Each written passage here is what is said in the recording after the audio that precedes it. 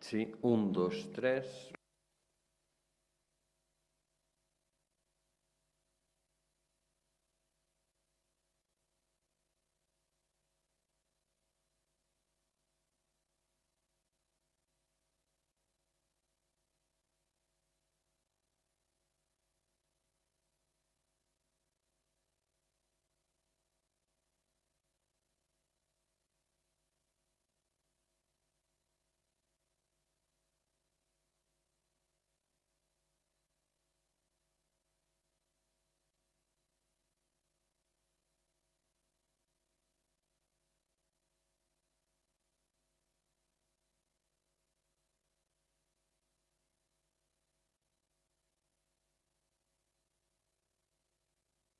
Sí, un, dos, tres.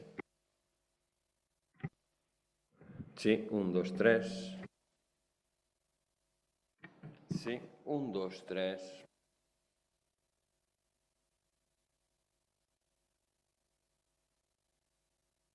Sí, un, dos, tres. Sí.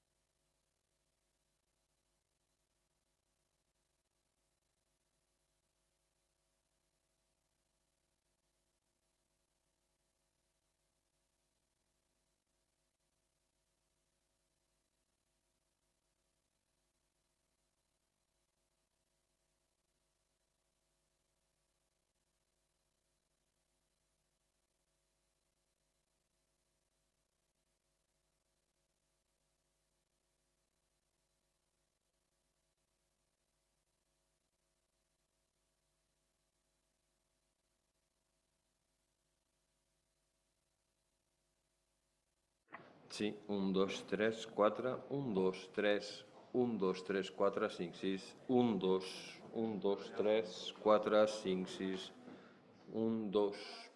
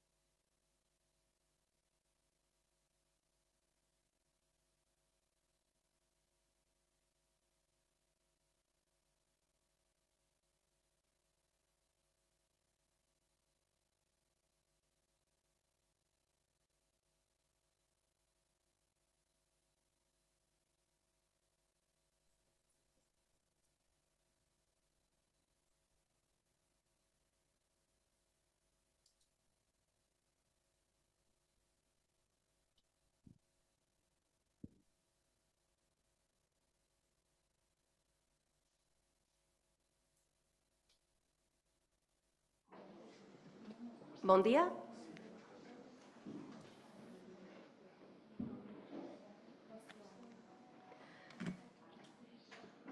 Benvolgudes i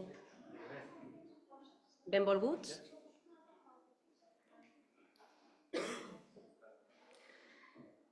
Ens complau donar-vos la benvinguda a aquest esdeveniment dedicat a les iniciatives metropolitanes d'adaptació al canvi climàtic al Mediterrani, una trobada que reuneix actors clau de les àrees metropolitanes de la conca mediterrània amb l'objectiu de compartir experiències, estratègies i bones pràctiques en l'adaptació als efectes d'un clima canviant.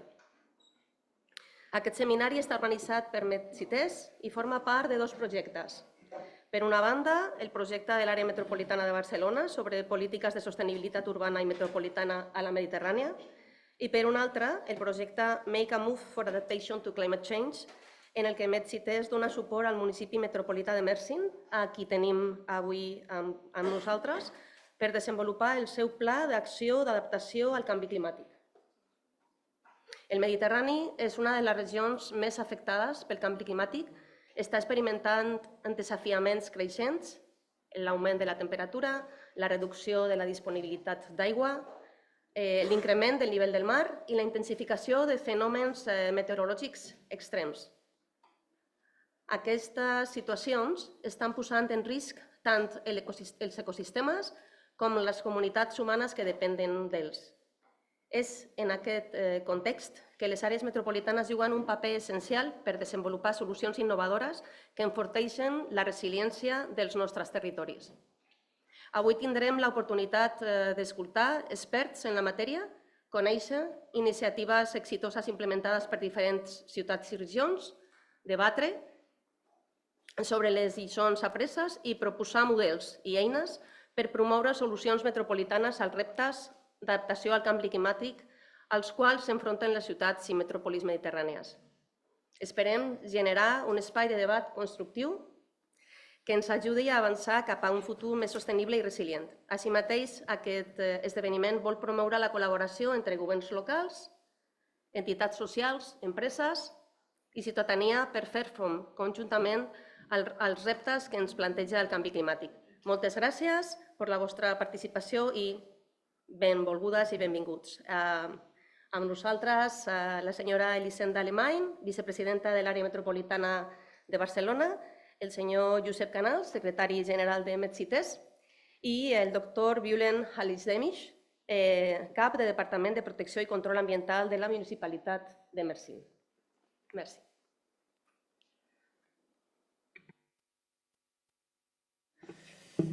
Hola, bon dia a tothom. Welcome our Mediterranean colleagues, especially Dr. Halisdemish from the Mersin Municipality, Metropolitan Municipality, and Josep Canals, General Secretary of MedCités. As the Metropolitan Barcelona Vice President and Head of International and Digital Metropolis, I thank you all for your attendance today. It is a pleasure to welcome you here at the headquarters of the Metropolitan area of Barcelona, and we hope that the agenda scheduled today by our teams will be useful and inspiring for all your teams. The goal of this workshop is to share experiences on climate change, adaptation and mitigation, and to find common solutions to the challenges that the Mediterranean region is facing as a result of climate change. And defining our institution where we are today is not a simple thing sometimes.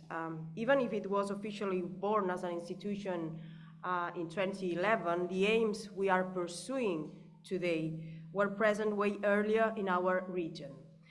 These goals appear from the conviction that to share resources and services in metropolitan terms is much more valuable than a simple task of management. And I think that the greatest success of the Metropolitan Barcelona has been the evolution that the simple service management to what is today. Nowadays, we are a network that includes 36 municipalities. This means half of Catalonia's GDP than 3 million inhabitants. And however, it is much more than what numbers can tell. I would say that we are a city-building institution in many, many layers, and we represent also the upcoming cities in our region. It is the place to imagine our city's future as well, and the new answers that will define them. This is the place then, in a romantic sense, where we can imagine the future of our cities. And as you know, our institution carries a long-standing tradition of cooperation and advocacy at the international and European level as well. And as you know, Metropolitan Barcelona is a founding member of MedCities as well, and we support its trajectory as a political actor of international reference, especially in the activities like today of knowledge exchange between Mediterranean institutions. The Mediterranean has always been a place of encounter, historically and traditionally, a place for sharing ideas and solutions, and it is not something new what we are doing today. We have been sharing resources from writing to currency, from philosophy to raw materials over 5,000 years. And I do believe that what we are doing today here is a continuation of that historical tradition in our region. Now, of course, with updated tools, knowledge, and formulas from the 21st century.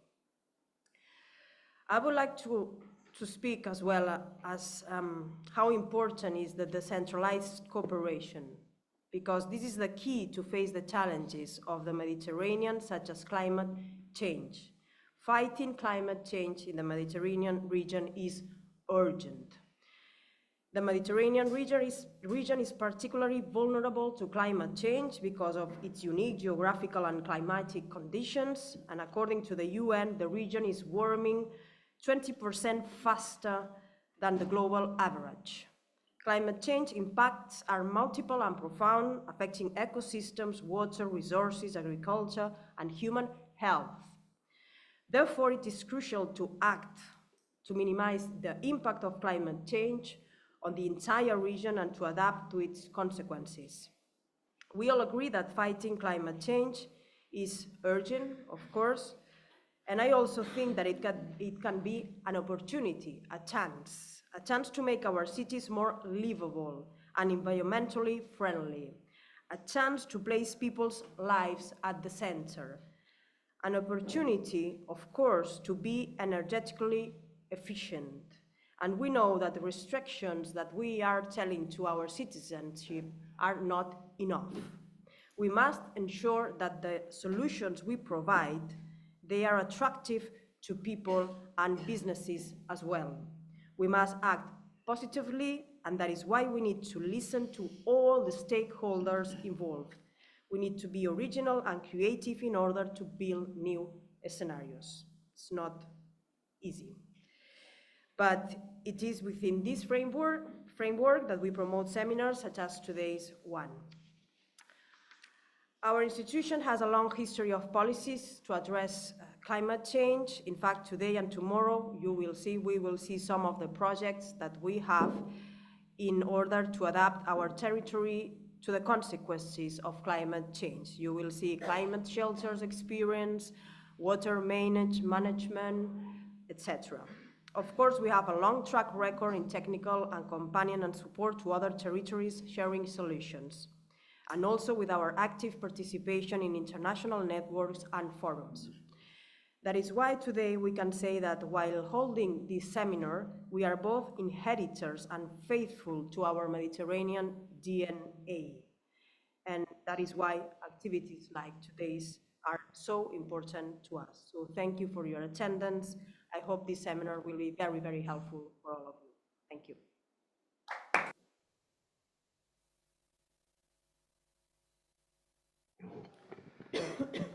Good morning, bon dia a tothom. Benvinguts, thank you, welcome on behalf of MedCities. I will switch into Catalan. I will use my language here, taking the advantage that we are in our country. Moltes gràcies, bon dia a tothom. Fa molt de goig poder presenciar aquest acte que forma part del que jo diria que és un bon exemple que il·lustra el que representa MedCities, que és posar d'acord la força i la capacitat i les ganes d'oferir, de rebre i d'oferir de tots els seus membres. En aquest cas, l'àrea metropolitana de Barcelona, que ens acull, moltes gràcies de nou, suport continuat i indispensable des de 1991, del naixement de la xarxa, i Mersin, representat pel senyor Halis Demir, com un membre que és relativament recent a la nostra xarxa, però que s'ha mostrat molt actiu. I MedCities hem mirat de, ens agrada com dir, cosir aquestes voluntats d'oferta i demanda, per dir-ho així, d'anar més enllà, perquè hi ha una voluntat també política de pertànyer i de tirar endavant, com deia la vicepresidenta alemany, de tirar endavant aquesta cohesió de la Mediterrània amb els reptes que tenim, que no repetiré, de la crisi climàtica, però com també el paper de les ciutats. Les ciutats són les causants entre el 70 i el 75% de les emissions vinculades a l'energia que provoquen, d'altres casos, els efectes que comentava la vicepresidenta alemany, i per tant poder ser plataforma d'aquesta trobada és un dels productes del projecte. El projecte de Mersin va més enllà d'aquest taller, d'aquesta conferència, però aquesta conferència és un dels productes importants perquè ens permet també veure les cares i compartir. Un altre dels elements que ens agrada fer a MedCities és compartir, ser plataforma perquè comparteixin experiències diferents membres nostres, i els vull dir, no vull deixar-me'n cap: Ancona, Montpeller, Tirana, Irbit, l'AMB, Mersin i Sarajevo, València i Roma, aquests últims tres, que a més també són membres, són de la llista de 112 ciutats que la Comissió Europea ha prioritzat per esdevenir ciutats neutres en carboni. I tots aquests membres són o aquí o en línia presents, són membres de MedCities presents i que ens explicaran les seves experiències. Per tant, també és un element important del que farem avui. I vull posar en valor també que aquest projecte, i si m'ho permeteu individualitzar, des d'algú que des de quan era alcalde i present en aquesta sala, doncs també va creure molt en el pacte d'alcaldes de la Unió Europea, també veu d'aquest pacte d'alcaldes de la Comissió Europea per l'adaptació i la lluita i la mitigació de les causes del canvi climàtic. I aquest projecte que MedCities ajuda a impulsar, d'altres casos, a obtenir aquest pla d'adaptació al canvi climàtic de la ciutat de Mersin, implica tot un seguit de productes i d'operacions que ens semblen molt interessants. Des d'elements exemplificadors com un sostre verd, la recollida d'aigües pluvials en el centre de recerca de Mersin, educatiu de Mersin, fins a la capacitació de dones de l'àrea rural de Mersin amb especials necessitats i com poden adaptar-se a com elles pateixen directament més les conseqüències del canvi climàtic, a com es formarà també grups de la societat de Mersin en l'àmbit de com reduir els impactes del canvi climàtic, i com, vull assenyalar també, s'incorpora i es fa partícip de primera mà a una institució de recerca, Tubitak Marmara Research Center, i la Cambra de Comerç i Indústria de Mersin. Per tant, el sector privat aquí també, de vegades sent reactiu o considerant-se amenaçat d'algunes de les decisions de les polítiques públiques. Aquí, al contrari, forma part des del principi, i vull felicitar l'Ajuntament Metropolità de Mersin per també aquesta perspectiva, i també, evidentment, a la Cambra de Comerç, per aquesta visió de treballar plegats, de que no ens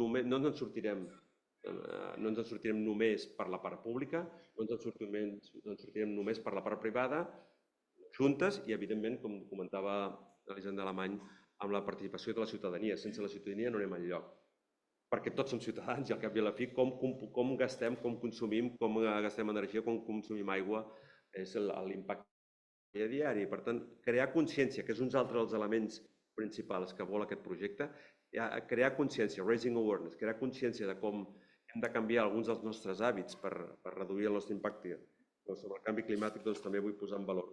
És un dels eixos d'aquest programa, pel qual, si em permeteu, us comprarà cap a casa, vull felicitar l'equip de MedCities.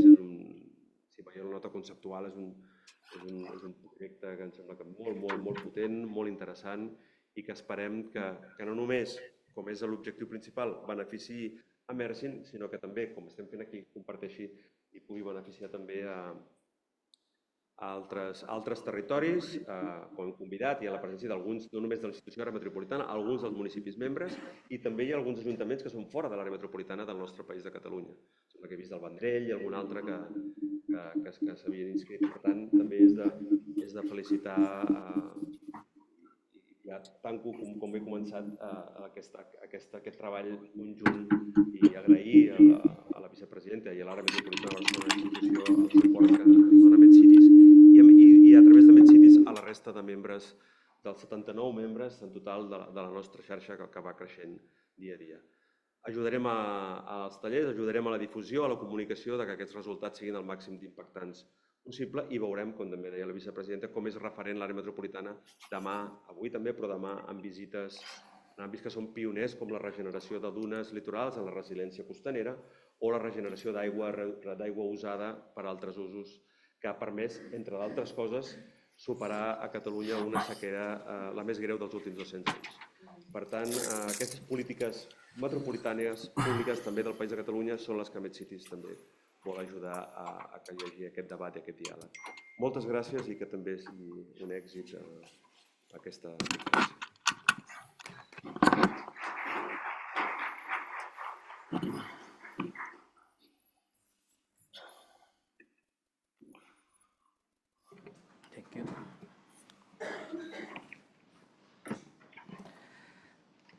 Sayın Barcelona Metropolitan Bölgesi Başkan Yardımcımız,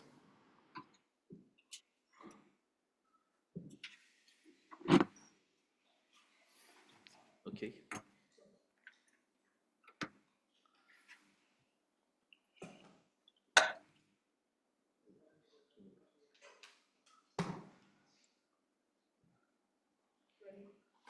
Okay. Evet, Sayın Barcelona Metropolitan Bölgesi Başkan Yardımcımız, Sayın Meclis Genel Sekreterimiz, saygıdeğer proje ortaklarımız, sayın temsilciler, değerli konuklar, hepinizi öncelikle kurumum adına, şahsım adına sevgi ve saygıyla selamlıyorum.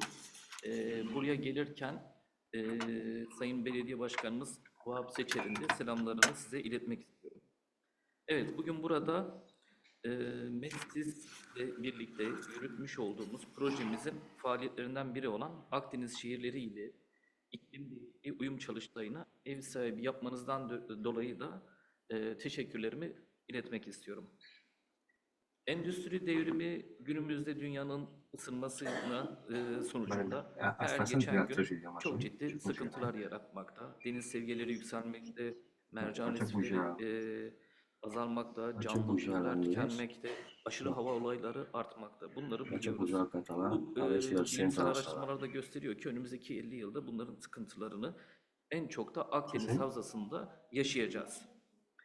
Ve bu gerçekleşecek sıcaklık artışları, şiddetli yağışlar, sellerin artması, sıcak hava dalgaları, orman yangınları ve buna benzer birçok olumsuz etkiler, biyolojik çeşitlilik kaybı, tarımsal verim kaybı, en önemlisi kuraklık olarak coğrafyamızda fazlasıyla hissedilecektir. Akdeniz bölgesi de en çok hissedilecek bölgelerden biridir ki benim yaşadığım şehirde bu iklim değişikliğinden, olumsuz etkilerinden en fazla etkilenecek bölgelerden biri olarak karşımıza çıkmakta.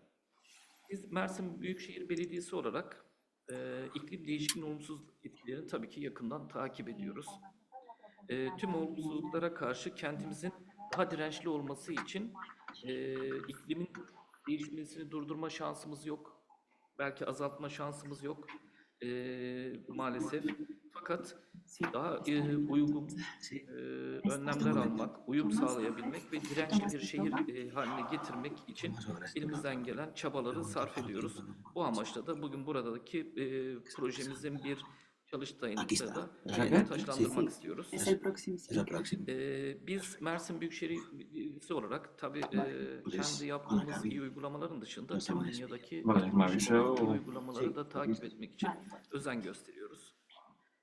Ülkemizin bir ulusal iklim eylem planı var ve bu plana yönelik çalışmalarımızı yürütmekteyiz. Toplum bilincinin arttırılması konusuna oldukça fazla önem veriyoruz. Temiz çevre, yaşanılabilir bir kent, yeşil bir doğa için halkımızla birlikte olmak, çevre konusunda duyarlı ve bilinçli nesiller yetiştirilmesi için Elimizden geleni yapıyoruz. Biraz sonraki sunumda da biraz kısaca Mersin'den de bahsedeceğim ama Mersin Akdeniz'e kıyısı olan, yaklaşık 321 kilometre kıyısı olan, yaklaşık 16.000 kilometre kare yüz ölçümü olan, yeşil ve mavinin iç içe geçtiği güzel şehirlerden birisidir. Dolayısıyla bu şehrin iklim değişikliğinin etkilerinden en az etkilenmesi için birçok faaliyet yürütmekteyiz. Ulusal ve uluslararası projeler yürütmekteyiz. Bugün kısaca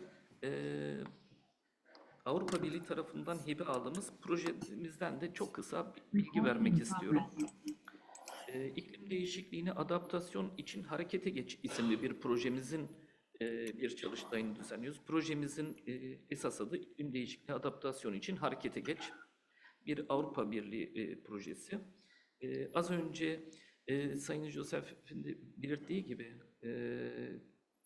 Türkiye Bilimsel ve Teknik Araştırma Kurumu yetkilileri ve Mersin Ticaret ve Sanayi Odası yetkilileri ve MedCities'te ortak olarak yürütmekteyiz. Çalışmalarımız çok geniş bir alan. Herkese dokunabileceğimiz, herkesten bilimsel fikir ve görüşler alabileceğimiz bir çalışma ortamı yakaladık. 18 aylık bir proje. İklim değişikliği uyum eylem planı hazırlayacağız bu projemiz sonucu çıktısı olarak. Ve Mersin'de, ilimizde karar vericilerin ve yerel aktörlerin bu iklim değişikliğinin azaltım ve uyuma yönelik kapasitelerini öncelikle arttırmayı hedefliyoruz. Ve azaltım ve uyuma yönelik konularda da projeler yürütüp halkın da bilinçlendirmesini sağlamak istiyoruz. Öncelikle Mersin ilimiz bir sanayi şehri, bir turizm şehri, bir tarım şehri, bir lojistik üs olması sebebiyle Mersin'de yaşayan, yer alan sanayilerin iklim değişikliğine uyumla ilgili çok ciddi çalışmalar yürütmekteyiz. Bu proje kapsamında da bunu devam ettiriyoruz. Biz şöyle bir çalışma da yaptık. Yeni nesillerin iklim değişikliklerinin etkisini ne olduğunu farkına varması için belediyemiz olarak Türkiye'nin ilk iklim ve çevre bilim merkezini kurduk. Buraya yaklaşık 100.000'in çok yakın bir süreçte kuruldu. 100.000'in üzerinde de öğrenci alarak iklimin olumsuz etkileri, iklim değişikliğinin ne olduğunu ve çevre bilincinin arttırılmasıyla ilgili çok ciddi çalışmalar yapıyoruz. Ülkemizde yağmur hasadıyla ilgili yeni yasalar çıktı. Dolayısıyla yağan her yağmurun yeniden değerlendirilmesi için yağmur hasadı sistemini şehrimizde yaygınlaştırılması ile ilgili ciddi çalışmalar yapıyoruz. Yine aynı şekilde yenilenebilir enerji kaynaklarının başta güneş enerjisi olmak üzere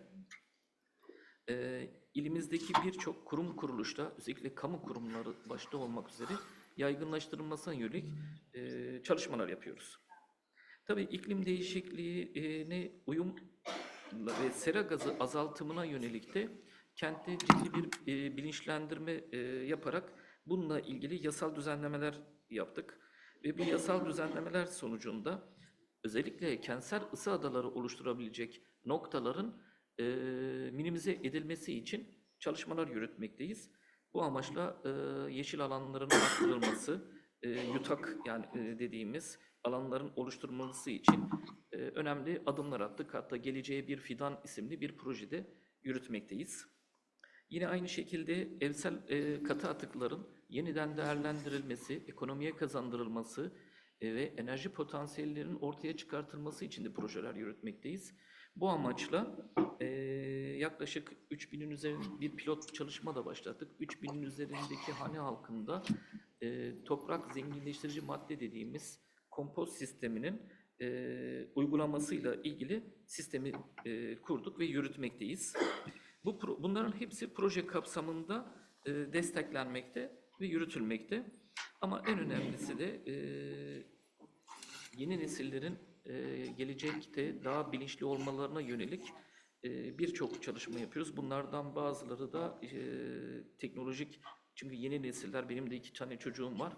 Hepsi teknolojik cihazlarla çok iç içe. Dolayısıyla mobil uygulamalar yaparak onları hem oyun oynar hem de bilinçlendirmesiyle yönelik de ayrı bir çalışma planlamamız var. Kısaca benim başlangıç olarak söylemek istediklerim bunlar. Yani iklim değişikliğine adaptasyon için hareketlilik isimli projemiz kapsamında düzenlenen bugünkü Akdeniz iklim değişikliğine uyum büyükşehir girişimleri çalıştayına hoş geldiniz demek istiyorum sizlere. Ve böyle bu çalıştayın verimli olmasını diliyorum. Organizasyon için de teşekkür ediyorum. Teşekkür ederim. Ahora hacemos una pequeña introducción de la moderadora y habla este. Vale, lo conecto ya que se ve en pantalla. Pues. Sí. A ver si funciona. A ver si funciona. Many thanks.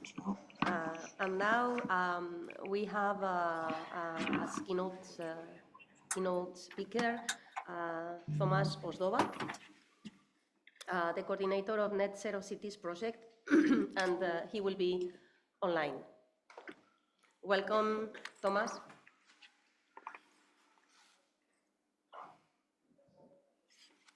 Good morning from Helsingborg, Sweden. Good to see you all. ¿Me escuchan o no? Se está escuchando, ¿no? Can you hear me all right?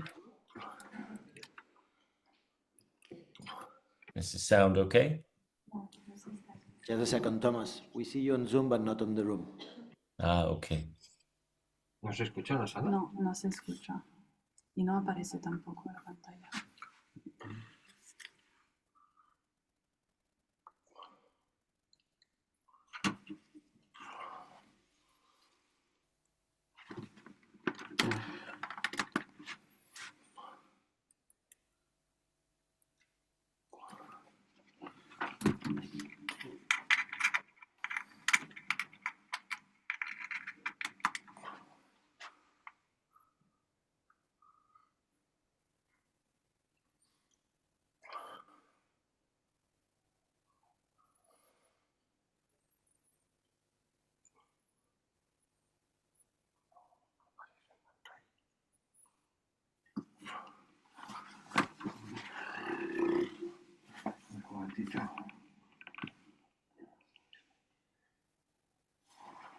Vale, vale, ya está, ya está.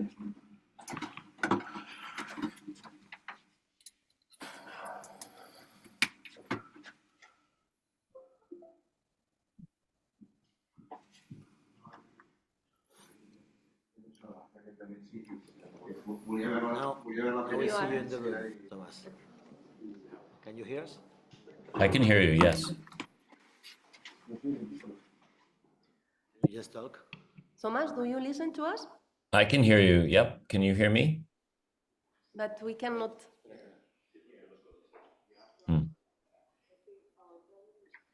It should be okay.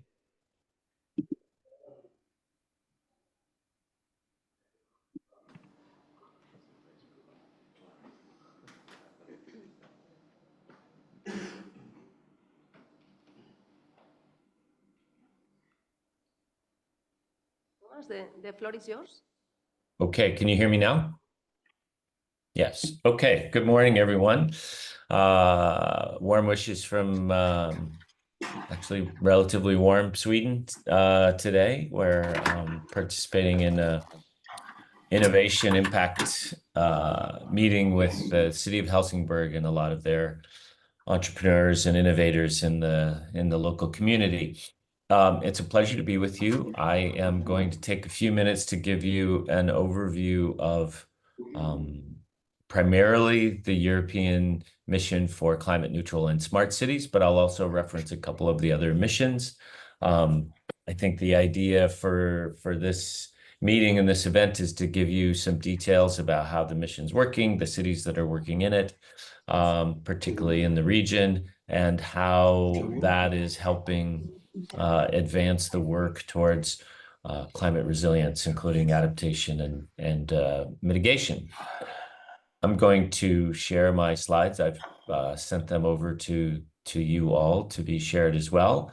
And then I'll go through this relatively quickly so that there's time for some questions and discussion in the time we have.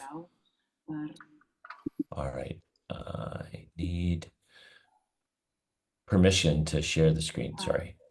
No tiene la permisión de compartir pantalla, dice.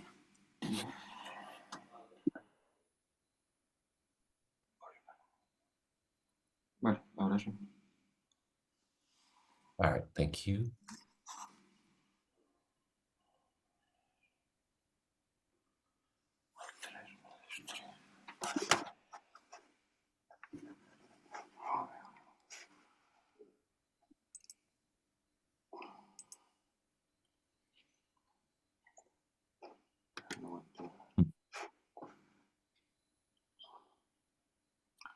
Ah, perquè s'està realimentant.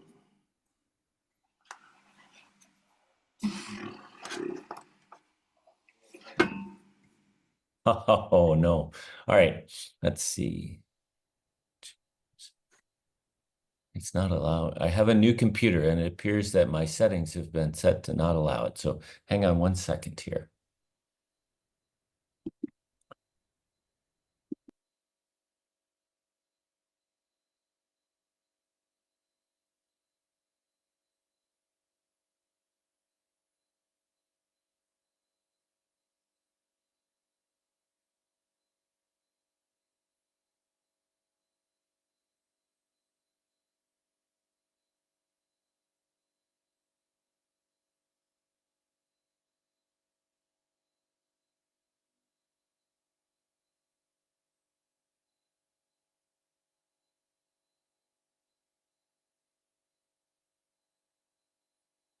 Okay, apologies for that. I guess I haven't had to do this on this computer. I wouldn't have assumed it would prevent me from doing this.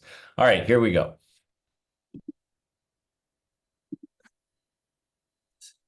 Presentation mode. Okay, hopefully you can see this all right. Again, I'm going to give you an overview of the work of the European Mission for Climate Neutral and Smart Cities. I also recognize in the context of this that there are 5 missions that the European Commission has launched. 2 are directly relevant to this discussion in this meeting, and another 2 are actually quite relevant in other ways. So the European Mission for 100 Climate Neutral and Smart Cities has been in operation for just about 3 years now. It's been a little over 2 years that the cities have been selected. I'm going to give you an introduction to the cities mission and some of the activity that we're undertaking. But also, as I noted, just briefly talk about the fact that there are 5 missions underway, one of which is an adaptation to climate change mission that is running in parallel, and that's seeking to support at least 150 European regions and communities to become resilient by 2030. Of relevance, there's also one around oceans and waters, which has quite a bit of applicability in the Mediterranean region, as well as a soil mission looking to advance efforts to attend to the health of our soil and ensure that we're going to be able to feed ourselves going forward. So I think 4 of these are quite relevant to this discussion. The idea of missions really came forward in 2018 and started an exploratory phase in 2019 and 2020, looking at how to foster long-term innovation processes and programs to support problem solving around big social challenges, societal challenges. And this concept as a initiative really was inspired by the research of an Italian economist, Mariana Mazzucato, who talked about mission innovation, drawing upon insight from the moonshot from the United States back in the 1960s, where they set out a big, ambitious goal and needed to invest in innovation and learning in order to achieve that goal over time. So that's really where we came from and how we got to this process. I'm going to talk briefly about the city's mission now and give you some details into how we're working. I think recognizing the broader adaptation, mitigation, combined work, which many of our cities are doing in an integrated way. I think the focus here can really be on what are the tools, processes, and support that we're providing that provide appropriate support to cities working across these areas of adaptation and mitigation, climate resilience.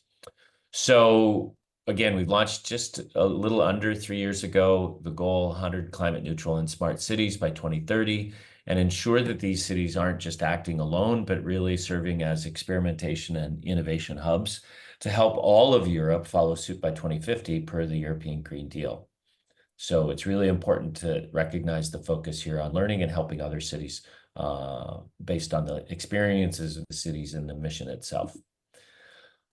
We all know the urgency of need to reduce our emissions and the path that we're on right now and the trajectory that we need to get to achieve the kind of reductions in emissions to allow us to have confidence in not losing or not finding ourselves in a level of climate instability that could be quite damaging and difficult for us all.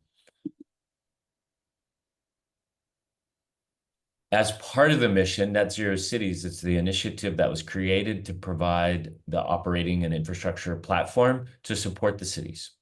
So we provide cities with expertise and services that's tailored to their needs. The commission selected a little over 2 years ago, 112 cities, 100 cities from EU member states and 12 cities from associated countries. You can see on this map. It's geographically inclusive. It's inclusive in size, demographics. It's also inclusive in some cities are very advanced and some cities are still early in their journey towards climate neutrality and reducing their emissions. And I would say that's probably also true when we think about their work around adaptation and resilience. This gives you a bit more of a picture of where the cities are in the different countries. We have been, again, working with them for a little over 2 years. They were selected late spring of 2022. After a bit of a startup phase from the fall of 2022, so 2 years now, they've been actively working on the various dimensions of the mission, and I'll talk about that now. 4 key objectives. One is to develop an approach to support the cities in this work, to help them build capabilities and ways of working to work systemically. We all know that simply accelerating the incremental work we've been doing is going to probably not allow us to achieve climate neutrality or climate resilience fully. So we need to help build the capability to work more systemically, where we're looking at multiple things working together, not just individual projects. We also are forging a platform for all cities to use to access services and expertise. We have a knowledge repository and a learning program that's accessible to all cities. I'll share the links later, and it's in the presentation. Not just to those of the mission cities, and to facilitate a pipeline of cities who are working towards accelerating their progress. We know from the work cities have done so far that the majority, very large majority of missions really exist outside of city operations and city administration. So it's really about engaging businesses and our communities together and work in a collective way to address the emissions challenges that we face. And that means building a coalition, building a cross-sectoral coalition of actors working together from the private sector, universities, knowledge institutions, local authorities, utilities, civil society, and individuals all participating in this process in order to move this process forward. I talked about needing to work at a systemic level, so working beyond individual solutions, individual projects, to looking at more of a portfolio where multiple levers of change are happening together, interacting with each other. I often make it a little more simple by saying we know that scale of work, the policies that we need, and capital all work together. You can't really solve the scaling problem if you aren't also addressing policy and capital and financing. And that's true from the other directions as well. You can't solve the capital issues that we have if we don't look at scale and policy. So it's a way of understanding that things really need to be looked at together, and an overall strategy needs to be developed that moves these pieces in unison. Overall, city support from the mission platform has multiple aspects to it. I mentioned the portal where we have a knowledge repository. We have access to tools, learning, webinars, etc. We're supporting cities in building their own transition teams, and we've provided them with a climate transition map to help them think about the innovation process that will help them through that process. We also have city advisors who work one-on-one with individual cities, bringing specific specialist support around various areas of work, whether it's finance, citizen engagement, and governance, social innovation, specific technical expertise, whether it's on transportation, building energy, renewable energy, et cetera, to help cities with their process and work hand in hand with the city's transition team and their broader group of stakeholders. The Commission has asked all cities to work with a Climate City contract as a tool. It's essentially a way to better organize various stakeholders in a shared commitment to action and to lay out in an action plan a full assessment of what it would take to achieve climate neutrality, as well as an investment plan that correspondingly looks at the capital, the funding and the financing necessary to achieve that outcome. We also have a pilot cities program, which provides funding support to help cities address their big barriers, and a twinning program that helps match other cities to this work. And I'll talk a little bit more about that, and that may be of interest to quite a few cities here who may not be part of the mission themselves.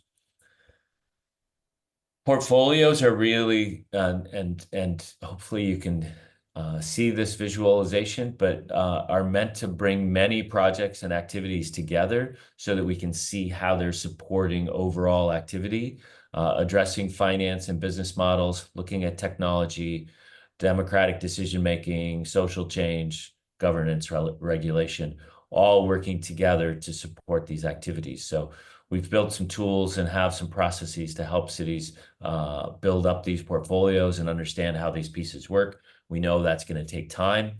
And like all things, if we're going to be good at it, we have to practice. So we provide support in that effort.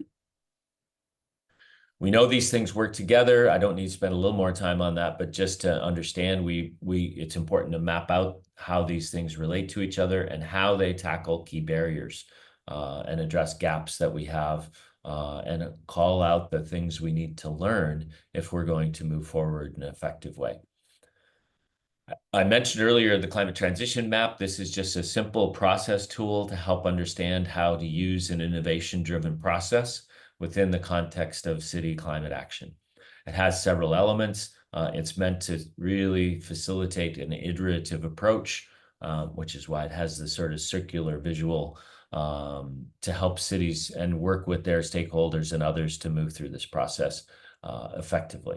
We know with so many cities, there's going to be a lot of different ways that cities are going to work. So it's not meant to be, oh, it has to be one way or another, but it's just a tool to help build a process that's effective for any particular city in their own context. And in some cases, cities working together. One of the most important pieces is activating an ecosystem supporting the city in these changes. That includes private sector and others, universities, research and innovators, startups, entrepreneurs, banks, and other sources of capital all need to be working together around a shared vision. And so that's one of the key elements of this work. Briefly on the Climate City contract, a couple of things I want to just share with you quickly. It has 3 components, as I'd mentioned, all working together to create a trajectory towards climate neutrality. We know 2030 is an extremely aggressive target, and for many cities, it's a struggle to today identify how to achieve that. And so this Climate City contract is meant to be a living document that evolves as we learn more about how to do this and we figure out how to move faster. It's also the case that with 112 cities, we know they all won't make climate neutrality by 2030. And so it's really a way to ensure that they're working towards that ambition while also taking an honest approach at what barriers they face, what gaps they have, and what it's actually going to take to achieve that target. As part of the Climate City contract process, the Commission is awarding cities with the EU mission label once they've completed this Climate City contract. And that's been a tool for helping cities access additional layers of support, funding, technical support, et cetera, priority support. Just this week, we now have virtually all of the cities having completed their first version of their Climate City contract, and about half of them have been reviewed as of last week. And so we're moving very quickly on this process, but it's another step along the way for the cities. It's worth taking just a moment to talk about investment planning. This is something that's new for most cities, and really looking at their overall capital needs for getting to climate neutrality. That includes both public and private capital, and how to think about putting those pieces in place well in advance of when they're needed, and looking beyond just the normal city budgeting, capital budgeting, even those with climate budgets, processes, to looking a little bit more long-term and understanding that things need to be started now if we're going to leverage the private investments needed. There's a capital hub to support cities with this work, and it's worth noting that since June, we've agreed that this capital hub is going to support both the adaptation mission as well as the city's mission that I'm describing. It provides specific support in a variety of ways, helping with their action and investment plans, providing technical assistance in building financeable projects, building business cases, working on business models, et cetera, to get projects to a point where they can be funded or financed, specifically working on the financing of individual projects and portfolios, as well as capital facilitation, which means helping cities reach out to various sources of capital to help them secure those investments in their programs and projects and portfolios. We know from the work the cities have done so far, there is a huge amount of capital needed per city, per capita, the cost per kiloton reduction, just to give you some information there. The overwhelming majority of this capital is going to need to come from private sources, so we already know that. We also see that 80% of our cities are also looking at adaptation at the same time. And so it's one of the things we're well aware of in that regard, and that 30% are already thinking about it from an investment perspective. So we're already getting good integration between these two areas of work, which is very encouraging. A few more slides, and then we'll hopefully have a little bit of time for questions. Another piece of support to cities around this capital piece is providing cities with finance specialists who work inside city governments alongside their existing finance staff to help build their expertise and capabilities around this work so that we're able to accelerate these activities.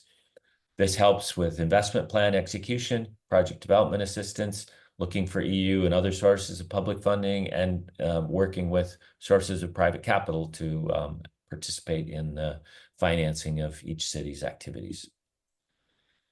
Another thing that cities, particularly with the label, are already working on now is developing a series of policy innovation activities that are critical to overcoming policy barriers. We know that cities face multiple barriers around policy.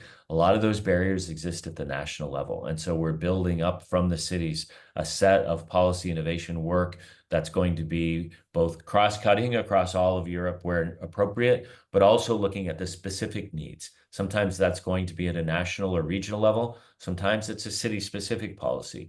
And so creating innovation labs, regulatory sandboxes, and other tools that help us test and innovate and work towards the kinds of policy changes that are necessary to get to climate neutrality and climate resilience, advancing our behaviors. So that's another activity. By the end of this autumn, we should have a pretty good set of policy innovation labs and regulatory sandbox initiatives that we're moving forward with selected mission cities and national governments. Two things I want to flag very quickly. One is we have an open call for mission cities. So those of you who are part of the mission around enabling city transformation, this is meant to build upon the work that cities have already done from their Climate City contracts to their involvement in the Pilot Cities program, really looking to scale up their work and accelerate their work per the mission. This is one of our primary sources of direct financial support. We're helping cities in other ways to access financial support for their actions, but this is one that we have directly. I'm just going to lay out some of the details. This call closes on the 14th of October. Again, it's for mission cities. You can see the scope of activities here. Again, looking to help them with a portfolio approach and provide comprehensive support to each city in their work. Another piece is that we have a twinning program which helps cities collaborate and share knowledge and capacity on climate action. This is an 18-month program where cities are paired up with cities in the mission in order to accelerate the learning process. We have another call open for a new cohort of cities to join the twinning program.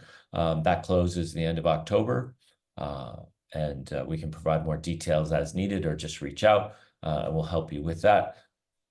Eligibility is for cities located in an EU member state or Horizon Europe associated country, not part of the mission, and not already part of the twinning program or the pilot cities program. So this is a chance for some new cities to come alongside the mission and learn from the work that we're taking on already. This just gives you a snapshot of some of the cities already in the twinning program if you want to reach out to them, see what their experiences are, and see if it's of interest to you and your city. Again, here's the timeline. We have already from last year, the first cohort working.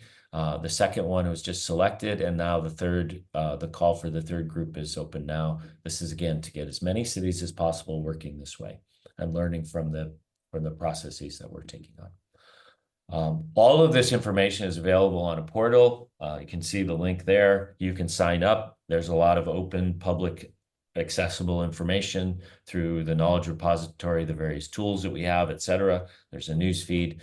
It also has a private space for the mission cities to share information on their specific activities with us.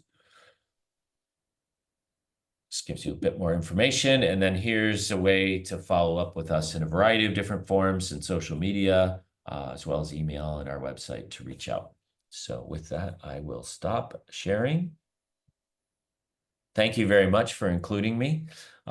We look forward to continued work with all the cities. And as noted, the cities themselves have really, and regions have really been leading on integrating adaptation and mitigation. And so our job is to really support you in that effort. And I know I speak for those working in the adaptation mission to say they're fully aligned with that as well. So thanks again, and look forward to any questions or follow-up, and hopefully you'll have a great conference.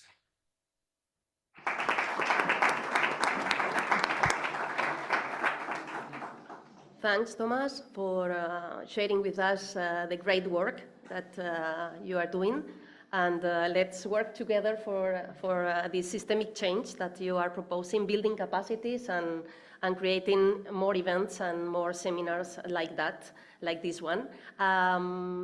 You were proposing that you were open to questions, so perhaps someone can or would like to ask anything to Thomas?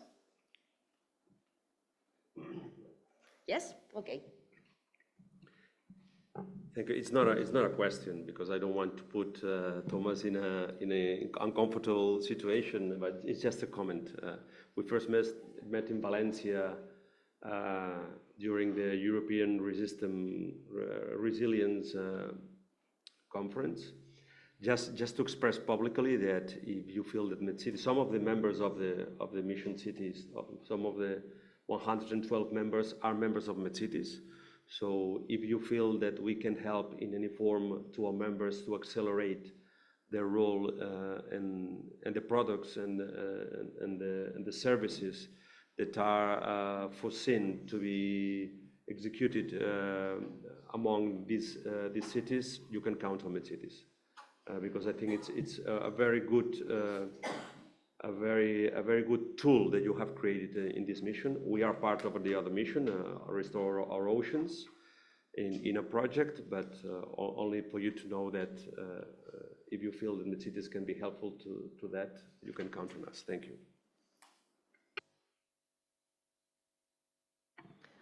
Thanks. Any other question? So thanks, Thomas, again. And if we have no more questions, we will welcome now Ramon Torra. That's the General Manager of the Metropolitan area of Barcelona. Welcome, Ramon. The floor is yours. Thank you. Good morning. I will talk in Catalan. There are a translation. Bé, jo, a part de saludar i donar la benvinguda, també jo referia una mica a la referència a què fem des de l'àrea metropolitana de Barcelona, aquesta institució supramunicipal en aquests 35 municipis, amb un territori de 635 quilòmetres quadrats, 3.300.000 habitants, territori petit, un territori amb una geografia molt determinada, la costa, els rius, per tant, els corredors aquests naturals, les muntanyes, la serralada litoral, per tant, amb unes característiques molt concretes. Què fem? Què fem per adaptar-nos al canvi climàtic? I què fem en relació a les competències que tenim?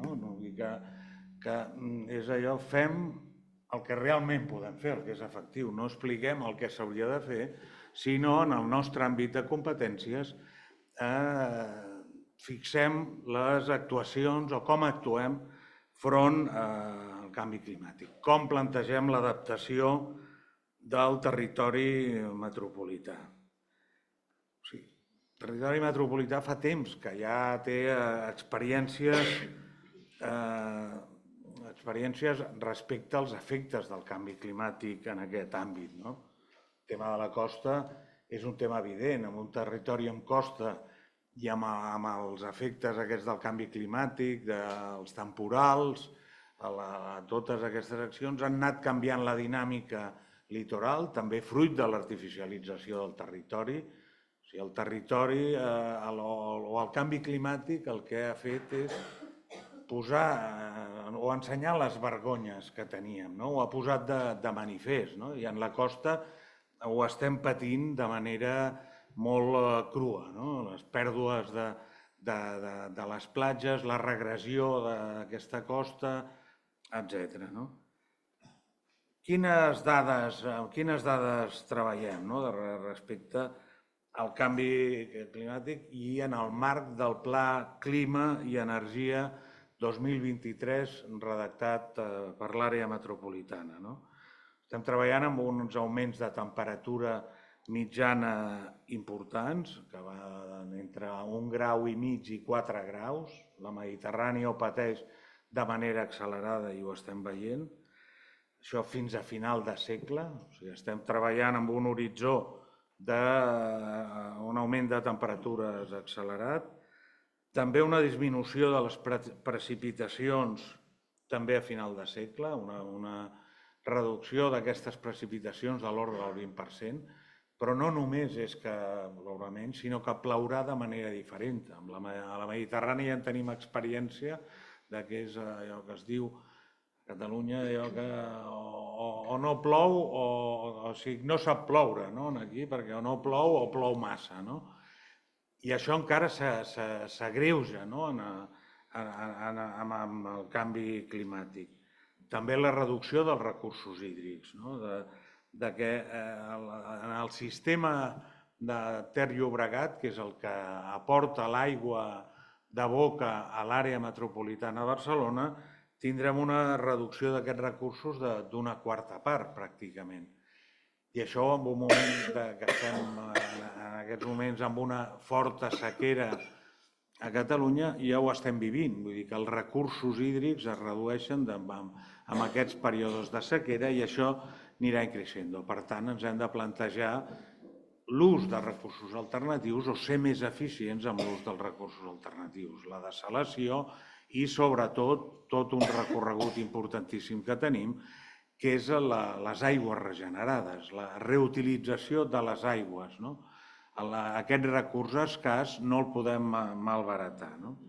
També la pujada del nivell del mar, lligat amb el que comentava, de dir la regressió de la costa, però a més amb augments del nivell del mar que poden arribar també cap a finals de segle de l'ordre del metre, metre i mig. Per tant, no poca cosa, i amb un territori, amb una costa tan important com la catalana, i amb què el que parlava abans d'artificialització, amb què la ciutat està en una proximitat molt important a la costa o en territoris molt plans, això pot tenir efectes greus sobre les ciutats i els territoris, també el territori metropolità. L'àrea metropolitana, des de la seva constitució, l'any 2011, a partir de la llei del Parlament de Catalunya de l'any 2010, ha apostat molt decididament per la incorporació de mesures de lluita contra els efectes del canvi climàtic i sobretot contra els efectes del canvi climàtic i l'adaptació a aquests efectes. En els diferents plans d'actuació metropolitans, aquests que fem cada mandat, aquests que tenen la vigència del mandat metropolità de 4 anys, hem anat incorporant objectius entre les prioritats del mandat, els objectius d'adaptació al canvi climàtic, de lluita contra els efectes, però també de lluita contra el canvi climàtic. Començàvem a parlar de descarbonització. I amb això vam redactar el Pla Clima i Energia el 2023, que és una mica el full de ruta, aquest element transversal amb totes les activitats i totes les competències que exerceix l'àrea metropolitana, i és el full de ruta en matèria de canvi climàtic, com deia. Aquest pla incorpora 3 estratègies amb les quals l'àrea metropolitana aborda l'emergència climàtica i la seva adaptació. Per un costat, l'estratègia de carboni, lluita directa contra el canvi climàtic, i aquí es planteja una reducció d'un 40% de les emissions respecte a l'any 2005. Per tant, una reducció molt important, i això ho fa amb diferents línies que ja anirem comentant, o amb diferents actuacions molt concretes. El full de ruta per la transició energètica, la definició de les actuacions a seguir per a complir aquests objectius, i també el pla d'adaptació al canvi climàtic, que més enllà de reduir les emissions, s'elabora un pla per fer front als efectes que té sobre el territori el canvi climàtic. Aquest pla es coordina amb la resta de plans de l'àrea metropolitana, per tant, té aquesta missió transversal de lluita contra el canvi climàtic, però els diferents plans que s'elaboren des de l'àrea metropolitana, amb exercici de les seves competències, també incorporen aquestes previsions o aquestes accions que es preveuen al Pla Clima i Energia. En el Pla Estratègic de Cicle Integral de l'Aigua, el tema del cicle integral de l'aigua, tant amb el que és l'acció en el medi, el tema de la captació i l'ús d'aquesta aigua i el retorn al medi de l'aigua un cop utilitzada. Pel camí, la regeneració, dessalació, etc. També el Pla Metropolità de Mobilitat Urbana, un pla central de lluita contra les emissions. El descarbonitzar la mobilitat és un eix central, no únic, però central en la lluita contra el canvi climàtic. També el Pla Director Urbanístic Metropolità, com utilitzem l'ús del territori de manera racional, tant per la reducció d'emissions, per tant, un ús racional d'aquest territori, però també per l'adaptació al canvi climàtic. Els efectes del canvi climàtic ens estan alertant d'una sèrie de coses que haurem de tindre en compte en aquest mig i llarg termini pels efectes d'increments de pluges, de torrencials, per tant, els riscos d'inundacions, els problemes de pujada del nivell del mar o de temporals i l'efecte sobre la costa, els temes vinculats a l'ús dels recursos en el territori. Per tant, també aquest pla que té aquest caràcter omnicomprensiu i també que té valors de transversalitat, també Pla Director Urbanístic Metropolità i la seva derivada, que seria el Pla General d'Ordenació Metropolità, el POM metropolità.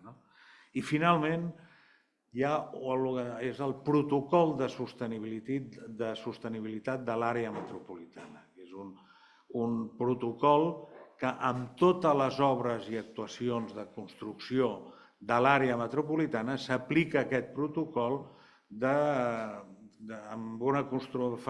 afavorim la construcció sostenible i reduint les emissions de carboni des de la petjada grisa en els materials fins als processos de construcció i tot el pensant amb l'explotació d'aquests edificis que redueixin també les emissions. Per tant, el protocol de sostenibilitat, també un tema important, amb una administració territorial com la nostra, en què la construcció d'infraestructures, equipaments i habitatges té una importància cabdal. Les principals línies d'actuació de l'àrea metropolitana enfront o per adaptar-se al canvi climàtic. La renaturalització metropolitana, jo més que de renaturalització, que és el terme que s'utilitza, jo parlaria de naturalització, perquè diu renaturalitzar, suposar que partim d'algun element de natura i és un procés de naturalització, de dir, d'aportar els elements de naturalitat o de natura, elements artificials com són les ciutats i les metròpolis en aquest sentit, i també amb això l'afavoriment de la biodiversitat en entorns altament urbanitzats o antropitzats com l'àrea metropolitana. Amb això, l'àrea metropolitana, que treballa en diferents àmbits, des de la xarxa de parcs metropolitans, les costes, les platges, els sistemes naturals costaners, els sistemes dunars, o els espais naturals o espais lliures territorials, una peça molt important a l'àrea metropolitana. Estem parlant, tal com deia, d'un territori petit de 635 quilòmetres quadrats, dels quals la meitat són espais naturals o lliures territorials. Espais naturals com el Parc Natural de la Serra de Collserola, el Parc del Garraf o el Parc de la Serralada Marina, però també espais lliures territorials com poden ser la Serra de l'Ordal o un parc agrari al vell mig. I tal com deia, dos rius i la costa. Per tant, molt espai natural que cal preservar i en el qual cal potenciar la seva biodiversitat. Amb això tenim com recuperem, per exemple, els rius metropolitans, rius altament alterats, canalitzats, com estem plantejant una estratègia de recuperació per l'ús social i ambiental d'aquests espais.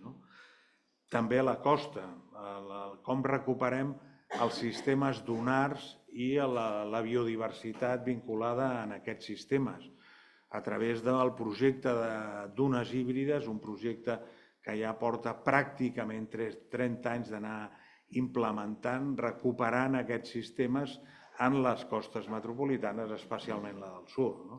Projecte que a més ha tingut el reconeixement del Premi Nova Bauhaus de la Unió Europea, que no és un projecte de curt recorregut, sinó, tal com deia, un projecte d'anar implementant al llarg dels anys recuperant aquesta costa. També amb la gestió dels parcs, de la xarxa de parcs metropolitans, però també extenent-la a la resta del tractament del verd urbà amb un model d'una gestió sostenible d'aquest verd. El propi manteniment del verd, a part de la creació o construcció, estem parlant d'espais verds però que són artificials, que requereixen de gestió. Per tant, hi ha un model de gestió sostenible en què busquem una reducció de l'ús de l'aigua, els processos de regeneració natural dels sistemes verds, els sistemes de sega, de plantació, d'esporga, etc. Tots estan vinculats una mica al que era el protocol que dèiem de sostenibilitat, però aplicat a la gestió dels espais verds. També el que hem fet és en els municipis metropolitans facilitar-los el que en diem el pla també de naturalització d'aquests espais amb projectes adaptats a cada un d'aquests municipis, a les seves característiques físiques, a les seves característiques urbanes, amb diferents projectes que tenen denominacions, el Cornellà Natura, la Pinta Verda de Santa Coloma, etc., que s'adapten i com relacionen els espais naturals de l'entorn, els rius, les serres, amb el que són els espais urbans, amb el sentit que sense solució de continuïtat hi ha una relació directa entre l'habitatge, l'espai de residència de cada un dels ciutadans, amb aquest espai natural, amb una seqüència d'increment de naturalitat. Per tant, diguem, avingudes, la mobilitat sostenible com a prioritària en determinats eixos, els eixos segurs de cara als nens per moure'ls per la ciutat de forma segura, etc. També en el cicle de l'aigua, un tema fonamental i que és una de les competències claus de l'àrea metropolitana, el cicle integral de l'aigua.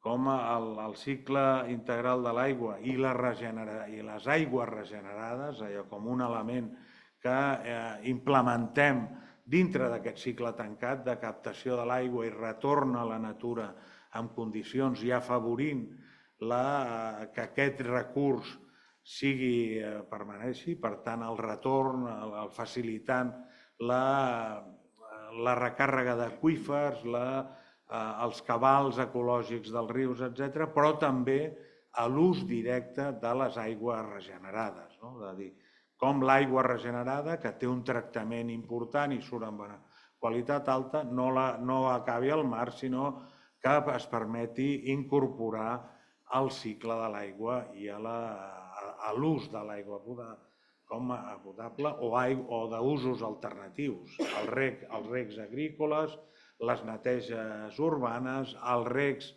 de parcs i jardins o els usos industrials. L'altre seria ja arribar a l'ús com a aigua de boca. Però aquí el que estem plantejant és la doble xarxa d'aigua.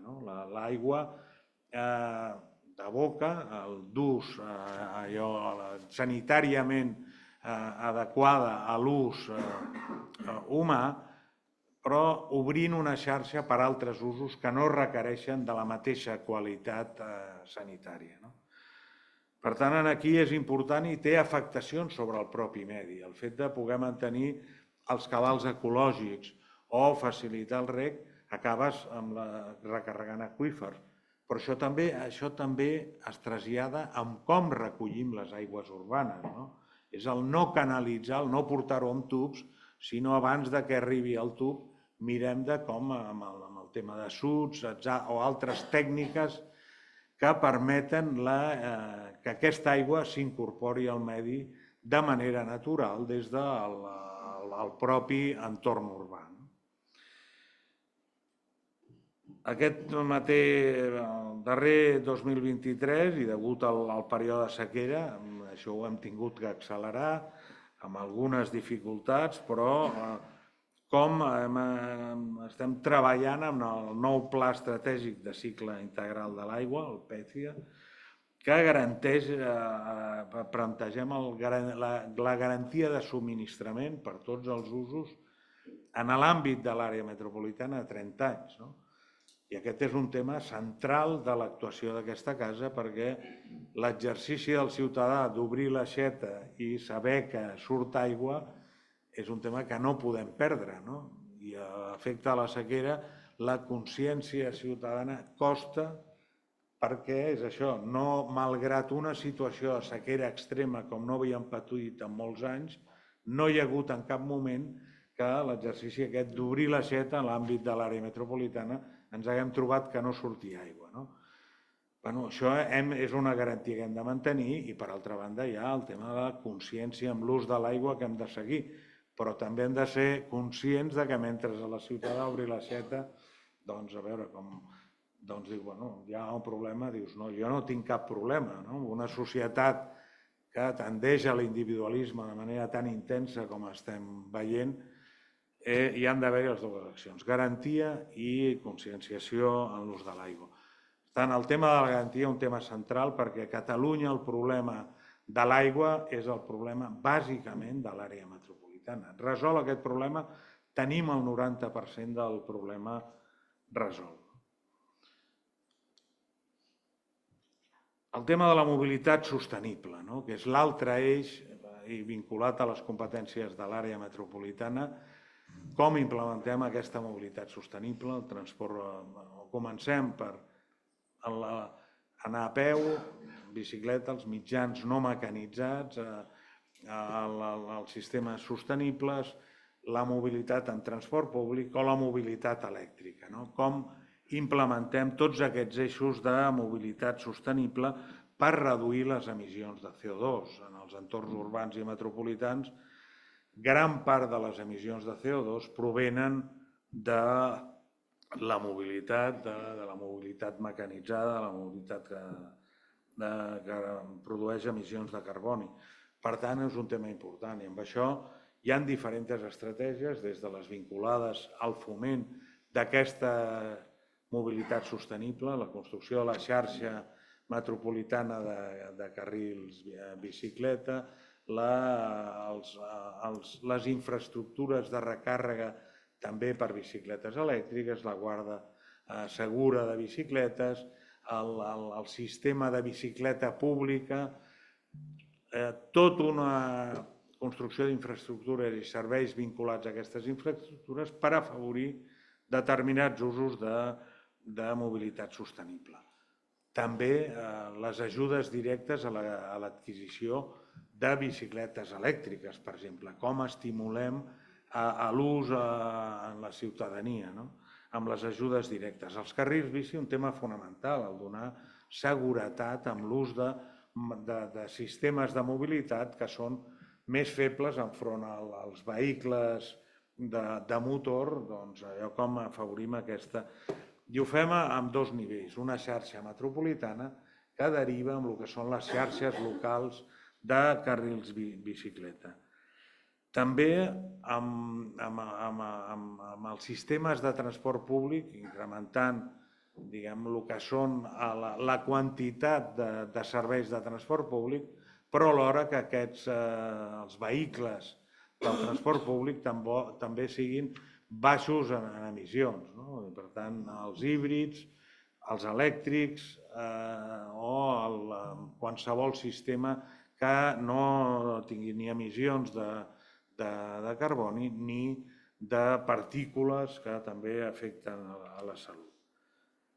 I l'altre, el tercer element, seria la creació de les zones de baixes emissions, més vinculat al tema d'emissions de partícules, però també al d'emissions de carboni, que és aquestes zones en què hi ha restriccions a la mobilitat motoritzada o que produeix emissions per afavorir els temes de salut, però aparellat portem ja el reduir les emissions en l'àrea metropolitana.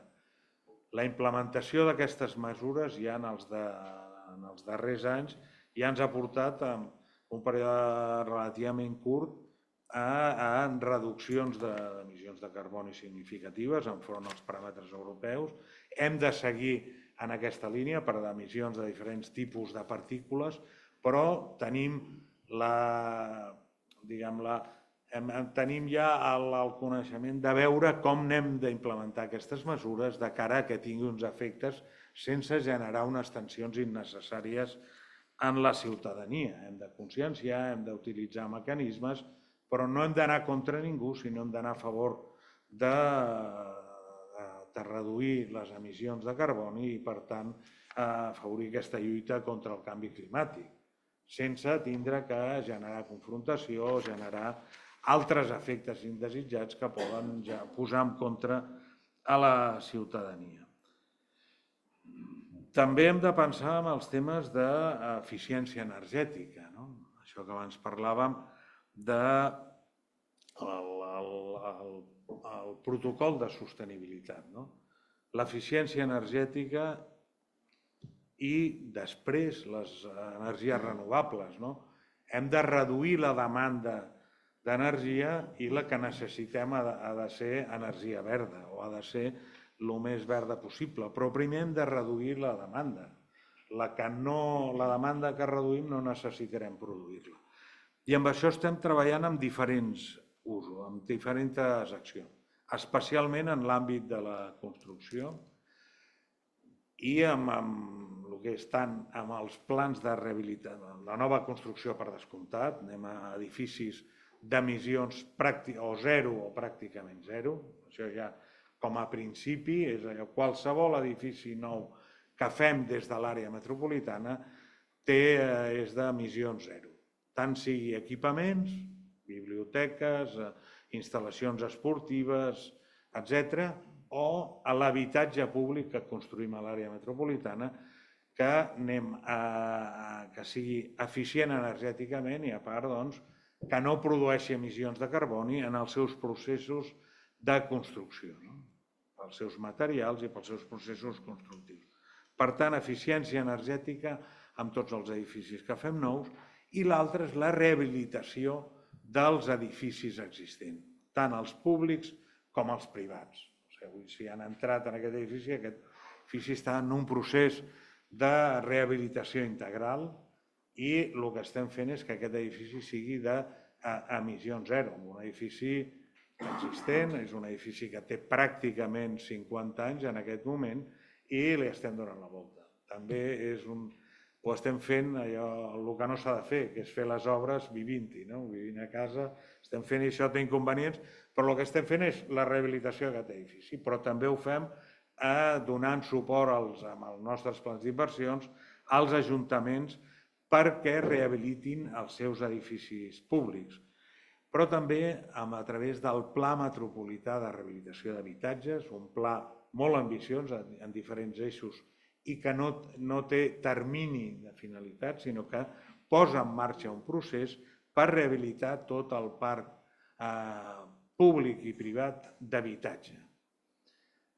Els plans Next Generation de la Unió Europea ens han donat un impuls i estem en un procés important per actuar sobretot a través del Next Generation en els barris en què per nivell de renda, cultura, etc., són més vulnerables, tenen els edificis en pitjors condicions i és més difícil que engeguin aquest procés. Per tant, estem incidint de manera molt important en la rehabilitació de milers d'habitatges del parc públic, però amb un projecte que no té final perquè estem parlant de més de 400.000 habitatges construïts a l'àrea metropolitana abans de 1980. I, per tant, abans que hi haguessin les normatives que han anat afavorint l'eficiència energètica en els edificis.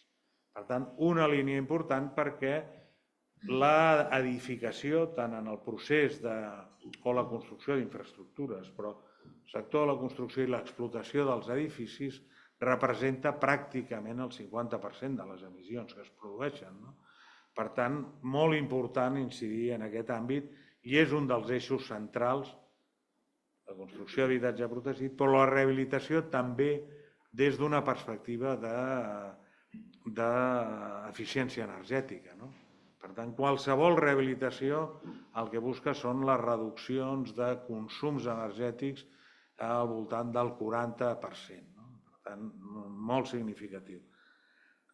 També, ja acabant, és la gestió dels residus i l'economia circular. I aquí també la lluita contra el malbaratament dels recursos i els costos ambientals que això té és una línia fonamental i vinculada, tal com deia, amb una competència bàsica de l'àrea metropolitana, com els tres eixos del cicle de residus, de minimitzar la pèrdua i, per tant, l'abocador, portar el mínim possible a l'abocador. Comencem per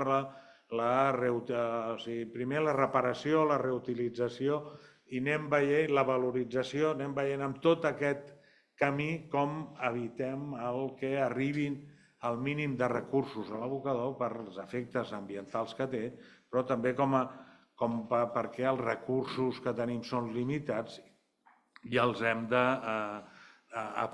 Per tant, aquí hi ha tot unes línies d'actuació fonamentals amb plans vinculats a la recollida selectiva i la reutilització que ens faciliten o que ens haurien de tendir a que aquesta reutilització d'aquests residus la intensifiquem per complir amb l'horitzó i amb els objectius que es fixen des de la Unió Europea.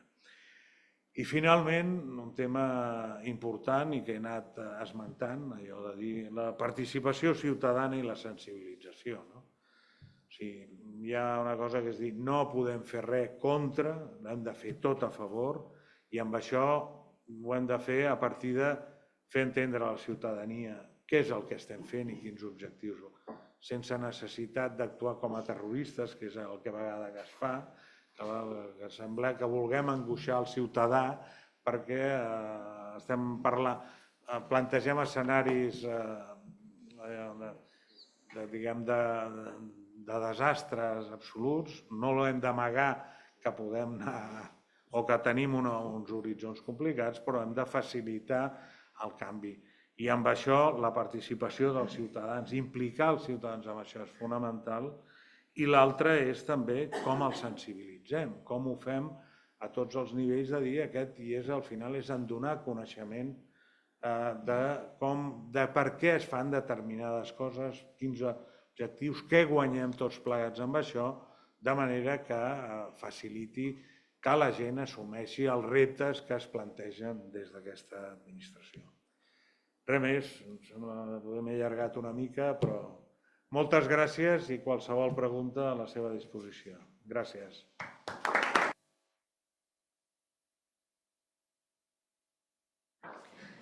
Gràcies a tots els ponents. Thanks to all the speakers.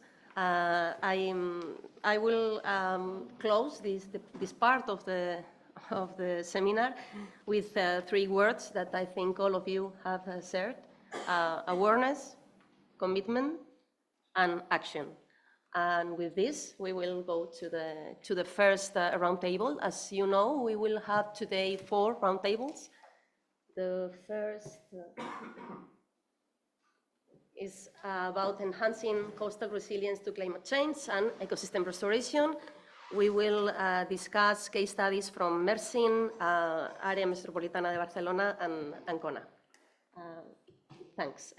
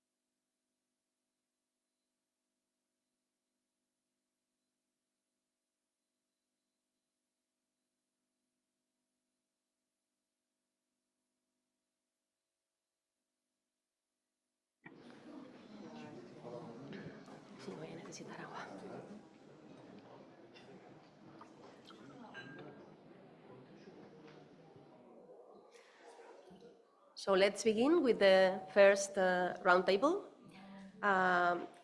in which we will talk about vulnerability and coastal resilience.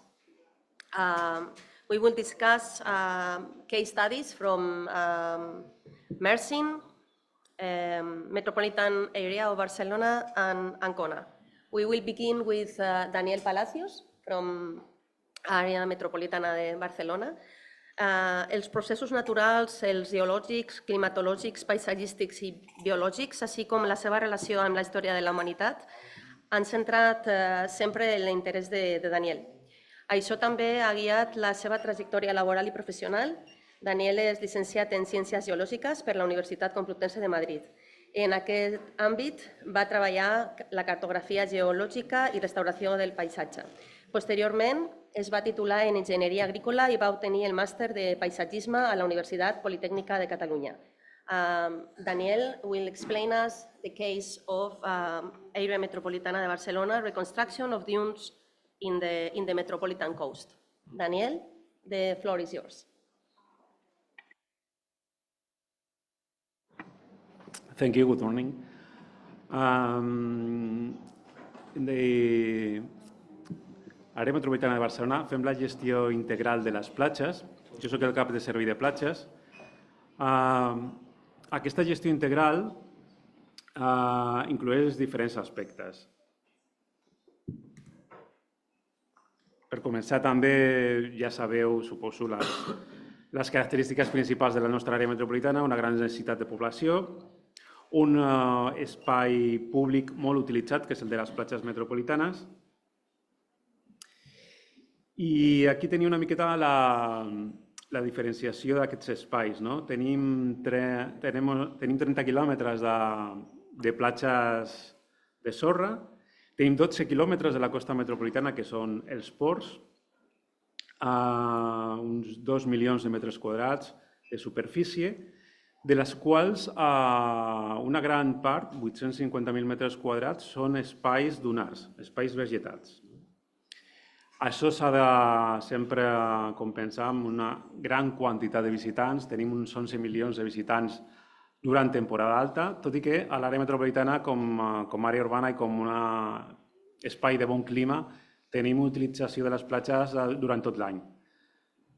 En el cas de les platges amb dunes, en les que entraré més en detall en aquesta presentació, doncs aquí he marcat una miqueta les dues àrees principals. Bàsicament, la zona sud del delta del Llobregat, que és la zona no construïda del delta, la part nord és pràcticament el port, i també unes petites zones remanents a prop de la desembocadura del Besòs.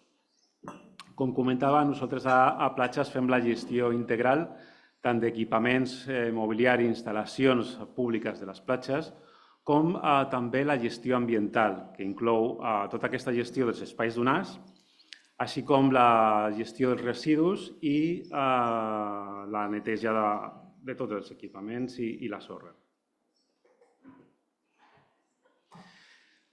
Aquí teniu unes imatges de les dues típiques platges del sud del delta del Llobregat, que són que formen part d'espais naturals protegits, xarxa Natura 2000, com la que veieu a la part superior, amb menys equipaments per a una qualitat natural molt important.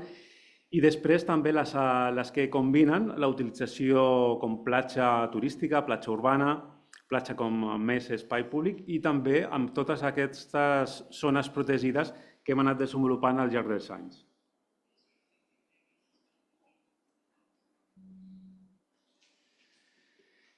Un dels punts més complicats és tot el tema de totes les administracions que treballem en aquest espai. Tenim l'administració estatal, que té una sèrie de competències, sobretot en quant a moviment de sorres en gran escala, el trasbassament de sorres i la construcció d'infraestructures. El govern de Catalunya, diferents departaments, com l'Agència Catalana de l'Aigua, l'Institut Cartogràfic i Geològic o el Servei del Litoral, que tenen algunes competències, sobretot derivades de les concessions i de les activitats que es fan a les platges. Nosaltres, des de l'àrea metropolitana, que tenim aquesta gestió integral de les platges cedida pels ajuntaments metropolitans, la Diputació de Barcelona, que també té competències més en l'àmbit turístic i d'equipaments, els municipis, evidentment, que treballem nosaltres en el dia a dia amb ells en tots els aspectes de la gestió i també tenen altres competències complementàries. I també les altres administracions públiques com el consorcis del Delta del Llobregat i el Besòs. Això significa, a nivell tècnic, que ens passem molt de temps fent reunions de coordinació que són importants però que també ens compliquen molt la vida. És molt important també, sempre que parlo de platges, parlar del que ens donen les platges, de tots aquests serveis ecosistèmics que han anat emergint al llarg dels anys, com la dissipació d'energia de l'onatge, de mitigació de canvi climàtic, com aquesta barrera flexible que tenim davant del mar, com reserva de biodiversitat, com corredor biològic, però també des del punt de vista social, socioeconòmic, com un punt molt important per a la salut de les persones que van a les platges, la salut d'una àrea metropolitana molt densa.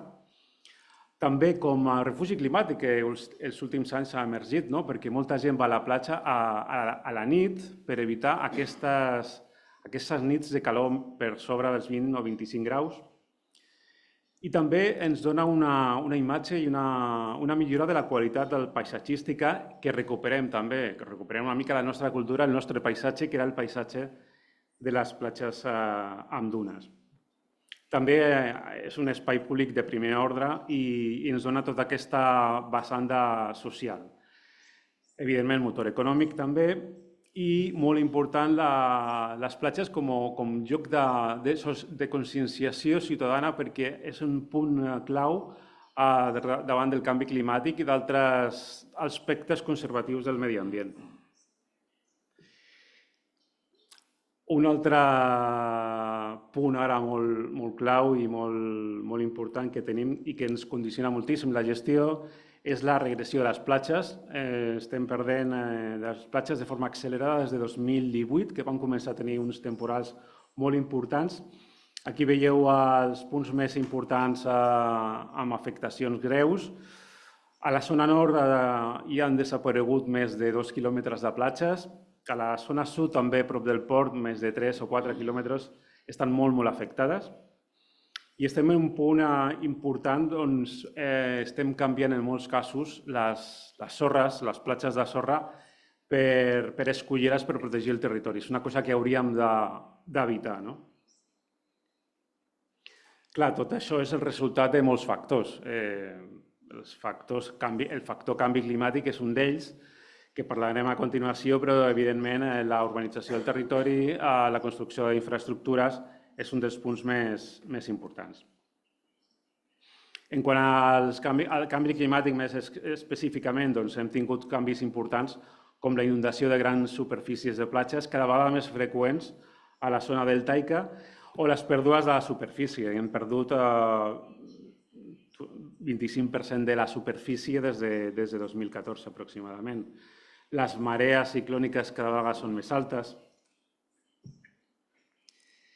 I a partir d'aquesta importància que tenen els espais donats com protecció per a les pròpies platges i protecció per al territori, doncs van començar a fer una sèrie d'actuacions des de l'àrea metropolitana amb tots aquests objectius que comentàvem i bàsicament promocionats per l'àrea metropolitana de Barcelona en col·laboració amb els ajuntaments i algunes actuacions per part del Ministeri per a la Transició Ecològica. Entre els anys 2000 i 2014 estava més centrada en els projectes de passejos marítims que fèiem des de l'àrea metropolitana que ja incorporaven una sèrie de reconstruccions de zones dunars.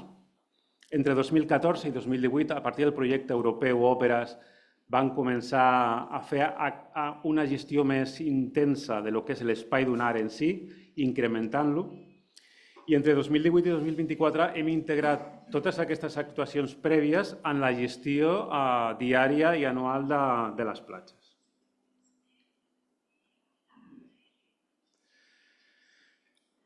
En aquestes actuacions es poden considerar en dues fases, dues parts. Una és els projectes específics, com la instal·lació de 20 quilòmetres de tancaments de zones dunars per protecció, la creació de noves zones dunars o d'altres instal·lacions com la senyalització. I després la que comentava, que totes les que s'han afegit a la gestió habitual de les platges. Algunes són la plantació d'espècies autòctones, el manteniment de la vegetació de les dunes, la neteja manual, l'eliminació d'espècies invasores, etc. Aquí us poso algunes imatges perquè veieu algunes de les actuacions. Aquestes són algunes de les específiques, que són la creació de noves zones dunars on no hi havia, o el reforç del front dunar, perquè les nostres platges són unes platges on el funcionament, els processos que formen les dunes estan molt limitats per l'amplada de la pròpia platja i perquè la zona urbanitzada comença en pocs metres.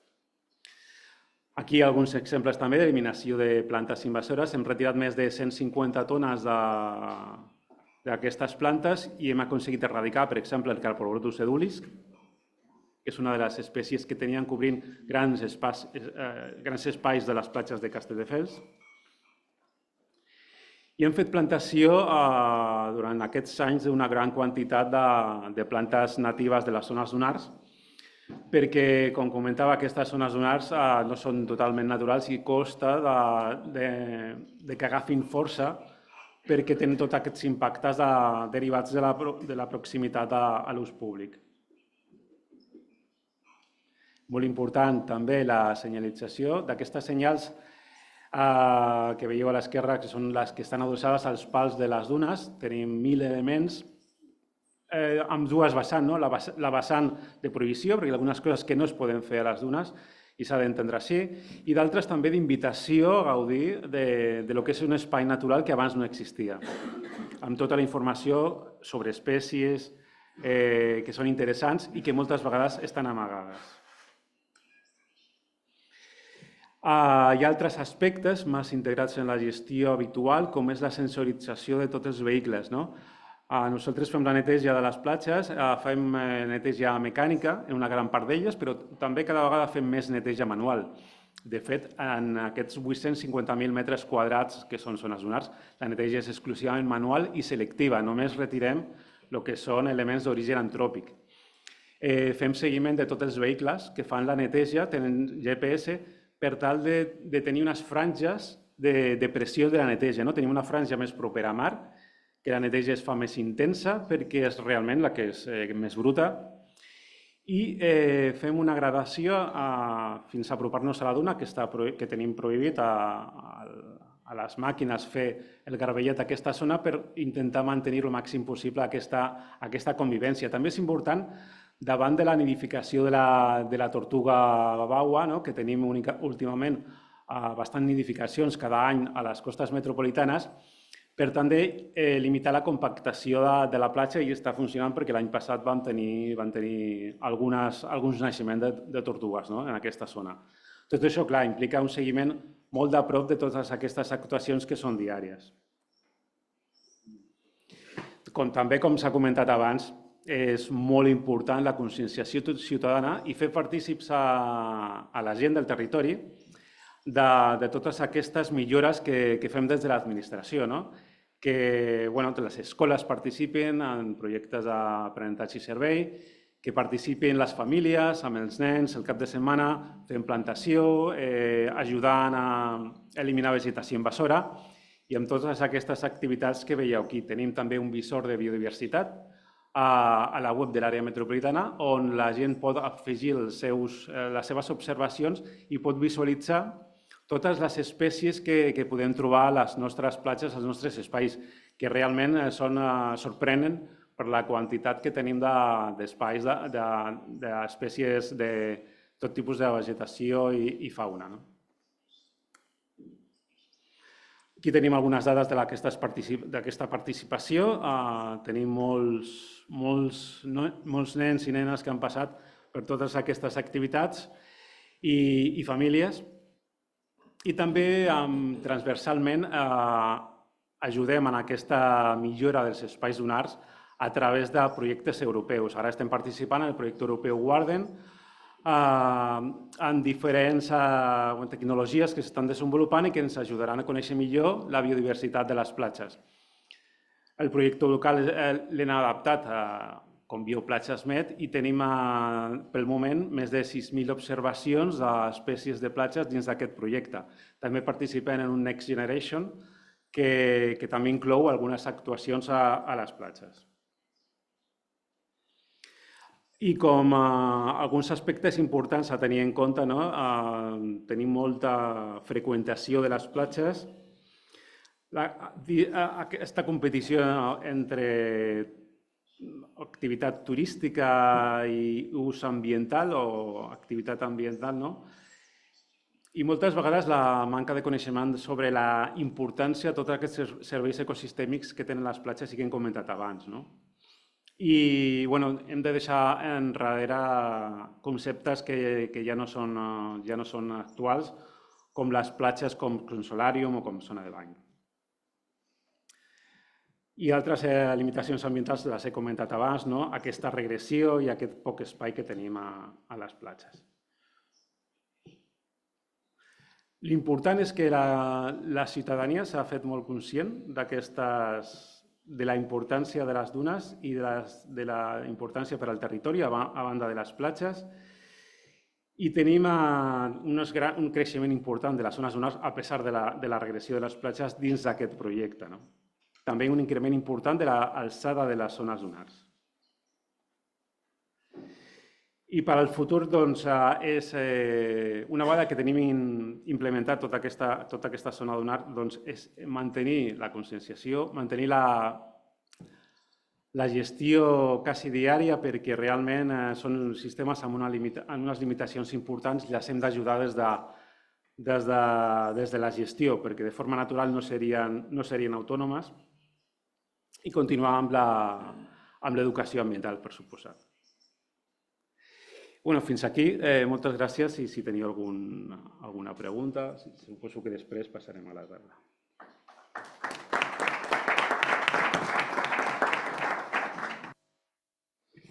We will have questions after the three presentations. Thanks, Daniel.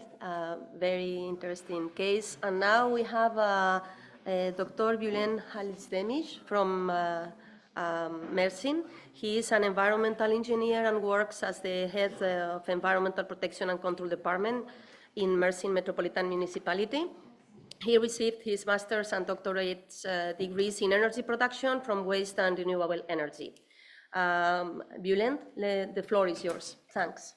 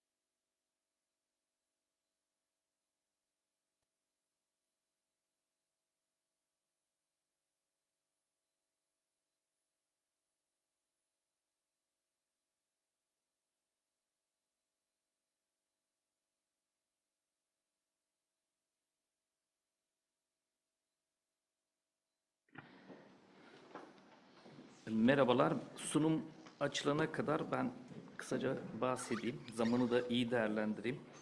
Çünkü biz Doktor Haldun Bey ile birlikte sunumu gerçekleştireceğiz. Süremiz kısıtlı olduğu için biraz hızlıca sunum yapmak istiyorum. Zamanı da iyi değerlendirmek için bir kronometre açayım. Fazla da uzatmayayım. Bu arada çevirmen arkadaşı da başarılar diliyorum çünkü çok hızlı sunmayı düşünüyorum. Bulamadım. Mersin Büyükşehir Belediyesi olarak biz yaklaşık 16.000 kilometre kare yüz ölçümüne sahip bir ili yönetmekteyiz. 321 kilometre Akdeniz'e kıyısı olan bir şehir ve çokça da turist çeken bir şehiriz. Dolayısıyla 321 kilometrelik kıyının yönetilmesinde de çok ciddi eforlar sarf etmekteyiz. Aslında biraz önceki değerli konuşmacılar anlattığı konuların çok benzerlerini bizler de yaşamaktayız. Bizim kıyılarımız da çok ciddi baskılar altında. Bu baskıları gerek çevre boyutuyla değerlendirebiliriz. Yani atık suların arıtılmadan atılması, içme suyu kaynaklarının verimsiz kullanılması ve azaltılması ve tabii ki en önemlisi de iklim değişikliğinin bölgemize yaratmış olduğu olumsuz etkiler. İklim değişiyor. Az önce giriş konuşmamda da bahsetmiştim. Bu değişimi durdurma gibi bir şansımız maalesef yok. Fakat bu değişime uyum sağlama gibi bir misyonumuz var. Bu amaçla yerel bir yönetim olarak Mersin Büyükşehir Belediyesi olarak bizler de elimizden geldiğince bu konuda çalışmalar yapıyoruz. Yapmaya da devam edeceğiz. Bunlardan sunum açılana kadar birkaç tanesinden bahsetmek istiyorum. Az önce Sayın Ramon Tarro da bahsetmişti. Suların öneminden bahsetti. Hem içme suyu havzalarının korunması, içme suyu kaynaklarının doğru kullanılması ve oluşan atık suların sağlıklı arıtılmasıyla ilgili çalışmaları yapılmasıyla ilgili bizler de su kaynaklarımızı korumak amacıyla artık çok ciddi önlemler almaya başladık. Yeraltı sularını korumak için çok ciddi önlemler almaya başladık. Bizde çok büyük sanayiler var. En son yaptığımız bir çalışma arıtılmış atık suyumuzu deniz deşarjı yapmadan önce çok büyük bir soda fabrikası, soda sanayinin soğutma suyu olarak kullanılması için bir proje geliştirdik ve hayata geçirdik. Bu çok büyük bir su kaynağının korunmasına neden oluyor. Çünkü bu fabrika içme suyu kaynağımızın kullanılmasını sağlıyordu. Böylece yani arıtılmış bir atıl haldeki bir suyun da faydaya dönüştürülmüş olmasını sağlamış olduk. Ben sunumda birçok kısmı hızlıca geçeceğim. Bizim belediyemiz 1873 yılında kurulmuş bir belediye. Yaklaşık 10.000 personeli olan bir belediye ve içerisinde çok değişik birimlerin olduğu belediye. Bugün aramızda da bu birimlerin sorumlusu arkadaşlarımız var. Belki sorular sormak isterseniz o arkadaşlarımız da katkı sağlayacaktır. Bu kısımları geçeyim. Tabii yerel yönetim olarak biz iklim değişikliğiyle ilgili çok ciddi çalışmalar yapmaktayız.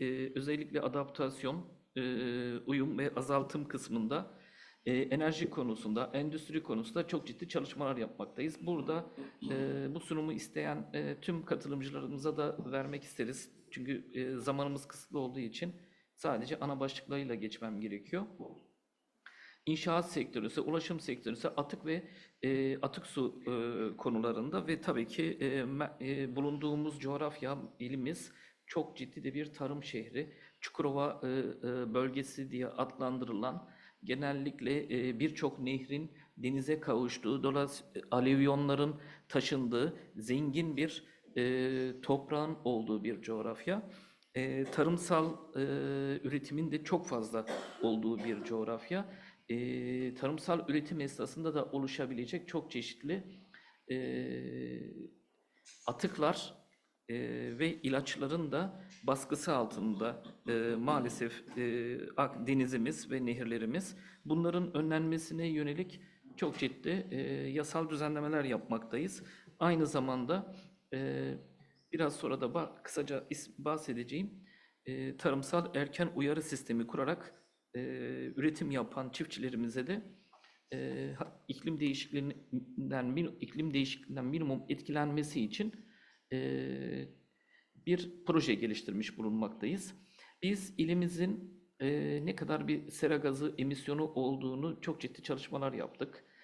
Birkaç defa yaptık. En son Haziran 2023 tarihinde yaptığımız çalışmada Türkiye'de 564 milyon ton karbondioksit eşdeğeri bir sera gazı emisyonu varken Mersin ilimiz bunun 17,31'ini sağladığını tespit ettik. Yani %3'üne tekabül ediyor. Ama karbon ayak izimize baktığımızda Türkiye'de ortalama 6,8 ton karbondioksit kişi başına çıkarken Mersin bu konuda biraz daha yüksek olduğu 9,1 ton karbondioksit eşdeğeri olduğunu tespit ettik. Ve buna yönelik de tabii ki ne tür önlemler alabileceğimizi çalıştık. Kentte yaklaşık 2000 tonun üzerinde bizde de atık oluşmakta. Bu atıklar daha önceleri nehirlere, derelere, ormanlara gelişigüzel atılmaktayken bunların hepsi düzenli depolama alanlarına taşınmaya başlandı. Geri kazanım sistemleri, ayrıştırma sistemleri kurularak ekonomiye kazandırılmalı ve çevreyi olumsuz etkilemenin önüne geçildi ve enerji üretimiyle de ekonomik katkı sağlanıyor. Yine ilimiz genelinde 24 adet atık su arıtma tesisi var. Bunların bazıları ileri biyolojik arıtma, bazıları kimyasal arıtma sistemi olmakla birlikte çok ciddi göç alan bir şehir olmamız, turistik bir şehir olmamız nedeniyle yazlık nüfusumuz, mevcut nüfusumuzun 1,5 katına kadar çıkmakta. Dolayısıyla da üretilen atık su yükünü de yönetmek için sürekli teknolojik gelişmeleri sağlamaktayız. SCADA merkezleri kurmaktayız. Kaçak kayıpları tespit edip önlemeyle ilgili çalışmalar yapmaktayız. Çünkü yollara atılan ki bu şehirde de öyle olduğunu düşünüyorum. Herhangi bir kirliliğin doğrudan nehirler vasıtasıyla ya da doğrudan denizlere taşındığı ve deniz ekosistemini olumsuz etkilediğini bilmekteyiz. Yine aynı şekilde denetimler çok sık yapmaktayız deniz kirliliğini ve yapay resifler yaparak deniz ekosistemini artırmak, oradaki canlılığın çeşitlenmesini artırmakla ilgili çalışmalar yapmaktayız. Giriş konuşmamda da bahsettiğim gibi yeni nesillerin eğitilmesiyle ilgili de çok ciddi çalışmalar yapıyoruz. Ve nehirlerimizi sürekli kontrol ediyoruz, denizimizi sürekli kontrol ediyoruz. Sürekli sedimentten ve denizin belli seviyelerinden numuneler alarak oluşan çözülmüş organiklere ve besin tuzu açısından kirlilik değerlerine bakıyoruz ve kaynakların daha sıkı denetimini sağlıyoruz. Umarım çevirmeyen arkadaşımız yetişiyordur. Az önce bahsettiğim tarım tahmin ve erken uyarı sistemi ile çiftçimizin hava sıcaklığı, yağış miktarı, toprak sıcaklığı, rüzgar hızı gibi erkenden uyarılmasını sağlıyoruz. Bu sistemle tarımsal ürünlerde rekolte düşüklüğünün önüne geçiliyor. Çiftçinin daha erkenden önlem alması ve ürününü korumasını sağlıyoruz. Bu konuda ilgili daire başkanı arkadaşımız burada. Eğer sormak isterseniz detay bilgi verecektir. Yine fosil yakıtların kullanımını minimize etmeye çalışıyoruz. Bu amaçla CNG'li araçları kentimize kazandırdık. Akıllı kavşakları yaygınlaştırdık. Böylece daha az karbon salınımını sağladık. Ve bisiklet yollarının artırılmasını da her geçen gün arttırıyoruz. Bazı yerleri hızlı geçeceğim.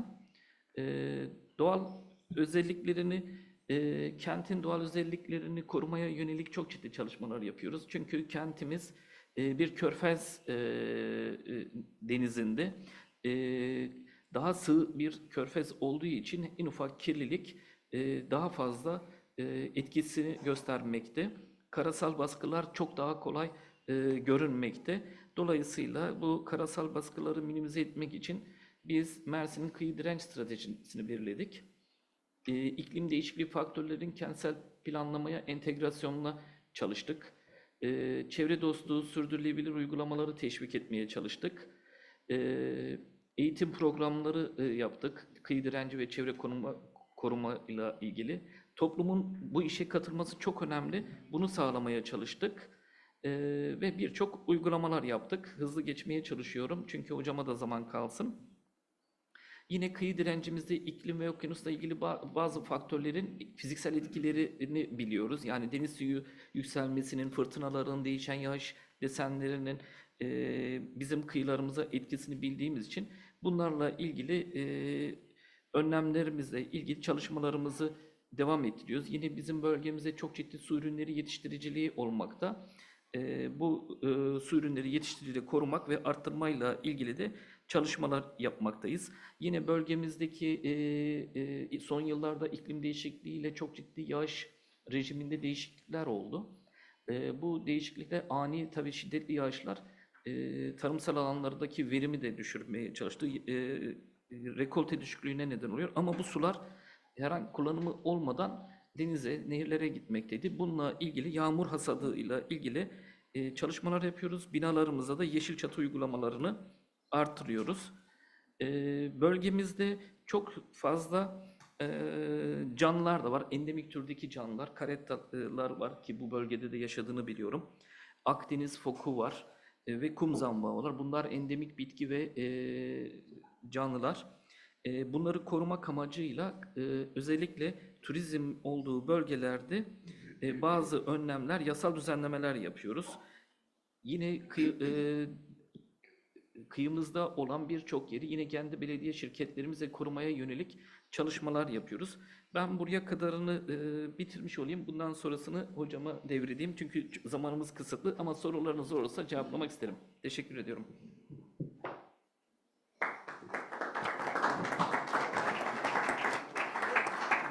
Thank you very much, Bülent. And now we have with us Dr. Haldun Karam, from that is a senior chief expert researcher from the Tubitak Marmara Scientific and Technological Research Center in Mersin area. Thanks, Haldun. The floor is yours.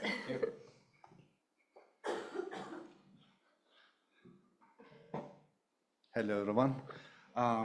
I only have 5 minutes, I believe. Is it? It's really a challenge. I'm going to really, it is not very easy to, relay what we are going to do in this project in 5 minutes, as you can imagine. So, first of all, I'd like to thank you for kind invitation. I hope that this workshop is going to be very fruitful, efficient, and effective.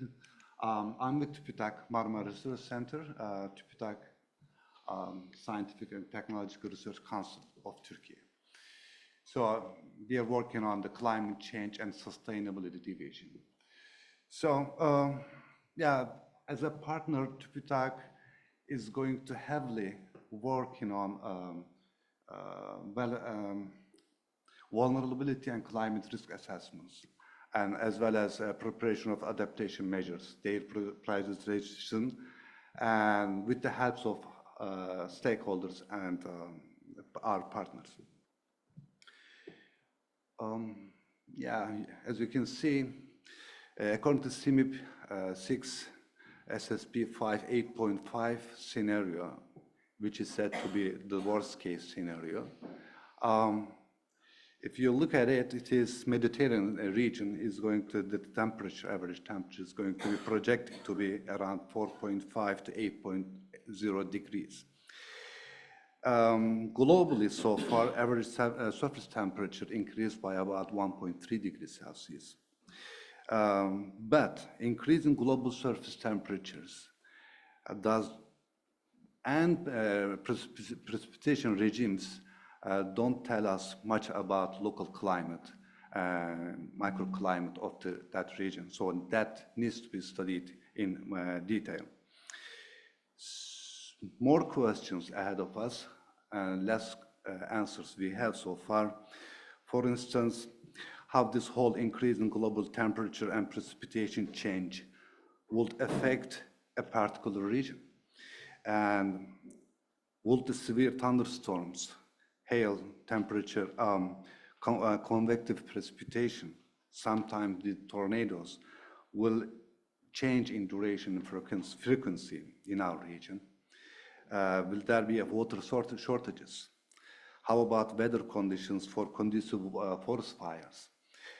In the future, how will it change? Will there be a high temperature with dry conditions with prolonged duration in the future, which are, the conducive for fire forest intensity, aerial coverage, as well as drought? So we have great challenge ahead of us. The European Climate Risk Assessment Report, as you know, published in this year makes some important assessment. One of them is that the report says that the extreme climate weather events will increase even under optimistic scenarios. And secondly, report expressed that Europe is the fastest warming continent, and extreme heat will become more frequent, and excessive precipitation and flooding will worsen in time.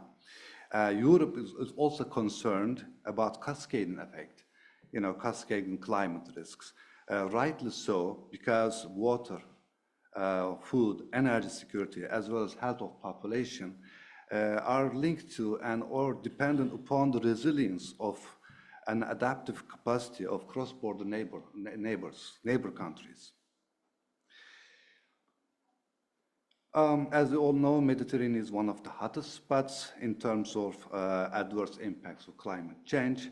According to IPCC reports, Mediterranean countries will face a number of major climate threats, such as frequent and prolonged heat waves, increases risk of forest fires, droughts, biodiversity, water shortages, decrease in crop yield, and many more.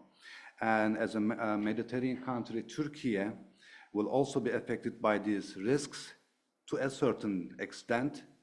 Mersin is one of the major cities shown here, which is located on the eastern Mediterranean coast, where important trade and industrial activities are taking place.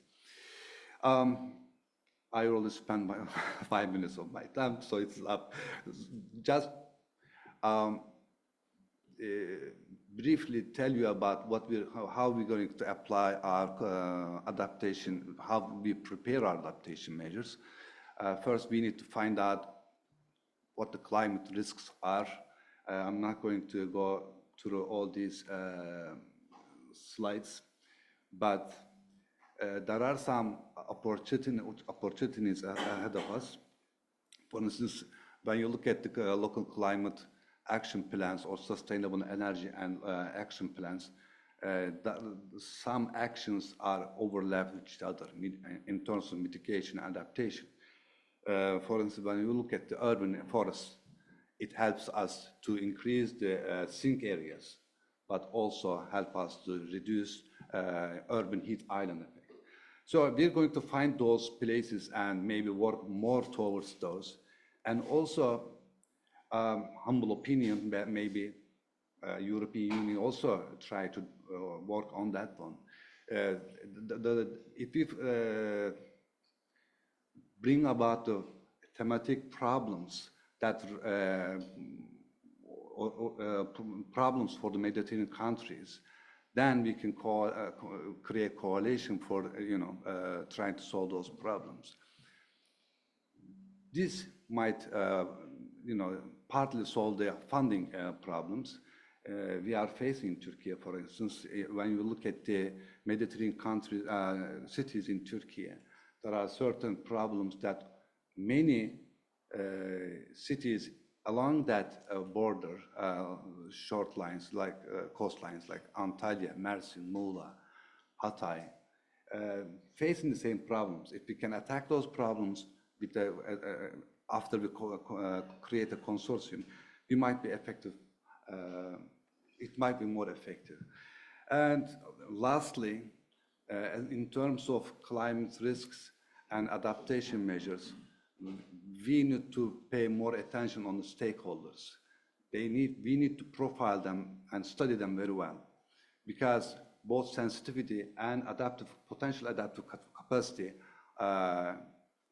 is depend on how well we know our sectors and stakeholders. And they are going to provide us all the necessary inputs and data sets. So stakeholders are important. And the methodology that I didn't get into that methodology we're going to use, are very critical. But methodology usually is half, half is objective methodology, and then other is very subjective. When I say subjective, it's because we are consulting with experts and their opinions. Experts that spent years on that particular sector. And when we ask questions, we value their opinion. So the degree of impact and climate risk are partly affected by their expert judgments. So I'm going to finish up here. I think I passed. Thanks, Thank you very much. Many thanks.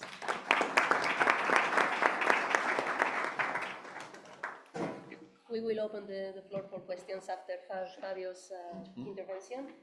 Fabio will talk about the urban forestry contract in Adriatic coastal cities and the depollution of marinas. I know that you have also a lot of information.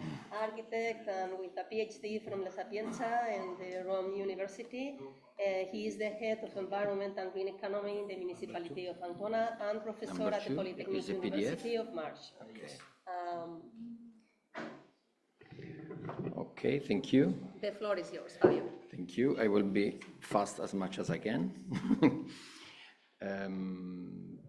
With the PDF as you and the visualization. No.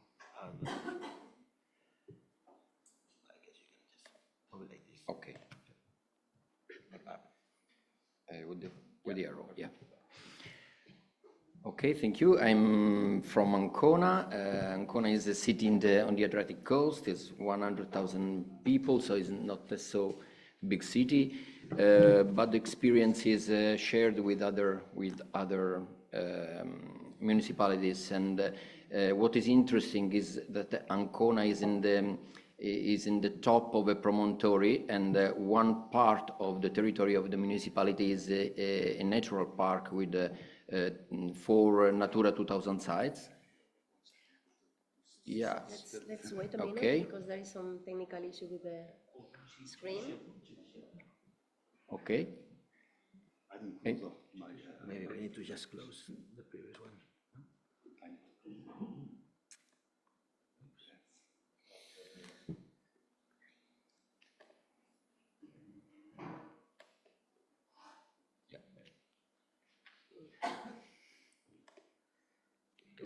Okay, here we are. This is Ancona. So I told you inside the territory of the municipality there is a natural park with 4 Natura 2000 sites, and Ancona, the ancient name is Ancon. It means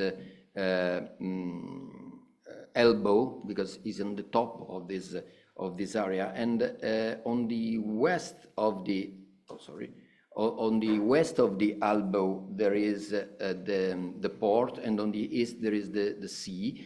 So there are 2 different parts of the city, very interesting, that on the coastline, and the city is on the promontory. We are working at the moment on 3 European Union projects founded for you for these 3 different aspects. For the port and the marinas, we use an Interreg program. For the sea, we are working thanks to MedCities that involved us in the Horizon project and Aeris. And today we talk more about the LIFE project, the AgriNet project, that is for the urban the urban forestry contract that we are carrying on. The port is working for the reduction of the pollution. In the port, we are working for the reduction of the pollution with a new technological system. For the sea, we are working to improve the knowledge of biodiversity of the sea. The AgriNet project, the LIFE project, is about microforestation inside the city for the reduction of the climate change effect. Today we talk about the action in the part C of the project, which is the action C3, which are direct demonstration activity that the municipality create in the city. The action C2 is the urban one, and the action C1 is the citizen and the population involvement in the process. I jumped these slides because we talk a lot about climate risks, high temperature, floods, and problem with climate risk. And I go directly to the project, which is still in course. It is going to finish on the end of next year. It is a project of 3 million euros financed from the European Union for 55%, and it involves several cities, exactly 10 cities on the coast of Adriatic Sea, from Ancona to Pescara. The lead applicant is a county, is a region of the area, and there are others partners involved for research and communication and projection. What is important of this project is the involvement of stakeholders and that live in the area of the 10 cities involved. The 10 cities on the end will be something 1 million of inhabitants. And so we involved associations, institutions, enterprises, and citizens to develop this part of the project. The project is to create tools for the municipalities for the adaptation to climate change, for real adaptation to climate change, going through the urban planning, creating a repertoire of nature-based solution, creating a participation process, and arriving to the urban forestry contract. The planning of the city is the first part of the studies. There has been a planning temperature of the monitoring system. We create, now we talk only about Ancona, the other cities made the same in their own cities. We created an area in where to develop the project, only the built part of the city, so the gray one that you see in the slide, and so a sort of monitoring of the green existing areas, the monitoring of the properties. We measured the higher temperature during the summer in the city, so we find the most important part of the city. We create a database for social demographic risk. So we got inside the population to understand where live the population that could be damaged from the high temperature. So on the end, we have a synthesis of this map with the vulnerability of the city. And on the end, we have a final risk map. So we know exactly which part of the city are the more impacted from the climate change.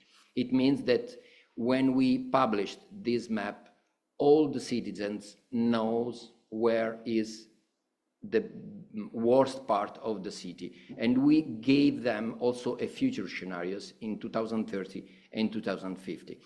It is the first step of the involvement of population. And then we start with the objective of the project, which is increase the quantity of urban green spaces, the quality, the resilience of that spaces, and on the end start with the multi-actor governance and multi-level governance for the activity we want to do. So the quantity of green spaces obviously is one of the most important part of the project. The quality of green space, because each kind of space give a result for the climate adaptation, the resilience of these spaces, and on the end, the develop of a multi-level and multi-actor governance. The aims of the project is to create a small intervention everywhere in the city with microforestation, with the paving of the surface, and using nature-based solution try to find a solution in each part. Nature-based solution is a good instrument to create shadow and lower temperature areas in the city, and also to create permeable ground or form of management of the water in case of flood, in case of strong rain, to manage the quantity of the water that arrive in the city. How many nature-based solutions exist in the world? So many. So one of the part of the project was to create a repertory, a catalog of this nature-based solution, to understand which one is the best to use in each part of the city. We found 60 important different method and solution to active that. We create a sort of data sheet. So each solution is analyzed inside a book where you have a real example where they made it, the cost of maintenance, the negative and positive effect, bibliography, the description, a project example that you can use. And what is important is the cost of this kind of solution in square meters or in volume or in number of plants. In the same research, we started with the first indication of the better three species that are used for this kind of solution. And on the end, we have a sort of repertory, a sort of book that give to the citizens, to the municipalities, all the solutions that you can have. And there is also obviously a web a part of this work. And you can find it on the website of the Life AgriNet project. What is the problem on the end to make the intervention in the city? Is the private property of a lot of space inside the city.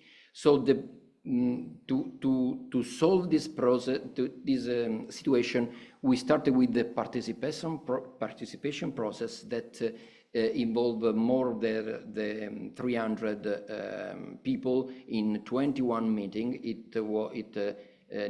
We needed 1 year of work on it, and on the end of this process, more than 50 proposals arrived from the population in this participation action, and they wanted to participate in this idea. And on the end, we got 50 proposals that we realize inside the city that involve public spaces and private spaces. They were involved as a citizen, as enterprise, as industry, as touristic activities. They were involved in this kind of activity, and on the end we signed a contract, the urban forestry contract, a sort of involvement of citizen and public administration to want to respect what we decided during that process. And this document is quite important as a social impact for sure, because the population was directly involved in the decision. It is a strong economic impact, because the final part that we start now in October, we will make the first call. The final part of the project involve population we are going to make a call for the city. All the citizens, enterprise, NGO, any kind of population of Ancona want to start with the creation of that intervention that there is inside the contract. The municipality give the 50% of the amount that they need. And because most of the activity is the maintenance of the activity after the realization, is quite easy for voluntary organization for commercial activity give their 50% of the amount as maintenance in the years, and so the municipality spend the money to realization of the activity, and they spend voluntary activity in the rest of the years. The environmental impact is very interesting because it is in the core of the problem, is it with the citizen in the built part of the city, not outside the city, not in the green existing areas. So what will be useful in the final, we hope, on the end of the project, that we really put the microforestation and the nature-based solution inside the strong built city. At the moment, we have only we have carrying on only the action C3, so the direct demonstration that municipality makes for citizens how to do it. And in October we start with the part of the project that involve directly the population. One of the biggest project is that we are doing directly is the transformation of an old stadium in a park area where the concrete grounds, the concrete stage will be transformed, and so on the left we can see before the stadium, on the right the project, and we are working. We demolished already all the concrete tribune, and we are working to transform it in green spaces or permeable surfaces. This is the biggest project. There are also really small projects inside the street, you know, to put vegetation in the space that we have, and to create a cycle path and create other things. What we want to say that in the next year we will start with the activity that involve direct the population, and we hope that we can do what we wanted to do on the beginning of the project. Thank you.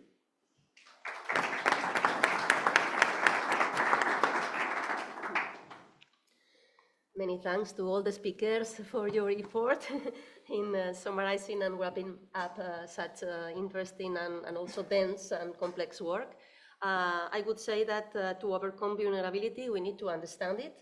This is the reason why we need so many risk maps. We need to work with indicators. We need to understand the need of early warning systems. And for it, we need the awareness and the participation of people, and always counting on stakeholders, as one of our speakers has pointed out. And now, if we have any open question for our speakers. Yes? She needs a microphone or?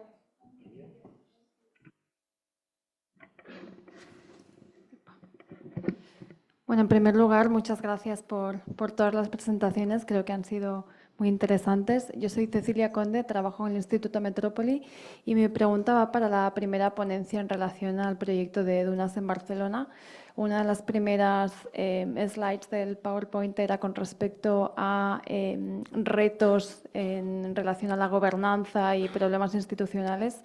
Supongo que tiene que ver con la existencia de gobiernos multinivel, pero me gustaría saber un poquito más a qué se refieren esos retos de gobernanza. Gracias. Bueno, sí, básicamente es esto, ¿no? La existencia de diferentes administraciones con diferentes niveles y diferentes competencias, pero que siempre hay unas franjas grises donde la competencia no está muy clara, o donde realmente hay un solape de competencias, ¿no? Claro, nosotros hacemos las actuaciones dentro de esta gestión integral de las playas, pero muchas veces tenemos necesidad de pedir una serie de permisos para establecer una serie de concesiones con, por ejemplo, la Generalitat. La Generalitat tiene que pedir opinión, tiene que pedir informe a todos los municipios, también a los consorcis del Delta Llobregat i Besòs, al propi Ministeri, i això implica uns temps de tramitació molt llargs moltes vegades, amb la seva problemàtica, perquè si nosaltres fem un pressupost per a 2025 i després aquesta tramitació dura més d'un any, doncs clar, ja el pressupost no és de 2025, és de 2026. Y todo esto, ¿no? Y esto también supone una gran cantidad de tiempo, como decía, en reuniones con todas estas administraciones, y no solo con cada administración, sino con cada departamento de cada administración.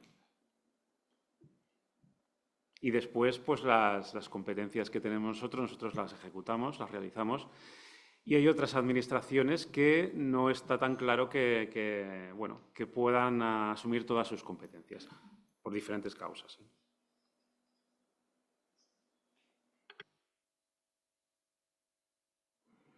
Thanks. Any other question?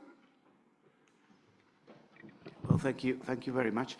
I'd like to go back to this point because I think it's the elephant in the room. So how do we exert multi-level governance that before one of the speakers was referring to? And indeed, we have heard that many administrations, they have their own adaptation and mitigation strategy plans. But how could you please identify maybe one or two solutions to improve this multi-level governance to make it really effective? Because without which it will be very, very difficult to really advance and achieve the goals and the commitments that we have all pledged.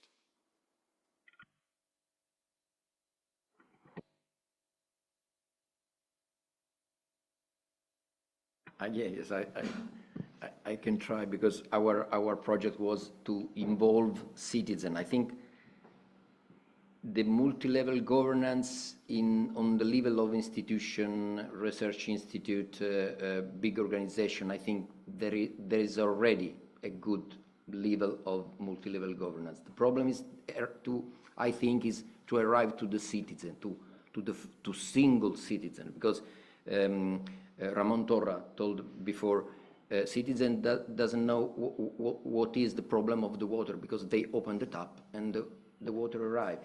So the problem is to arrive to them, to explain what is the problem and to tell them we need your help to solve the problem. So that's why we are working on what is the strategy of this LIFE project that I just presented, is to involve population for a proposal and then tell them, okay, do it together.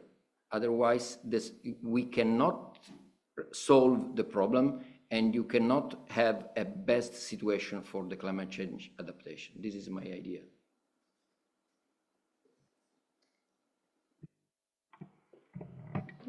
I would like to follow up on the governance issue, especially for our colleagues from Mersin and Ancona who have important ports in their territories. How do you relate with these economic actors that sometimes the competencies of the municipality does not include such kind of infrastructure? How do you make them cooperate towards the objectives that the city has set? Okay, my answer is that the cooperation is quite hard, not only from the private sector, enterprises and industry, but also from public administration, because the changement is so fast that the personnel that work inside the public administration is not ready to work on this activity. So I think initiatives like this to share good experiences are very, very important.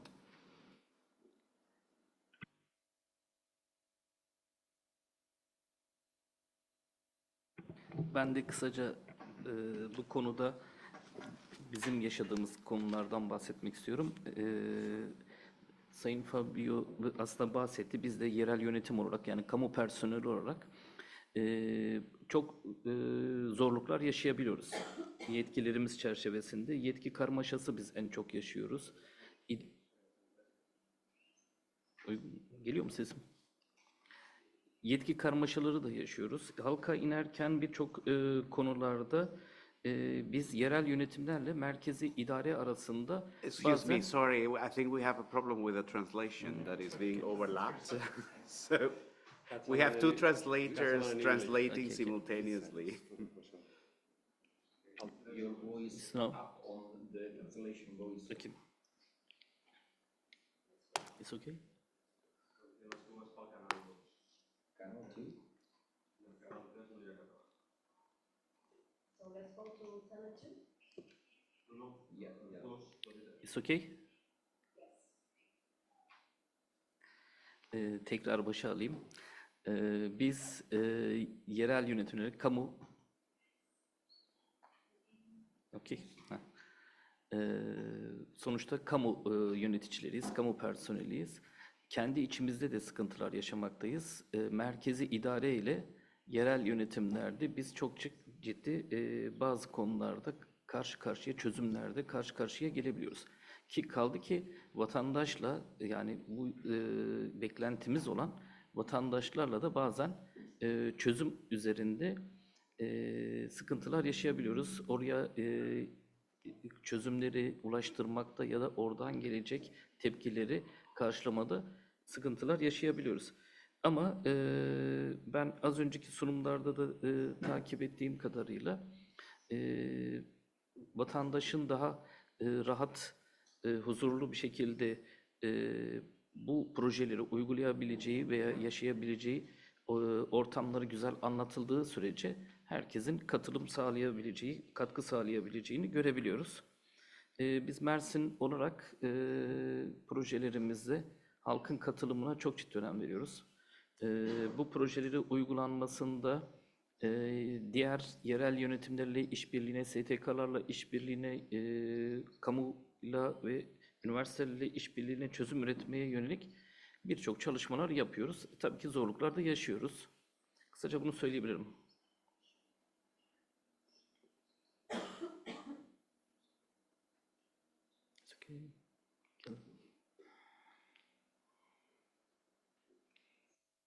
Thanks. Now we have a coffee break, and we will have to be here around 12, please. A bit, 5 minutes more.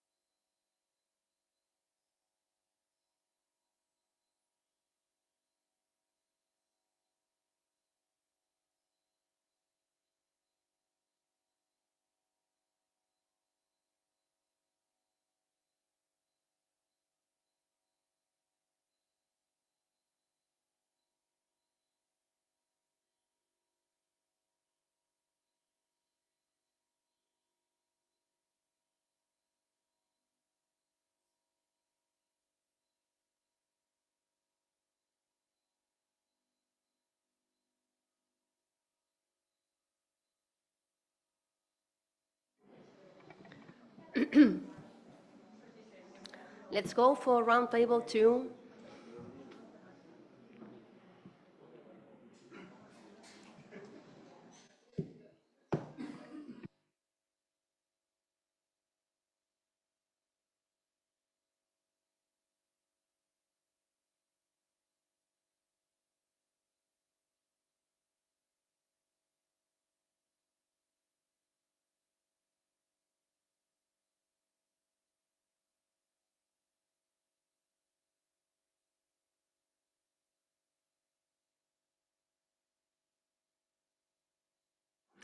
So in roundtable 2, we are going to talk about promoting sustainable metropolitan urban planning and mobility.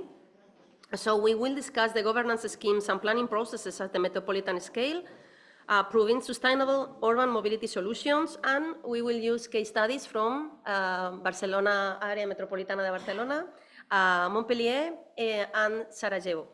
The first intervention will be Marc Iglesias, actualment cap de servei de gestió de la mobilitat sostenible a càrrec de la gestió de fons europeus i dels nous serveis de mobilitat sostenible a la metròpolis, com el sistema de bicicleta pública metropolitana, el bicibox, la xarxa d'electrolineres, etc. Enginyer civil i enginyer tècnic d'obres públiques per l'Escola Superior d'Enginyers de Camins, Canals i Ports de la Universitat Politècnica de Catalunya, ha desenvolupat la seva activitat professional en l'àmbit de la planificació i la gestió de la mobilitat. Té 10 anys d'experiència en consultoria estratègica per a grans empreses i administracions públiques. The floor is yours. Marc. Thank you. Gracias.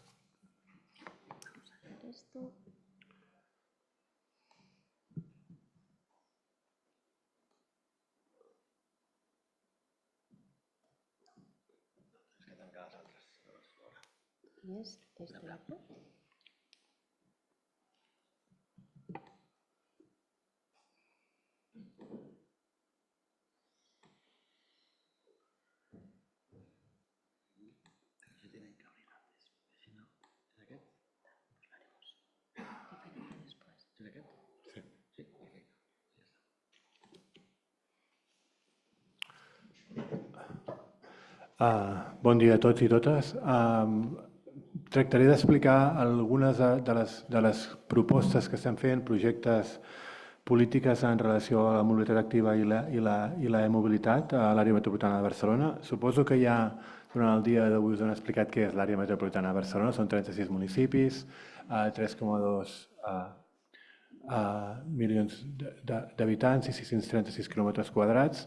Les competències que tenim en mobilitat són diverses. Jo he marcat en blau les que consideràvem més rellevants en el si d'aquesta jornada.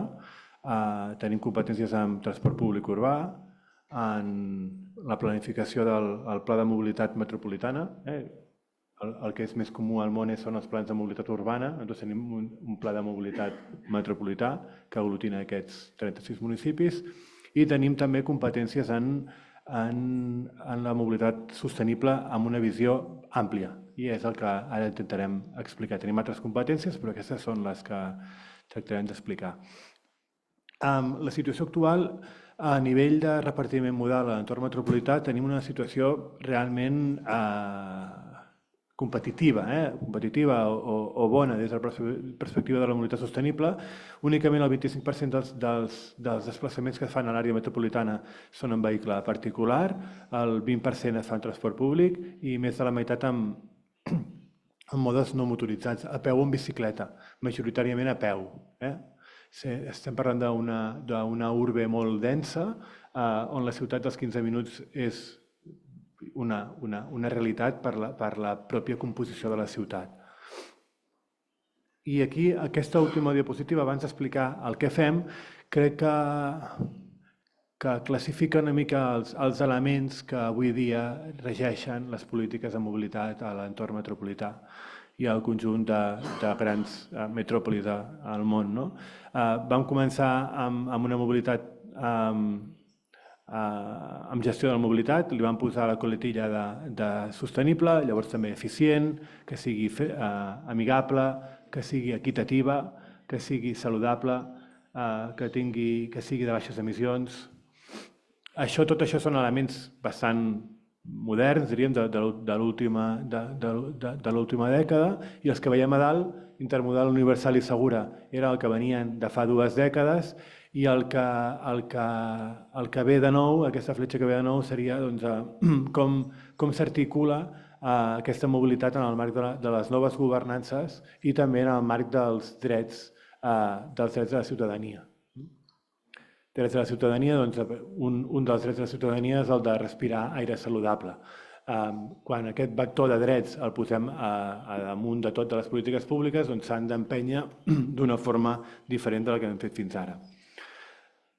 Com que només tenim 10 minuts i tenim l'àrea metropolitana és extraordinàriament activa en polítiques de mobilitat sostenible, intentarem fer una síntesi molt ràpida de els principals elements que estem fent en aquest camp de mobilitat activa i de mobilitat.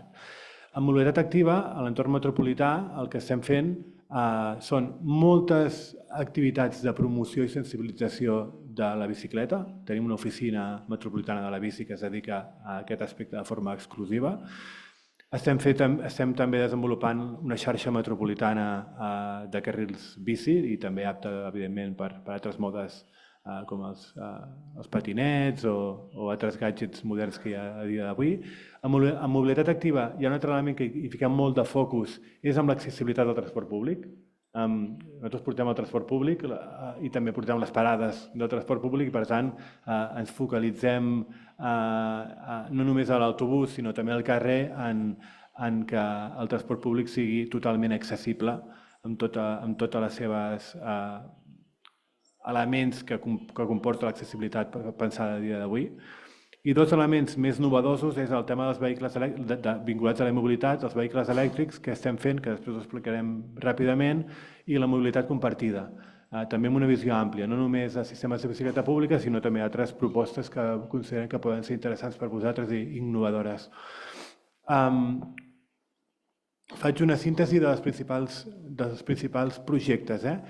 Ja heu explicat els elements de promoció de la bicicleta, són aquests elements que no els projectarem, però us podeu imaginar el conjunt d'elements de promoció que es poden fer, des de policies locals fins a ciutadania, fins a cursos per a col·lectius específics com dones, gent, migrants, etc., per sensibilitzar-los amb el món de la bicicleta. Però a nivell més hard, el que l'àrea metropolitana està fent des de fa diversos anys és desenvolupar una xarxa metropolitana de carrils bici que pugui ser vertebradora de la mobilitat interna als municipis i també intermunicipal. Treballar allà on costa més treballar, que són entre la conjunció de les diferents polítiques públiques. Un dels reptes que té aquesta xarxa és fer-la compartida per tots els municipis, i aquesta ho és, que tots els municipis que integren l'àrea metropolitana es creguin, independentment del color polític de cada un dels municipis, es creguin aquesta xarxa i avancem plegats cap a assolir-la. És una xarxa pensada perquè sigui segura, perquè tingui un disseny homogeni, que tingui uns estàndards de qualitat elevats, i aquí veieu un parell d'imatges de com acaba sorgint o desenvolupant-se aquesta xarxa. En el camp del que és la mobilitat activa, un dels elements que també ens agrada destacar és un servei metropolità que permet l'aparcament segur. Hem parlat d'infraestructura per circular, que és un element clau, i l'altre element també important, i cada vegada amb una importància creixent, és l'aparcament segur. Des de l'àrea metropolitana tenim un sistema d'aparcaments, que és el sistema d'aparcaments més grans d'aquí, de tot l'Estat, que hi ha 25 municipis, ara diria que som 30 municipis, més de 2.500 places d'aparcament. Actualment és un servei gratuït que permet l'ús d'aparcaments segurs en diferents modalitats, pot ser un mòdul al carrer, o pot ser un local comercial, o pot ser una gran gàbia, que a dia d'avui és gratuït per l'ús entre 24 i 72 hores, i properament s'introduiran també altres modalitats més de llarga durada vinculats a una petita tarifa. A més, aquest sistema d'aparcament garanteix la seguretat de les bicicletes amb càmeres i amb sistemes de seguretat diversos i qualsevol usuari que li roben la bicicleta doncs, té una assegurança i si fos el cas, doncs, que és molt minoritari perquè aquí és molt difícil accedir per robar, però si a algú li robessin la bicicleta doncs està garantida. Ara intentaré explicar el que ve a continuació, però una cosa important en relació al nostre treball amb els municipis és oferir serveis que siguin de qualitat. De qualitat. I aquest servei és de qualitat. És un servei que té un valor afegit en relació a altres aparcaments. I el valor afegit és qualitat amb el servei, que puguis tenir plaça, que tot funcioni correctament, que puguis oferir una assegurança. No és poso uns mòduls o un servei a la via pública i ja ho farem, sinó que tots els serveis que desenvolupem des de l'àrea metropolitana per el que és la mobilitat sostenible, un dels vectors bàsics és la qualitat. Ara parlaré d'altres vectors. I aquí seré molt sintètic perquè només em queden 2 minuts per explicar tota l'estratègia de mobilitat. Però a més de la qualitat, aquí tinc 4 imatges que representen el conjunt d'estratègies que estem fent d'una forma més holística quan parlem de mobilitat. En primera instància, estem electrificant tota la nostra flota de transport en superfície, amb l'objectiu que el 2030 tota la flota sigui 100% elèctrica de combustibles alternatius. Ja tenim una part molt avançada. Aquí doncs, fem el que fan altres autoritats de transport públic. No hi ha cap qüestió extraordinàriament novedosa, a excepció d'alguns pilots que s'estan fent amb hidrogen, que tenim una hidrogenera pública aquí a la vora, i que a l'aposta cap al vehicle elèctric, des de la gestió directa a través de la nostra empresa pública TMB o la gestió indirecta, doncs hi estem avançant de forma decidida. En segon lloc, i baixem una mica de mode de transport, cada cop d'un mode més massiu a un menys, des de l'àrea metropolitana, conjuntament amb els 36 municipis, estem desplegant la major xarxa de punts de recàrrega d'oportunitat que hi ha al sud d'Europa, és la segona d'Europa. Si juntem la de Barcelona i la de l'àrea metropolitana, només està superada per Helsinki. Tindrem a finals d'any 100 punts de càrrega per a vehicles elèctrics. I aquí un dels elements importants, un dels challenges importants que tenim és per oferir aquest servei i perquè l'àrea metropolitana assumeixi aquest servei i que els municipis ho deleguin a l'àrea metropolitana, hem d'oferir un servei de qualitat. I a més que sigui de qualitat, que sigui econòmicament sostenible. Per tant, hi ha un sistema tarifari que també avança cap a promocionar el vehicle elèctric, a oferir aquest servei de recàrrega ràpida en superfície al carrer, que sigui un servei únic i que sigui públic i que es pugui assumir amb plenes garanties. Faig un incís i em passo el temps, però a Espanya, i passa crec que a altres llocs també d'Europa, més de la meitat dels equips públics no funcionen. Perquè sovint els ajuntaments posen un equip de recàrrega al carrer, però no tenen equips de manteniment oportuns, costa bastant fer aquesta gestió. Des de l'àrea el que fem és assumir els 36 municipis i amb un contracte de nivell, disculpeu, i amb aquestes economies d'escala que permet l'àrea metropolitana oferim un servei de primeres prestacions. La tercera imatge és una imatge també important en relació a la regulació de la moto elèctrica compartida.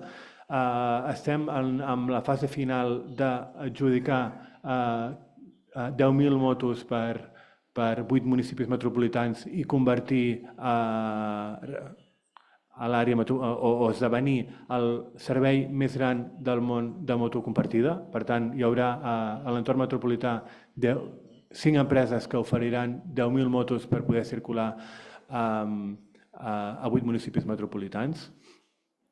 No parlaré dels beneficis i de la motivació, però són motos elèctriques i afavorim al final aquesta mobilitat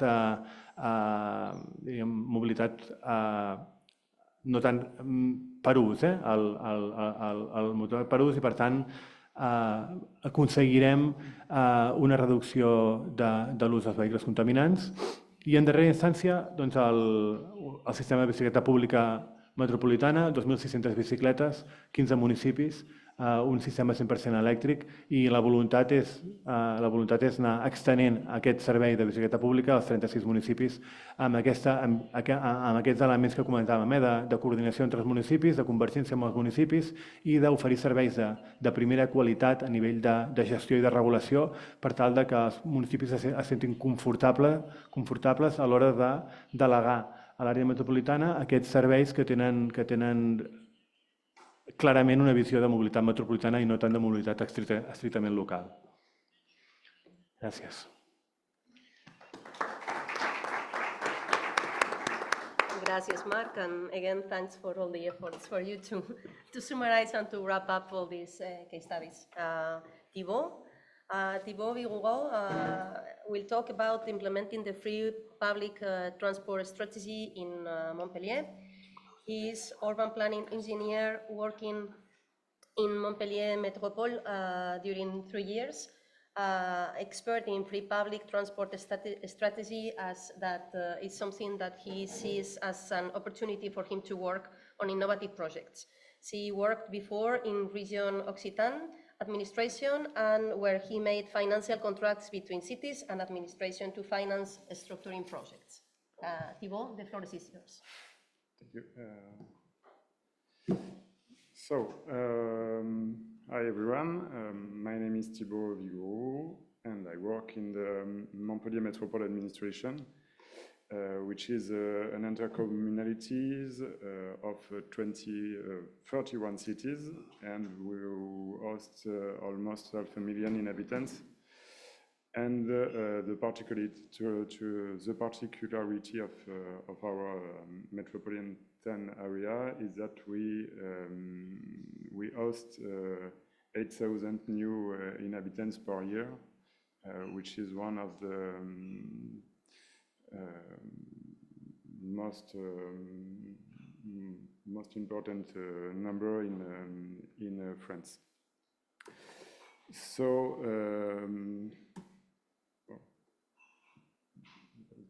There is no the pictures. Oh, no problem. But so the climate risks are the same on Montpellier and on the other metropolitan Mediterranean cities, but we have some air quality issues due to 2 big highways, which are in the south and in the west of our metropolitan area.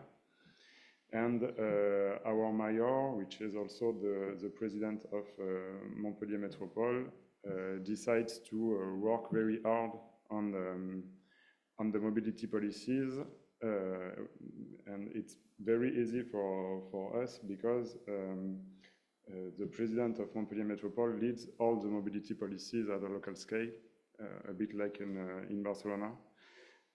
So all we do on our local scales is just our problem.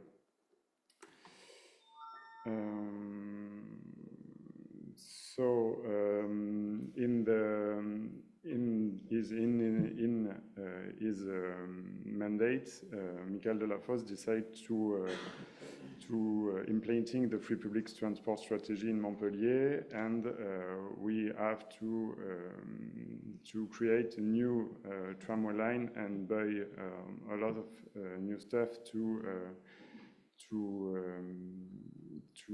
make it, and we have to build a new way to distribute transport ticket and free subscription,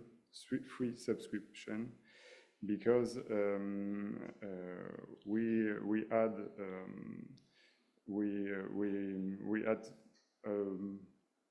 around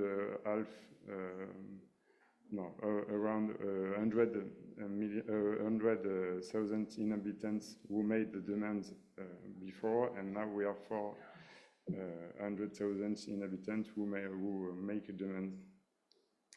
So concerning governance, like I said before, it's a local decision for local application, so there are no big governance barrier in this case. most of the discussion we are with our transport network operator to coordinate the work and to help us to develop the policy.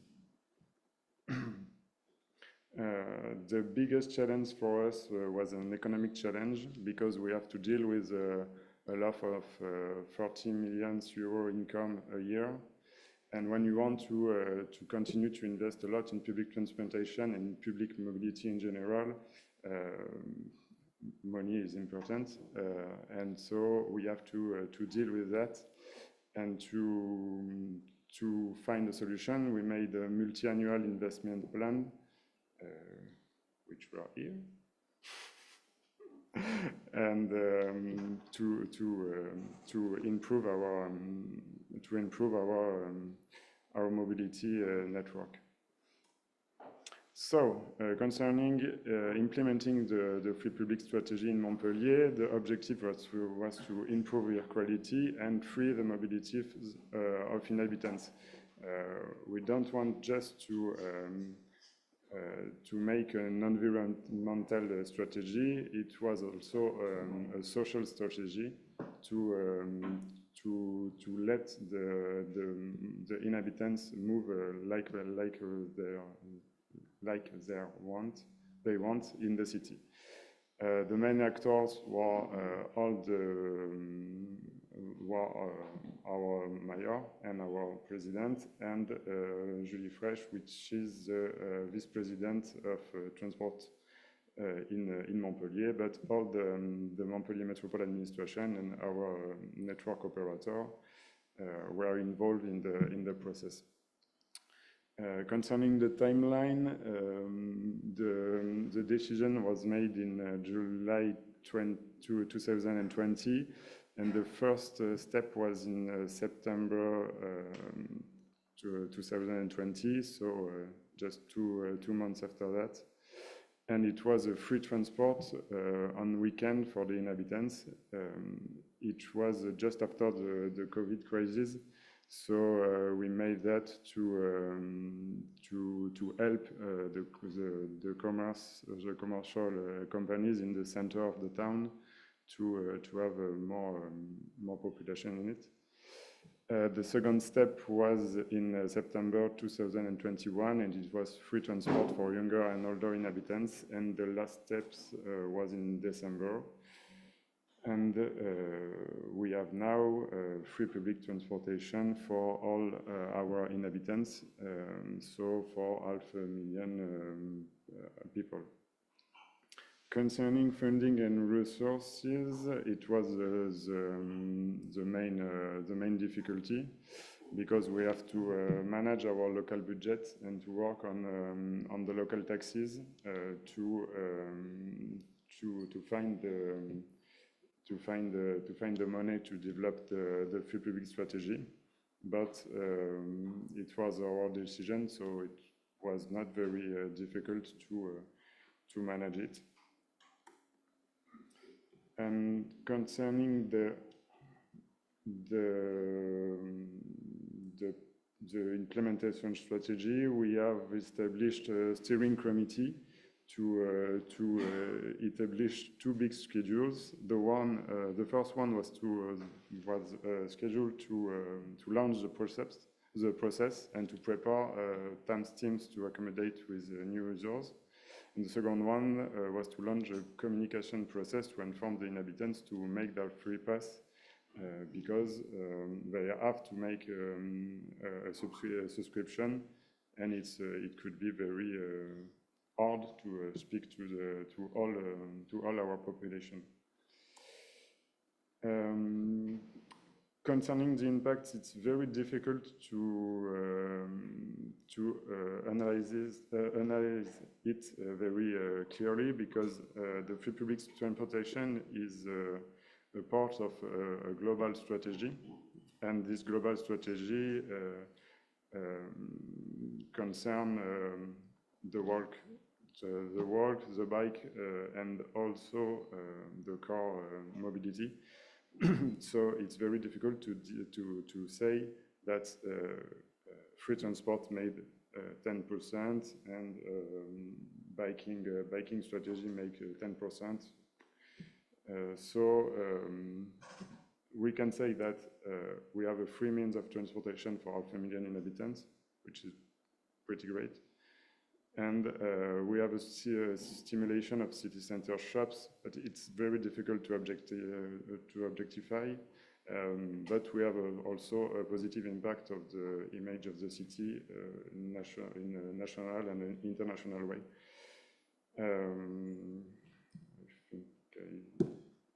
And for the reduction of carbon emissions, it's pretty difficult to say. I will. We are fine. Okay.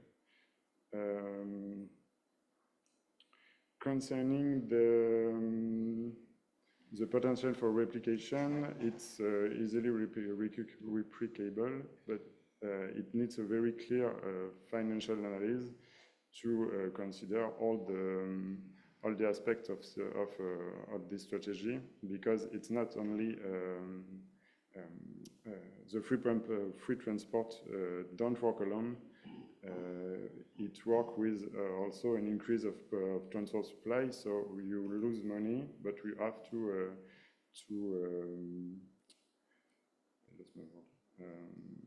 you have to spend a lot of money to increase public supply, so you have less income and more outcomes.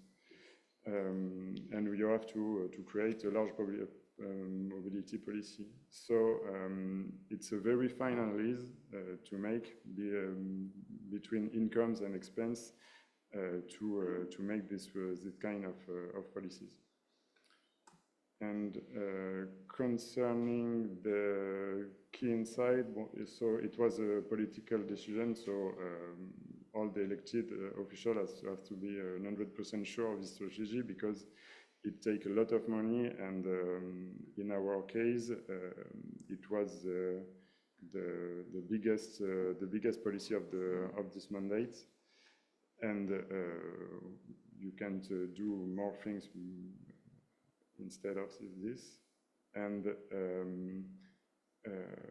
concerning future direction, we try to work on public transport in a larger area, which will be difficult because we have to deal with other authorities, and it will be a governance problem. And we try to increase transport supply for all the living area, which is bigger than our metropolitan area. So that's everything's. Merci. Sorry. Merci beaucoup. And now we have with us Nekra Selimovic from Sarajevo municipality that will explain the first mobility island in Sarajevo. Nekra holds a master's in law and European integration. She began her career as a lawyer in the Sarajevo city administration, and over the years she has served in various roles, including associate for public procurement, special advisor for protocol and international cooperation. Since May 2023, she is the head of the cabinet of the chairman of the city council in Sarajevo. Nekra, the floor is yours. Thank you very much.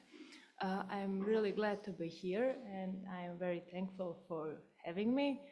As our colleague mentioned, I'm head of the cabinet, which means that I'm not a good speaker. I write speeches, so you will excuse me if I make some mistakes.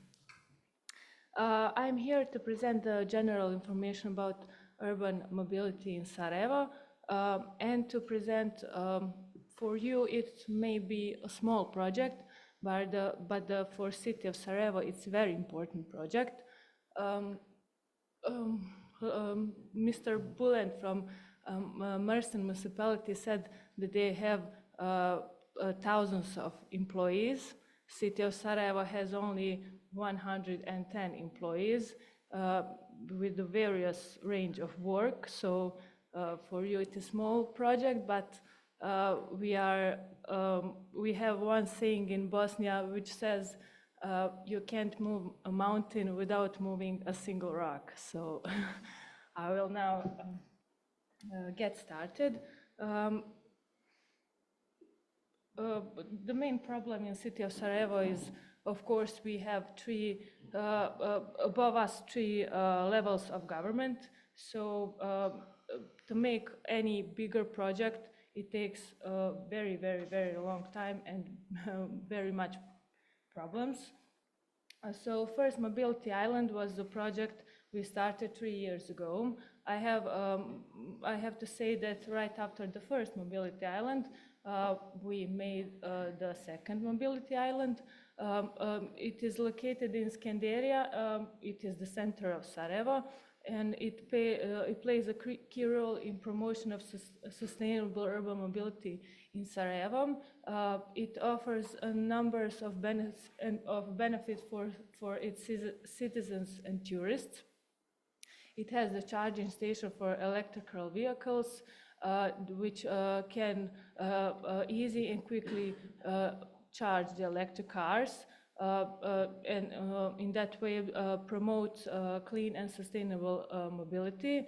It has a smart bench with USB chargers and wireless charging, provides convenience and comfort to users of mobility device. One thing that is also important is that the island has also anti-vandal parking for bicycles, because bicycles do often get stolen in Sarajevo.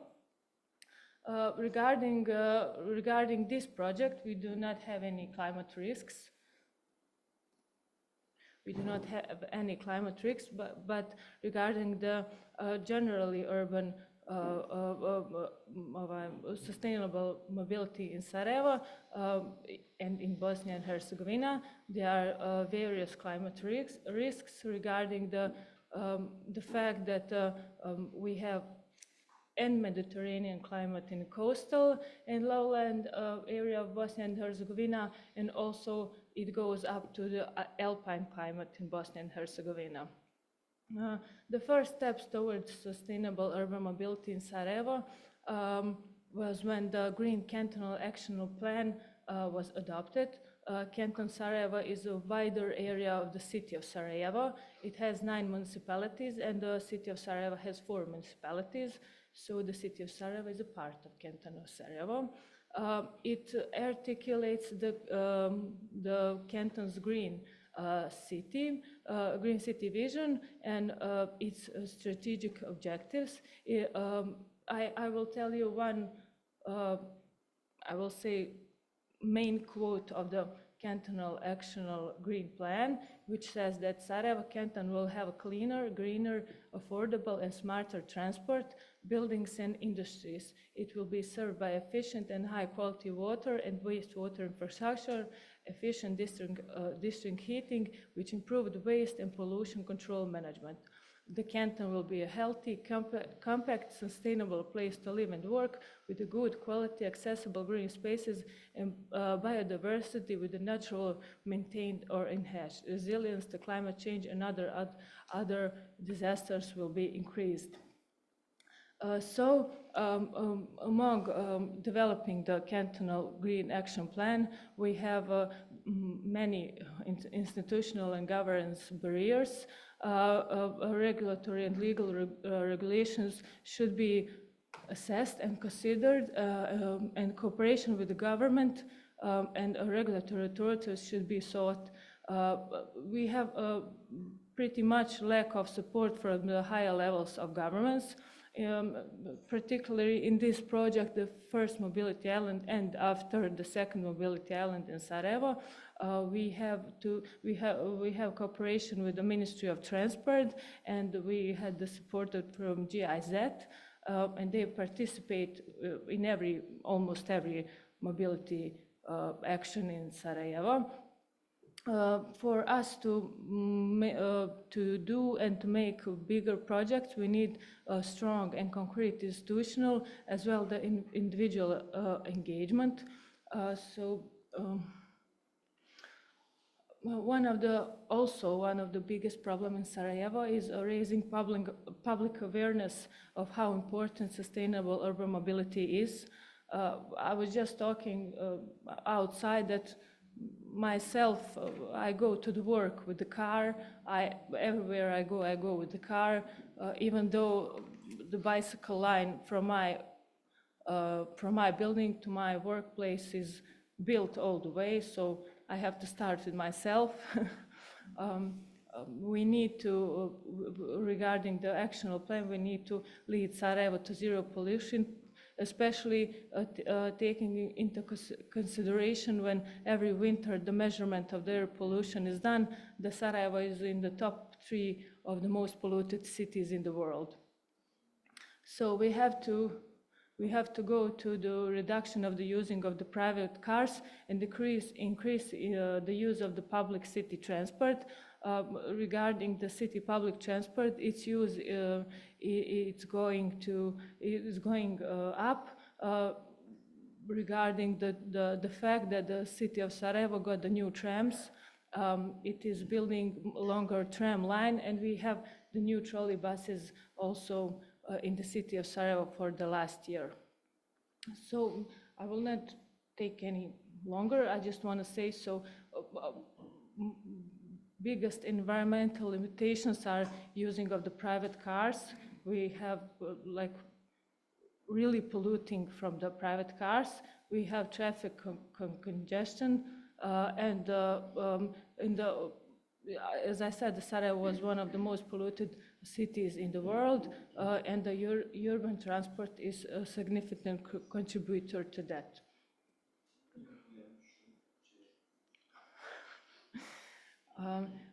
The mobility island is a part of the vision of the 5-minute city.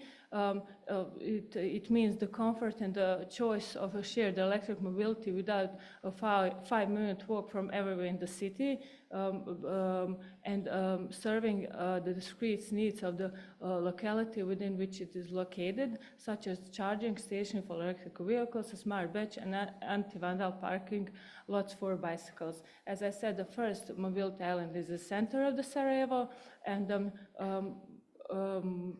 the second mobility island, we put it on the other side of the city so that everyone who is interested can use it. In this project, the stakeholders is the local government, the city of the Sarajevo, and Ministry of Traffic, and NGOs, as I said. This project was founded by it's part of the Tribute project with the EU program Interreg Adrian. The biggest part of implementation strategy of this project is awareness campaigns. So, do I have any more time? Yes. So, socially and economic impact of this program goes hand to hand with the environmental impact. The promotion of cycling will lead to major reductions of city carbon emissions, and it will improve the quality of life of its residents. Reducing urban emissions needs investments in electronic mobility solutions, which have not yet been warmly received by the public in Sarajevo. Future directions, I don't know if I have to say every one of them, but I will emphasize the increase of the number of the electric cars. In Sarajevo, there are, I think, like 100 electric cars. People are not so warmly open to using the electric cars, so we have surely stimulated people to use the electric cars and to promote and share awareness of what the use of electric cars would do to air pollution. It is necessary that cooperation between cities should be better and towards sustainable urban mobility. It is necessary to promote a strategic approach to sustainable mobility and to conduct surveys and make decisions based on relevant data. Also necessary is to include the communities and encourage cooperation of interested parties in the process, as well as analyze the opportunities for funding the project, because we very much say that the problem for not making the big projects is lack of cooperation between levels of government and lack of funds and money, of course. So also raising awareness and application of a sustainable urban approach in the mobility. So that's it for me.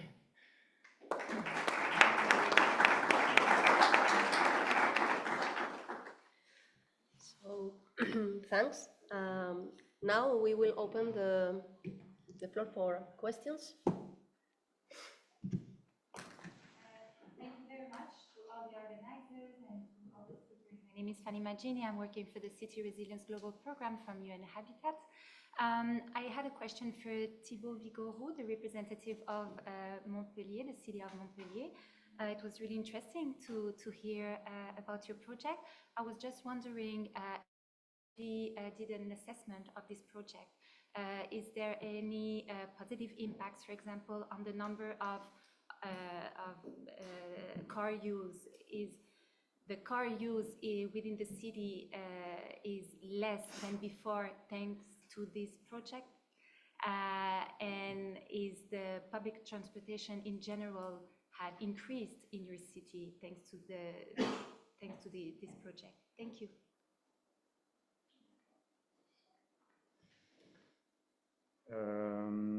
Yep, we have something like that. We have increased the frequentation by 30% in our public transportation, but it's for the car population and the car circulation. It's pretty difficult because we are waiting for the end of all the construction work. Like I said in the presentation, there are two big highways, and we try to make a road cycle around Montpellier, and we have to finish it to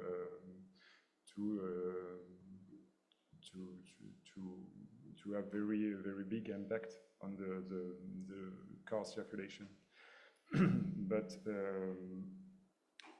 we have an increase of bike circulation, an increase of walking circulation, and so we hope that we will have less and less car in the city.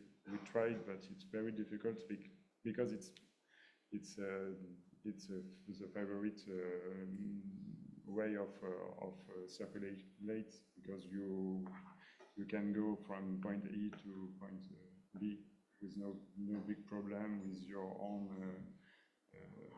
schedule, and we try to fight this, but it's not very easy. Merci. Any other question? My question to Mark. Thank you very much for everybody. Actually, I'm sorry. You are? Okay. To you. Sorry. It's a great idea to have a public transportation, and is there any other projects in the world that aims at the same thing, like free transportation, public transportation in the world?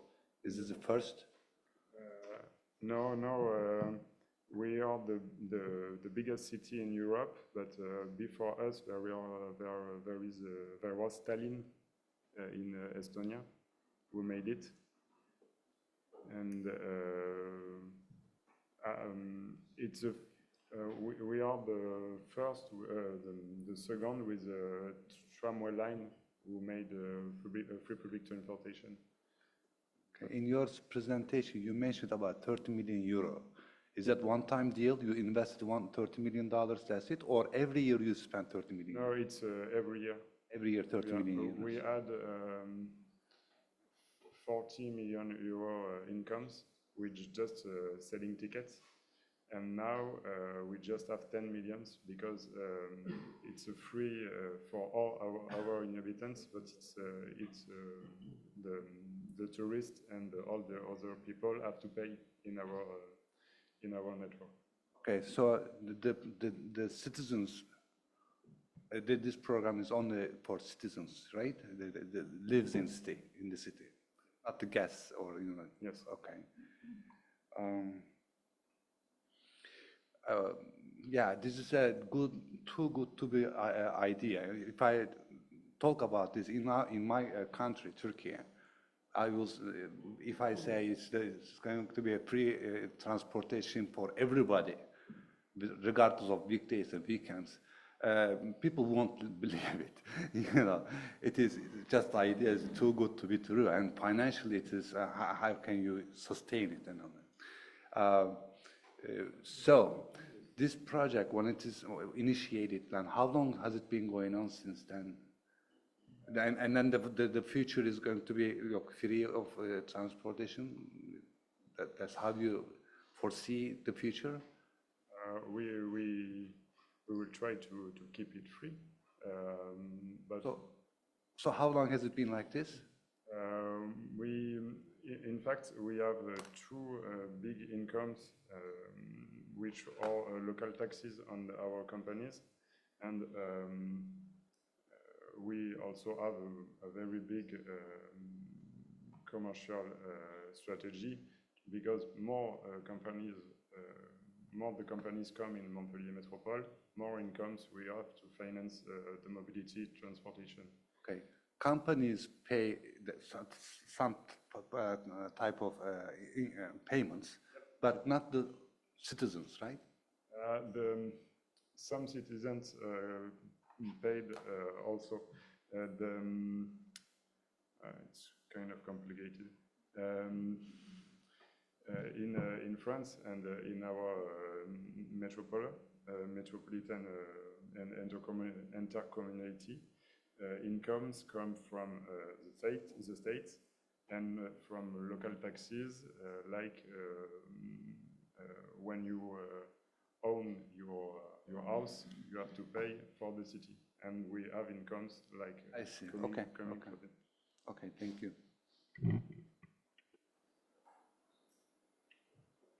Yes, I have a question for Thibault regarding the reaction of the private companies with regards to this new local tax. Did you work with them? Was there any sensitization activities? Did you find any constraints? In fact, it's not a new income. We just have we have already it, and we just have more money because we have more companies. So it's not we work a bit with them, but we work more on how their workers move, and we work on this, and not on the financial way.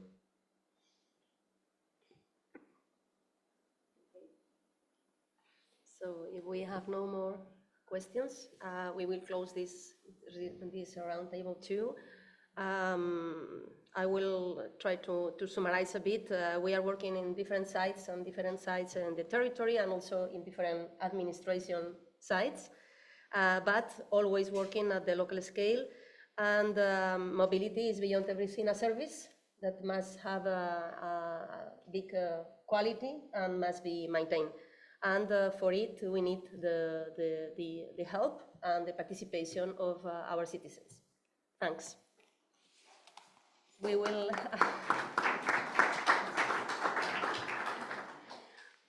go directly to the third table, and thanks.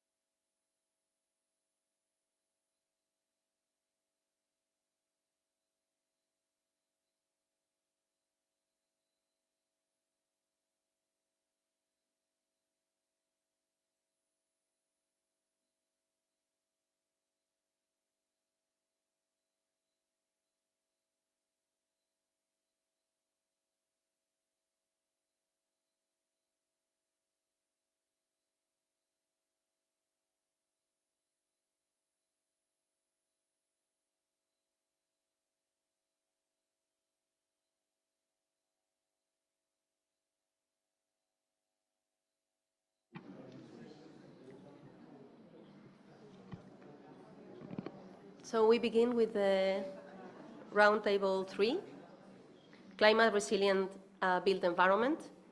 We will discuss measures that can diminish damage from continual or gradual climate impacts and initiatives that can significantly reduce the building's energy consumption and carbon footprint, integrating nature-based solutions or using durable and low-carbon materials.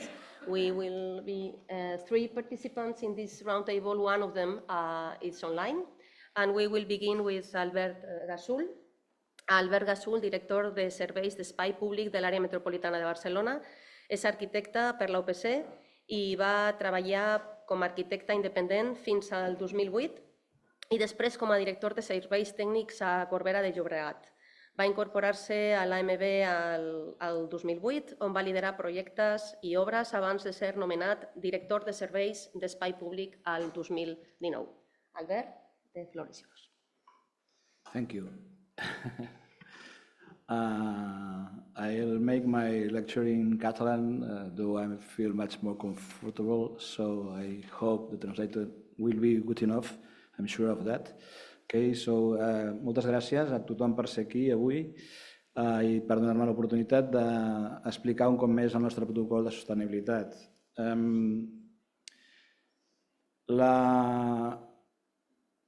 La construcció i l'ús dels edificis és responsable del voltant del 38% de les emissions de gasos d'efecte hivernacle. Això és el que provoca l'escalfament global del planeta i això té conseqüències directes sobre l'aigua. Hem perdut un 12% dels recursos superficials a la conca Ter-Llobregat en els últims anys i el 9% dels subterranis. Té sobre la diversitat amb la pèrdua d'hàbitats i sobre la salut. Hi ha un estudi de l'Institut de Salut Global que fixa en 157.000 les morts a Europa degudes a la pol·lució i la contaminació i la falta d'espais verds, crec que l'any 2020. Amb aquestes bases de partida, com contribuïm nosaltres o com volem contribuir a la millora o al desenvolupament sostenible de l'espai públic? Bé, amb 2 aspectes, és a dir, amb la mitigació del canvi climàtic i amb l'adaptació al mateix. Per això vam crear el protocol de sostenibilitat, per donar resposta o intentar donar resposta des de la nostra feina a aquelles mancances normatives actuals per fer front des de la construcció i els projectes als objectius mundials pels anys 2030 i 2050. Per tant, mitigació del canvi climàtic, què hem de fer? Reduir emissions, hem de començar per aquí. Això és una gràfica que va elaborar el Green Building Council d'Espanya, que fixa com hauríem d'anar reduint el carboni fins al 2050 per no menjar-nos el nostre pressupost de carboni i arribar a la reducció establerta. I tornarem a aquesta diapositiva després. Com afrontem tot això? Doncs començant per 2 temes, és a dir, les energies produïdes en la construcció d'un edifici venen per 2 causes. Primera és la fabricació, extracció, manipulació, ús i col·locació dels materials. Per tant, reduir la quantitat de material és la primera cosa que hem de fer. Llavors, per tant, això vol dir que ens hem de plantejar, la primera cosa és si aquell edifici que ens encarreguen cal o no cal. No fer l'edifici sempre serà més sostenible que fer-ne un. Si hem d'ubicar un ús en un edifici, també ens hem de plantejar si tenim edificis existents on ubicar aquest ús i, per tant, com sempre també, rehabilitar és més sostenible que construir de nou. I per últim, si hem d'acabar construint, hem de mirar d'optimitzar els programes dels edificis i exprimir el seu ús al màxim per no tenir edificis desocupats la majoria d'hores de la setmana o del dia per mínim usos i, per tant, optimitzar els programes, compatibilitzar usos i reduir el tamany dels mateixos. Un cop fet aquest primer exercici, que és fonamental, hem d'agafar i mirar quins materials utilitzem per reduir al màxim la petjada de carboni dels materials. Per això nosaltres limitem amb quilos de CO2 per metre quadrat els materials amb cada projecte en funció del tipus de projecte. Per això, com ho vam fer? Doncs vam decidir així d'entrada reduir un 40% els materials embeguts en la construcció en edificis i un 25% en urbanització, i una mica aquest és l'esquema. A l'esquerra, en gris, quina era la mitjana d'emissions embegudes en edificis fins al moment en què ens vam posar a fer el protocol. Vam fixar-ho amb un menys 40%, i la mitjana on estem ara estem al 43% per sota, vol dir que estem complint, i amb urbanització encara més, és a dir, estem al 36% per sota del 25%. A continuació, el que hem de fer, si construïm un edifici, un cop el tenim, o tenim ja els materials, és limitar, evidentment, la demanda i el consum dels mateixos. I per això el que fem són simulacions energètiques dels edificis en les primeres fases de projecte, perquè amb la geometria, l'orientació, les obertures, les ventilacions, etc., siguem capaços de crear un edifici tan eficient com sigui possible ja des de la seva pròpia concepció arquitectònica, i utilitzant els màxims recursos possibles. A partir d'aquí el que fem és també limitar la demanda, limitar el consum màxim, i això vam fer un exercici similar. Vam decidir reduir el 40% en edificis d'equipament, 65% en habitatge, i aquest és el resultat que hem obtingut. Un altre cop estem complint amb els deures que ens vam proposar. I, evidentment, energia sempre en cal, perquè al final aquí tenim llum i això es produeix d'alguna forma, i els ascensors no funcionen sense electricitat, etc. I, per tant, aquesta part d'energia que necessitem l'hem de suplir amb renovables. Com fixem la quantitat de renovables? Doncs, en funció de la demanda de l'edifici, establim un percentatge per sobre del que fixa el Codi Tècnic d'Edificació per instal·lar en renovables. És a dir, quan més baixa és la demanda, menys increment es demanda, quan més alta és la demanda, més increment es demana. En tot això, si tornem a la gràfica que teníem abans, que proposa aquest decreixement en les emissions des d'ara fins al 2050, nosaltres estem a 2024 i estem complint amb els deures amb escreix. Si tothom fes servir el protocol de sostenibilitat, segurament la construcció podria arribar a aquestes dades. Molt bé, hem aconseguit emetre menys i ser més sostenibles en aquest sentit, però el canvi climàtic, no cal dir-ho, el tenim aquí, i provoca coses, com hem vist, en aquests aspectes que hem parlat: l'aigua, la biodiversitat i la salut. L'aigua. Com afrontem el tema de l'aigua? Doncs, primer de tot, recuperant i reutilitzant les aigües, tant de pluges com les aigües en edificis. Això també es fixa en unes quantitats en funció del tipus d'edifici o de les superfícies. Molt important, recuperar les aigües de pluja i tornar-les als aqüífers o reutilitzar-les pel reg en els mateixos llocs on estan, mitjançant sistemes de drenatge sostenible, i aquí fixem un mínim de litres per metre quadrat any, que estan fixats en el 80% del percentil de pluja del territori, és a dir, hem de recuperar el 80% d'aquesta pluja. Per últim, evidentment, les aigües que utilitzem, utilitzar usos alternatius d'aigües alternatives. Per això és important també reomplir els aqüífers, perquè si només fem que treure, el que fem és acabar esgotant-los, llavors aquests es contaminen o salinitzen i llavors deixen de ser útils. I per últim, limitar l'aigua de reg en les zones enjardinades, que té dos estàndards, un màxim per aigua de pluja i un màxim superior si s'utilitza aigua regenerada o reciclada. Amb això intentem tancar el cicle de l'aigua i d'aquesta forma intentar recuperar el màxim possible. La biodiversitat i la pèrdua d'hàbitats és una cosa important, que ja està perfectament, després parlem de salut, però és igual, és a dir, ja està comprovat la importància i la relació entre la biodiversitat i la salut. També, quan més biodivers és un medi mitjà, més resilient és. Per tant, hem d'intentar preservar i incrementar la biodiversitat del nostre entorn, i per això el protocol el que fa primer és identificar quines són les espècies valor natural en l'entorn en què anem a treballar. En cap moment i en cap cas podem disminuir la biodiversitat de l'entorn i sempre s'ha d'incrementar. El protocol proposa una sèrie d'actuacions concretes en funció del tipus d'actuació que es faci, de les quals s'han d'escollir un nombre i s'han de posar en pràctica. I per últim, promoure, evidentment, els corredors biològics i tot allò on puguem actuar i puguem anar connectant les zones són en favor de la biodiversitat. Per últim, la salut.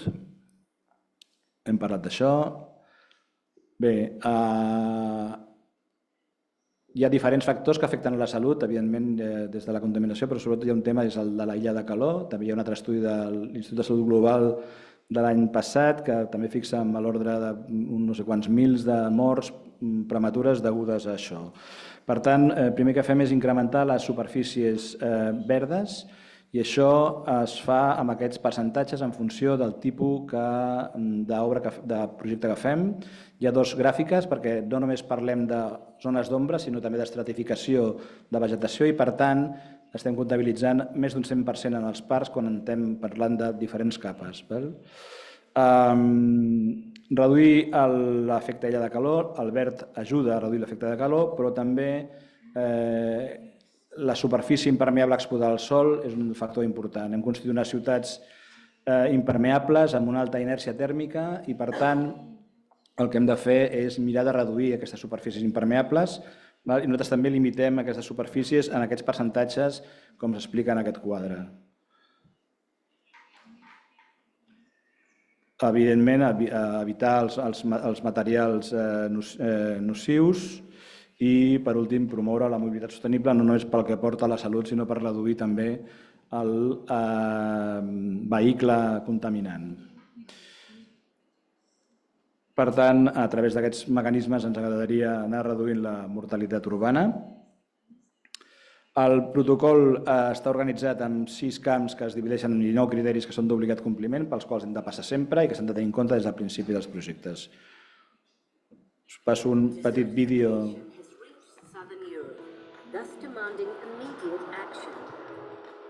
And so the metropolis of Barcelona is taking a resolute path to improve the present. The AMB Sustainability Protocol is a key tool to reach this through public projects, charting a path that leads us to promoting building refurbishment and reducing CO2 emissions, supporting efficient constructions which can generate renewable energy for self-consumption, reusing and not wasting water, respecting and enriching the natural diversity of the environment, and improving people's comfort and health. A sustainable path for a better present. Let's build it together. Bé, això és un petit vídeo que vam fer perquè vam quedar finalistes en els premis del New European Bauhaus amb aquest projecte i ens van fer un vídeo, vam fer aquest. No vam guanyar, però el vídeo va quedar aquí i aquí el tenim. Bé, doncs, a veure, parlàvem d'aquests factors, doncs a veure si podem, utilitzant eines d'aquest tipus, aconseguir el balanç zero al 2050, tancar el cicle de l'aigua, millorar i preservar la biodiversitat i reduir la mortandat atribuïda a les àrees urbanes. Doncs ja està, he anat tan ràpid com he pogut. Moltes gràcies per la vostra atenció.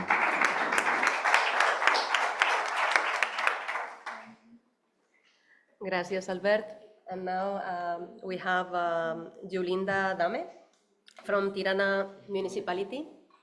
And Julinda is the General Director of Environment and Sustainable Development in the Municipality of Tirana since January 2022. And she holds a Master of Science degree in Environmental Engineering from the University of Tirana. And through her career, she has held various positions across different institutions in different public administrations in Tirana. So, Julinda, the floor is yours. Thanks. Thank you. Thank you for inviting us to be part of this forum, of this workshop, and for sure to share our experience, our model, our success model, let's say, of the city. And so Tirana is the capital of Albania, with a population of around 9,100 residents and an area of 1,000 kilometers square. So we have one municipality and 27 administrative units.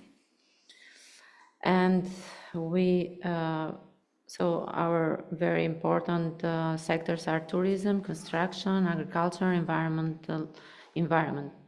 So I wanted to share with you this tree planting campaign that we have done in 9 years now. And in 2023, we had planted 1 million trees. And for sure, we continue and we will continue from 2023 till 2024. We have planted 100,000 trees, and we want to, and this is what we have done with this campaign, and this campaign, let's say, in all 9 years. We have worked together with citizens, and we have done a big campaign, big awareness campaign. And we focused, and we know very good that even we have even other climate risk that for sure we worked even for that. But for us, planting trees is very important. And this presentation, I told you, and even here we have photos about, okay. For sure, we have all the laws and all the documents that we need to respect like institution, and we face a lot of problems, a lot of barriers, and one of the barriers is time-consuming bureaucratic processes, insufficient interinstitutional cooperation, weak enforcement of environment policies, but for sure we have a lot of challenge even in adaptation plans of local climate and soil conditions, environmental and topographical constraints, financing challenges, lack of funding, post-planting care and maintenance.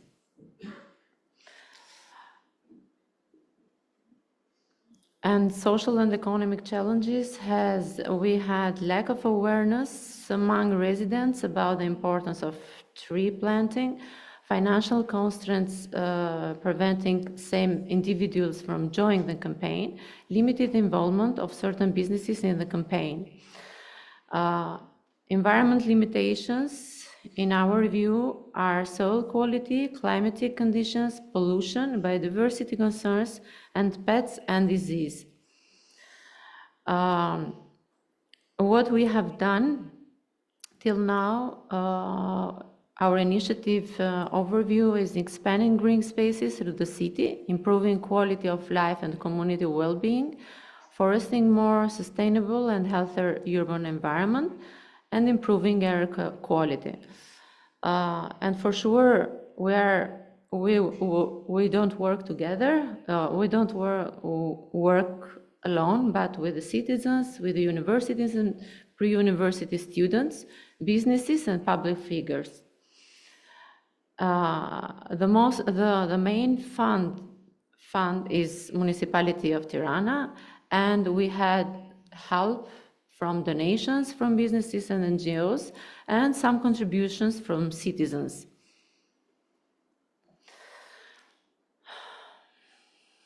Our initiative's implementation strategy is define objectives and goals, identify funding sources, mobilize citizens, businesses, students, and public figures, advertise the campaign through the TV or social media, execute the initiative on the ground, and monitor progress and impact, raise public awareness. And this is the work that we do all the year, and is has really a big impact to especially to the young generation, and it's very strange that we saw very interesting that even the young generation and children can have more impact to their parents or to their grandparents. So we're working really very intensive with them. And this is a social and economic impact, educating young generation, as I said, and citizens about the importance of environment. For sure, for us, it was environment. It was a new word in Albania, and it was so difficult to break the mentality and to make very important why environment is so important for our health, and even the period of that we had in 2020, all the world had with the COVID, make to the people a lot of effect that is important. The environment and health is very connected together. But always we talked even in TV shows and even with the VIPs in social media, we are talking always about environment, and so we provide for sure ecological benefits such as improved air quality and biodiversity, and we do always testimony what we have done day by day to improve environment through planting trees. So one of the I need to show you two new projects that we are doing. One is called My Tree. We are working with the restaurants that one of the plates can be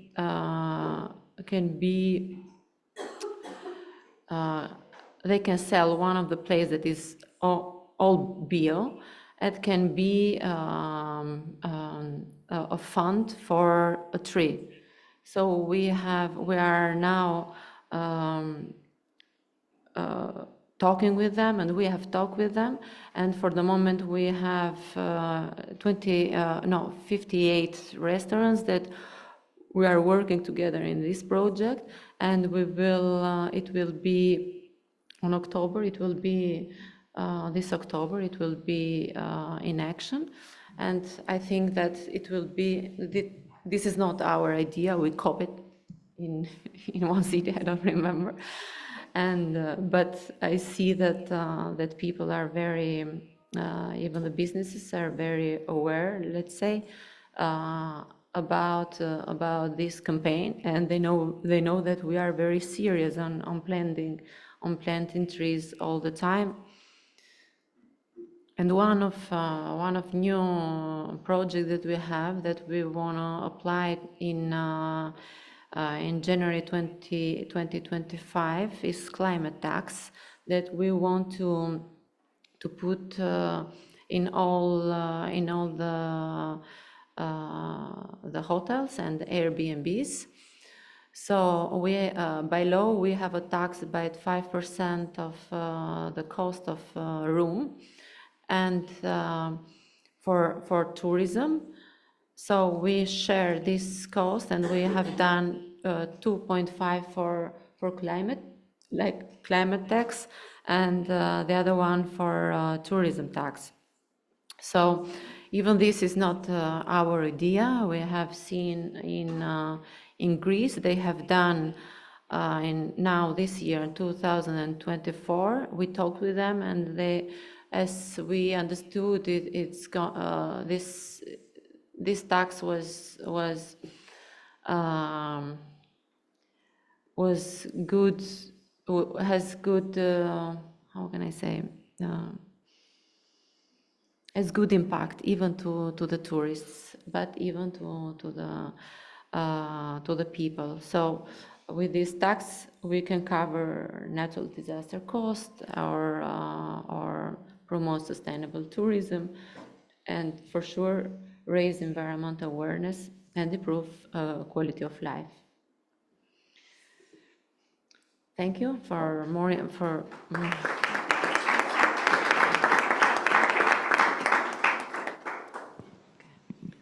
Thanks, Yulinda. And now we have Leila online. Leila comes from Irbit municipality, and I will give you some idea about her background.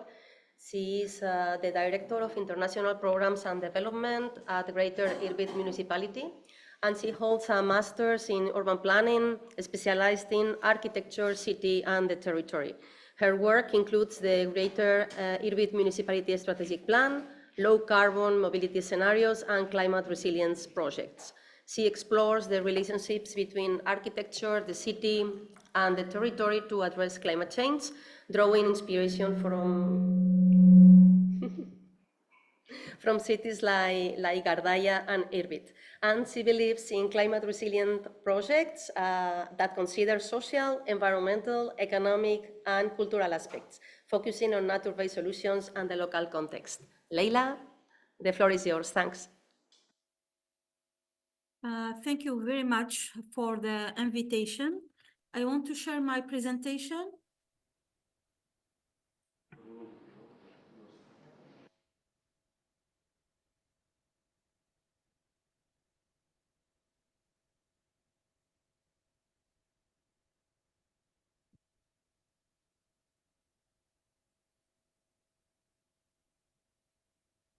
Sorry for...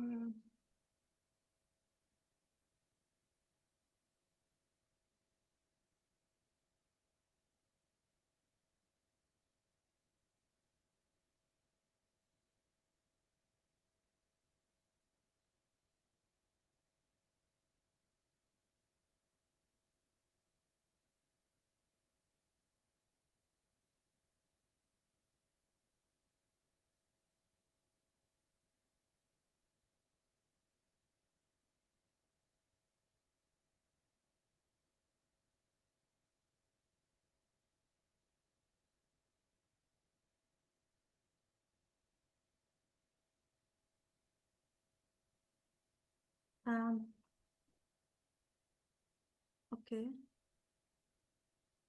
So firstly, I would like to thank you very much for this invitation. I will present the case of Greater Irbit Municipality.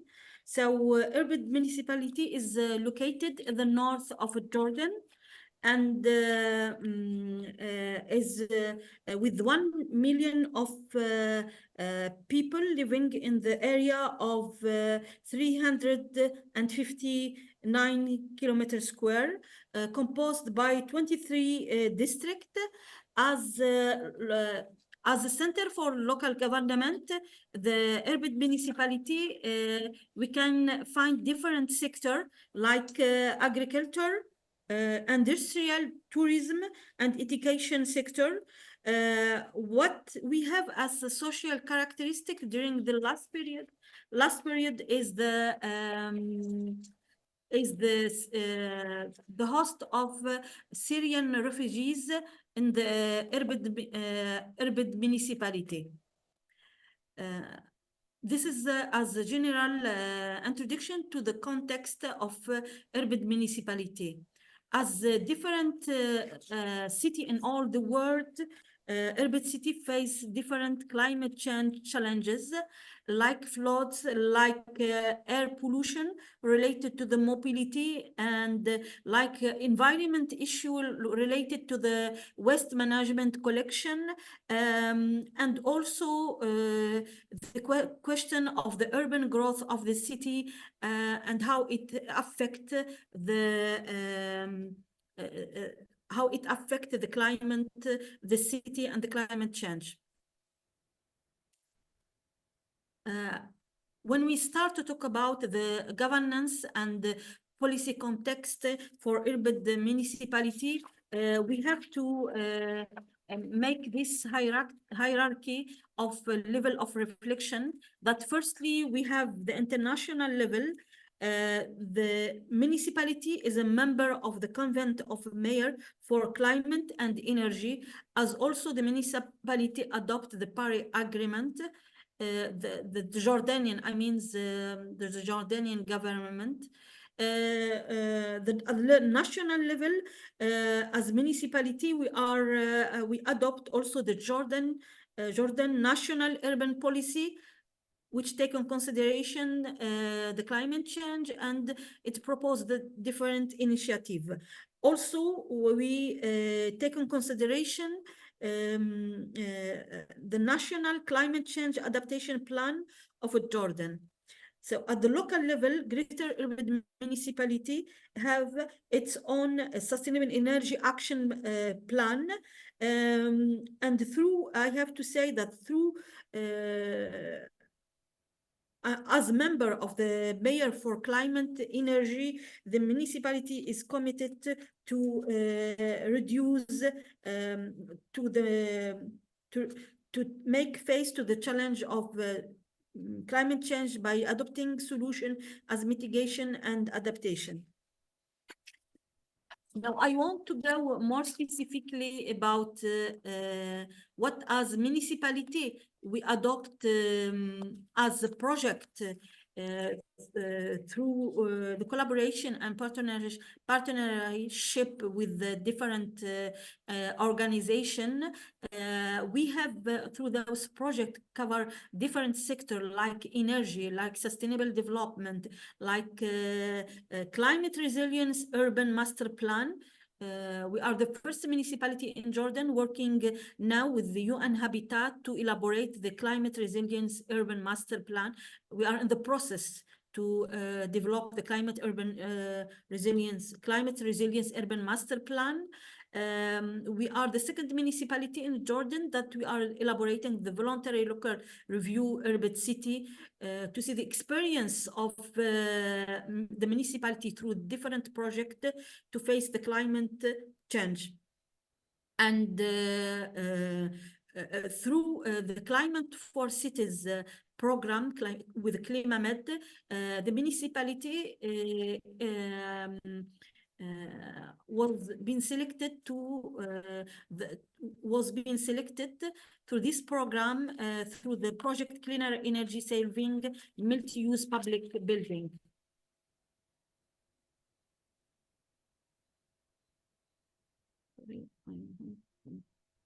Now, the C4C program aim to contribute to sustainable human development by promoting a transition toward greener and climate resilient cities in the South neighborhood, in line with the country commitment under the Paris Agreement and making optimum use of climate finance instrument.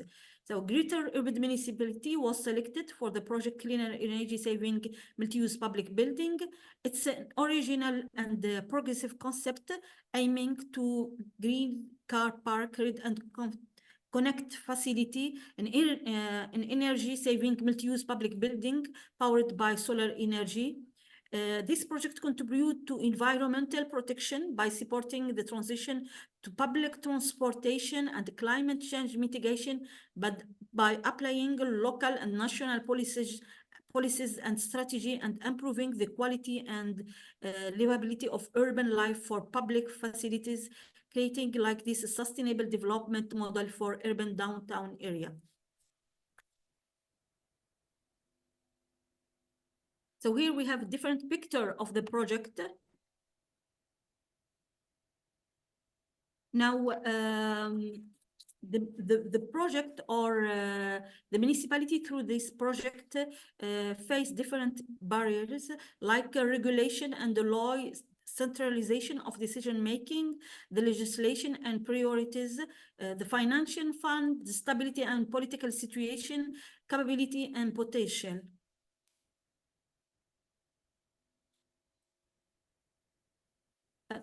Concerning the social and economic challenges, it is very important that we understand the general context where the project is located. The project is a part of general study for the development of the downtown of Greater Irbid municipality. So the Irbid downtown suffer from traffic congestion as a result of an increase of population and refugees. The increase is the number of vehicles and the lack of parking. Also the area is present a case of high density concentration of commercial activities. So we have those two element that in the increase of population and refugees and the high density of commercial activities in the downtown, those two elements present challenges for social and economic aspect. Now, concerning the environmental and limitation, the project as in general, the area, the traffic congestion in this area present serious problem for the population and the local community. The issue is that we can arrive to reducing the daily and improve mobility in this area by increases street capacity, increase intersection capacity, design control the origin destination route, public transportation, urban planning, redistribution, the land use and surfaces.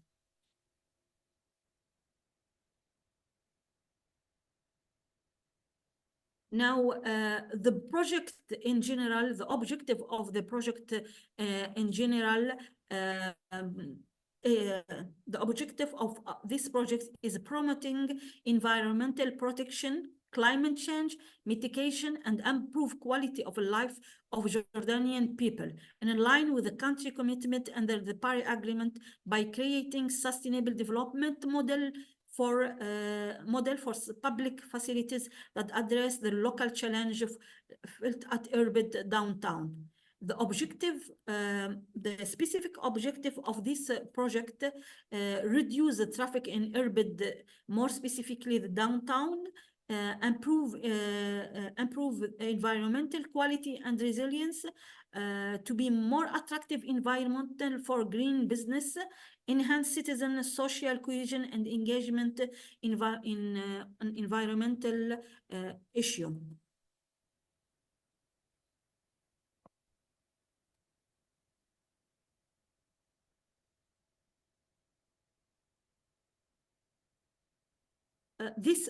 Within this project, we have different actors that contribute to the implementation of the construction and also the activity of the project. So we have the Greater Irbid municipality, we have Yarmouk University with us, we have Future Pioneer with us also as partner, and also City and Village Development Bank as a strategic partner, providing finance for the action and implementation. Now, the duration of the project in general, it's for 3 years. Concerning the funding and the resource for the project, it is the total budget of the project is about €5 million. Financing is anticipated to take below distribution. So we have the European contribution about 50%. The lead applicant, the Greater Irbid municipality, 10%. Co-applicant 1%, and the revenue from the action 20%, and the City and Village Development Bank 19%.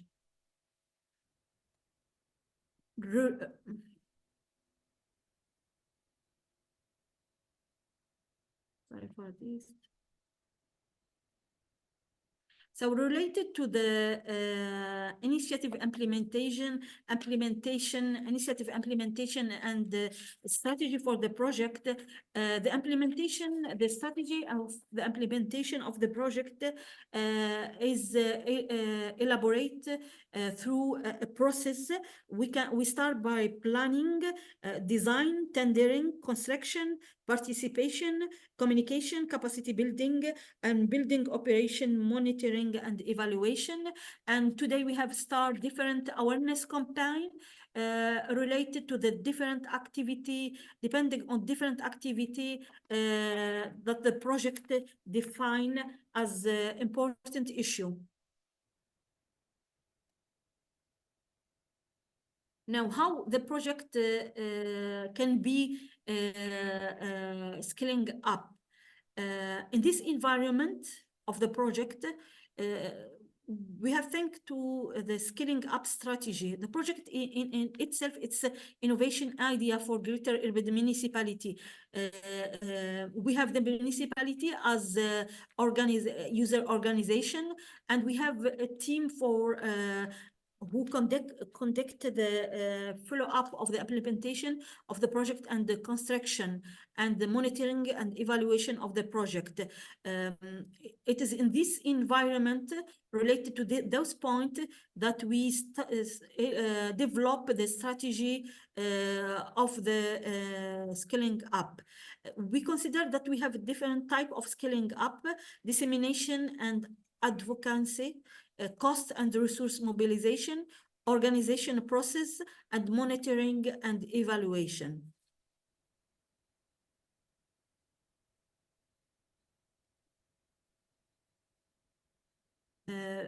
Finally, as policy recommendation, we consider that it is very important today, with our experience through this project, that we elaborate framework condition for the climate finance at the level of the municipality, something more specific for the municipality, models, financial model for the municipality. And it is very important that the institutional and planning setup, it's very important issue for the implementation of the project, taking on consideration more coordination between different level of institutional department or ministry in the country. At the end, thank you very much.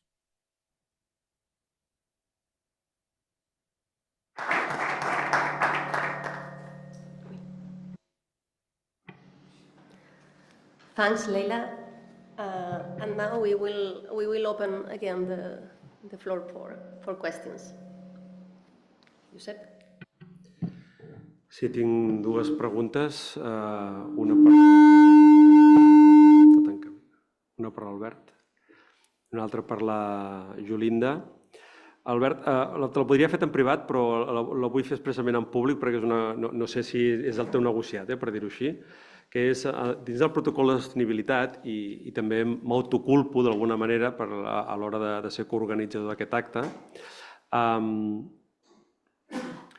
El protocol de sostenibilitat parla també no només dels edificis, sinó dels usos. És a dir, estem en una sala que té dues finestres molt grosses, que podria tenir llum natural, que estem utilitzant de dia la llum artificial i que estem utilitzant aire condicionat quan a fora deu fer la mateixa temperatura que aquí dins, més o menys.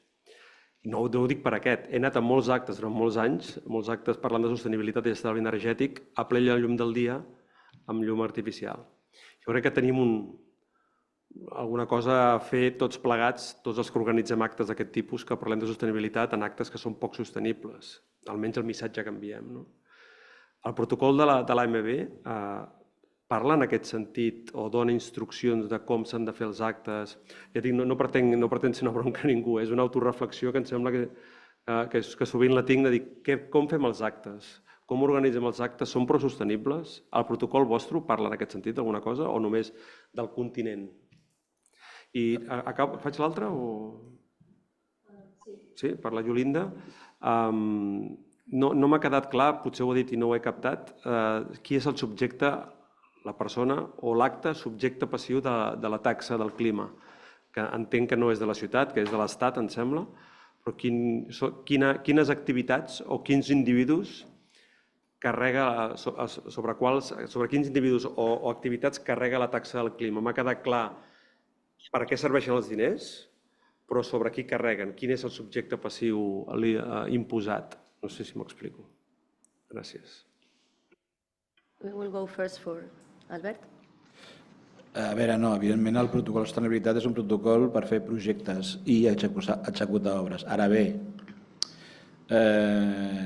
diguem que els edificis que projectem amb el protocol han de complir amb tots aquests requisits que tu parles, és a dir, els usos són part del programa i el programa hem de resoldre'l de la forma més adequada.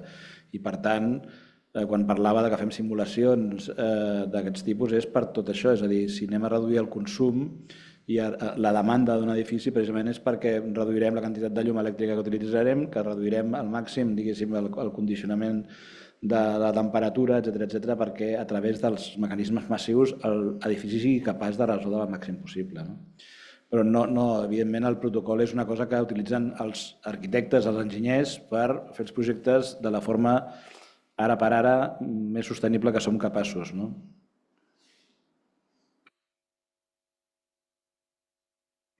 Yolinda? We have, even us, we are doing regulatory for green events. Very soon we will apply, even us, for events happening in Tirana because we have more than 2 or 3 cultural sport events in public spaces, and now we give the permissions like municipality, and sometimes we give even funds. We are co-organizers for events, and now we are working with the CLAY to do a regulation before taking this permission for green events. And there we are working on reusable packages and reusable glasses. So for climate tax needs to pay from tourists, and from tourists that stay in hotels and Airbnbs. And normally, even the city tax, tourist tax, that we applied in 2 years in the hotels, it was very few. But by law, we have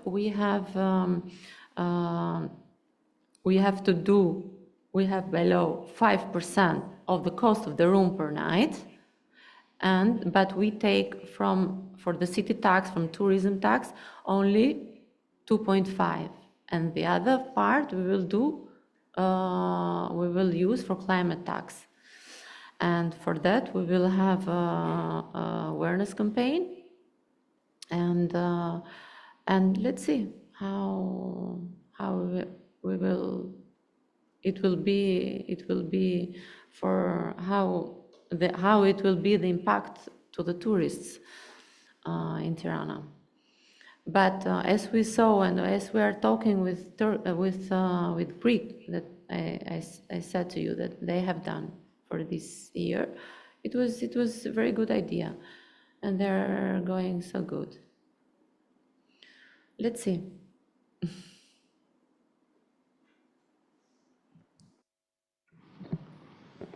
Merhabalar. Ben de Julinda'ya aynı konuda bir soru sormak istiyorum.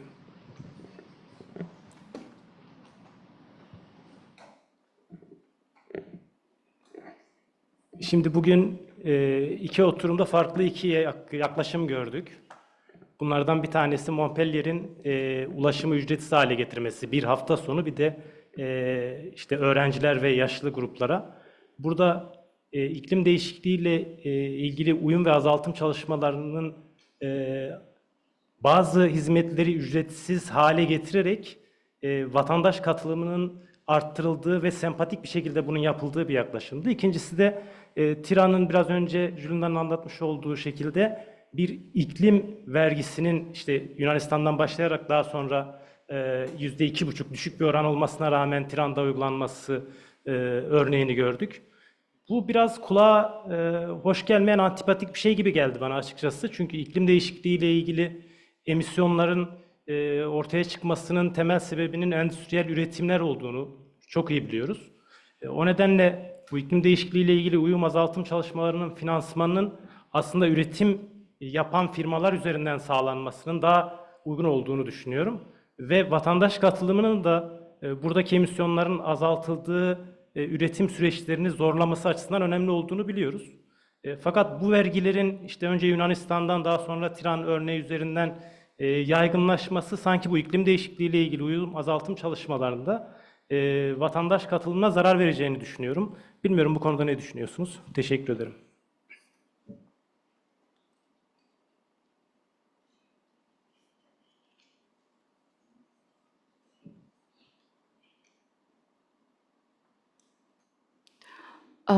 Yes, I agree with you about that we need to tax industries or big businesses, and this is for sure that this is by law that the institutional has to have restricts for these kind of businesses. Okay, for us, this is a try that we are doing, and now we are. I said to you, we have seen and we talked with Greek, and it seems they in this period of tourism they had a good impact, and for sure we will this idea of us. We will put on a city council decision, and I think that everybody of us has an impact to environment in a way or in another way. So everybody of us has to not to pay, but to be responsible for what we do to the environment, and we are talking with our citizens. For example, for many different projects that we have done in Tirana. For example, for the bike lanes, that it was so difficult for us. We take even bad words from all the citizens, and sometimes they yell on us and protest and everything. But step by step, we have done a lot of our routes.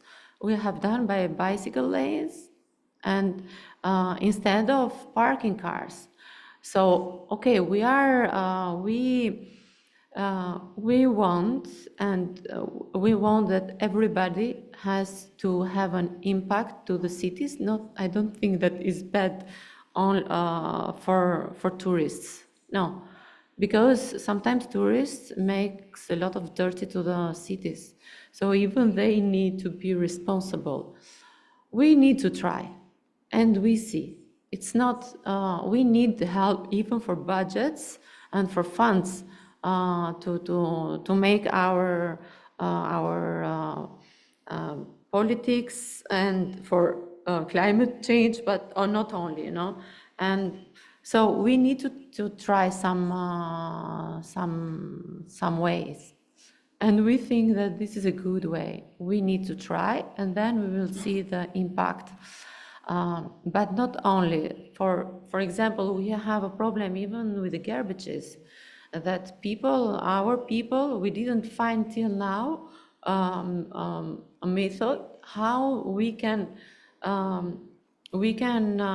make them understand that throwing away the garbage from the car or from they walk is not good.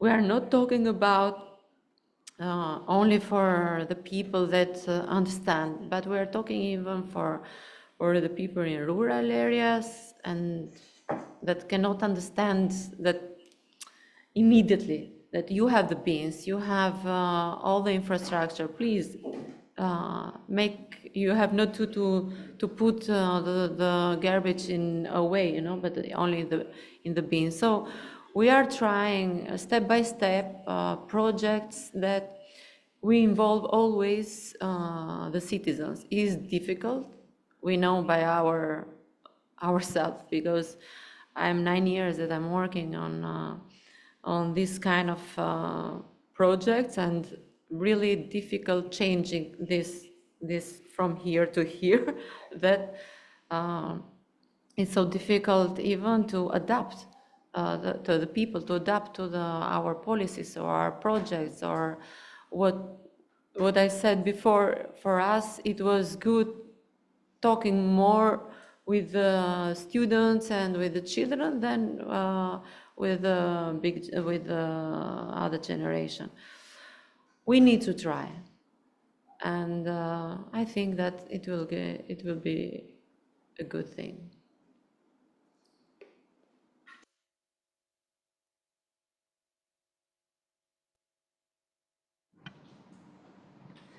Okay, so thanks to the participants, and with this we close this roundtable 3, resilient built environment. Well, from the interventions, I think that it's quite clear that mitigation and adaptation strategies are crucial to fight climate change, and that we count on different strategies and different lines of action: energy, water, materials and waste, that in a circular mind are resources at the end of the day. And of course, always from a multi-actor and multi-stakeholder perspective, counting on private sector and on young, elderly, and children. So thanks, and we will go now for lunch, and we will come back in around an hour.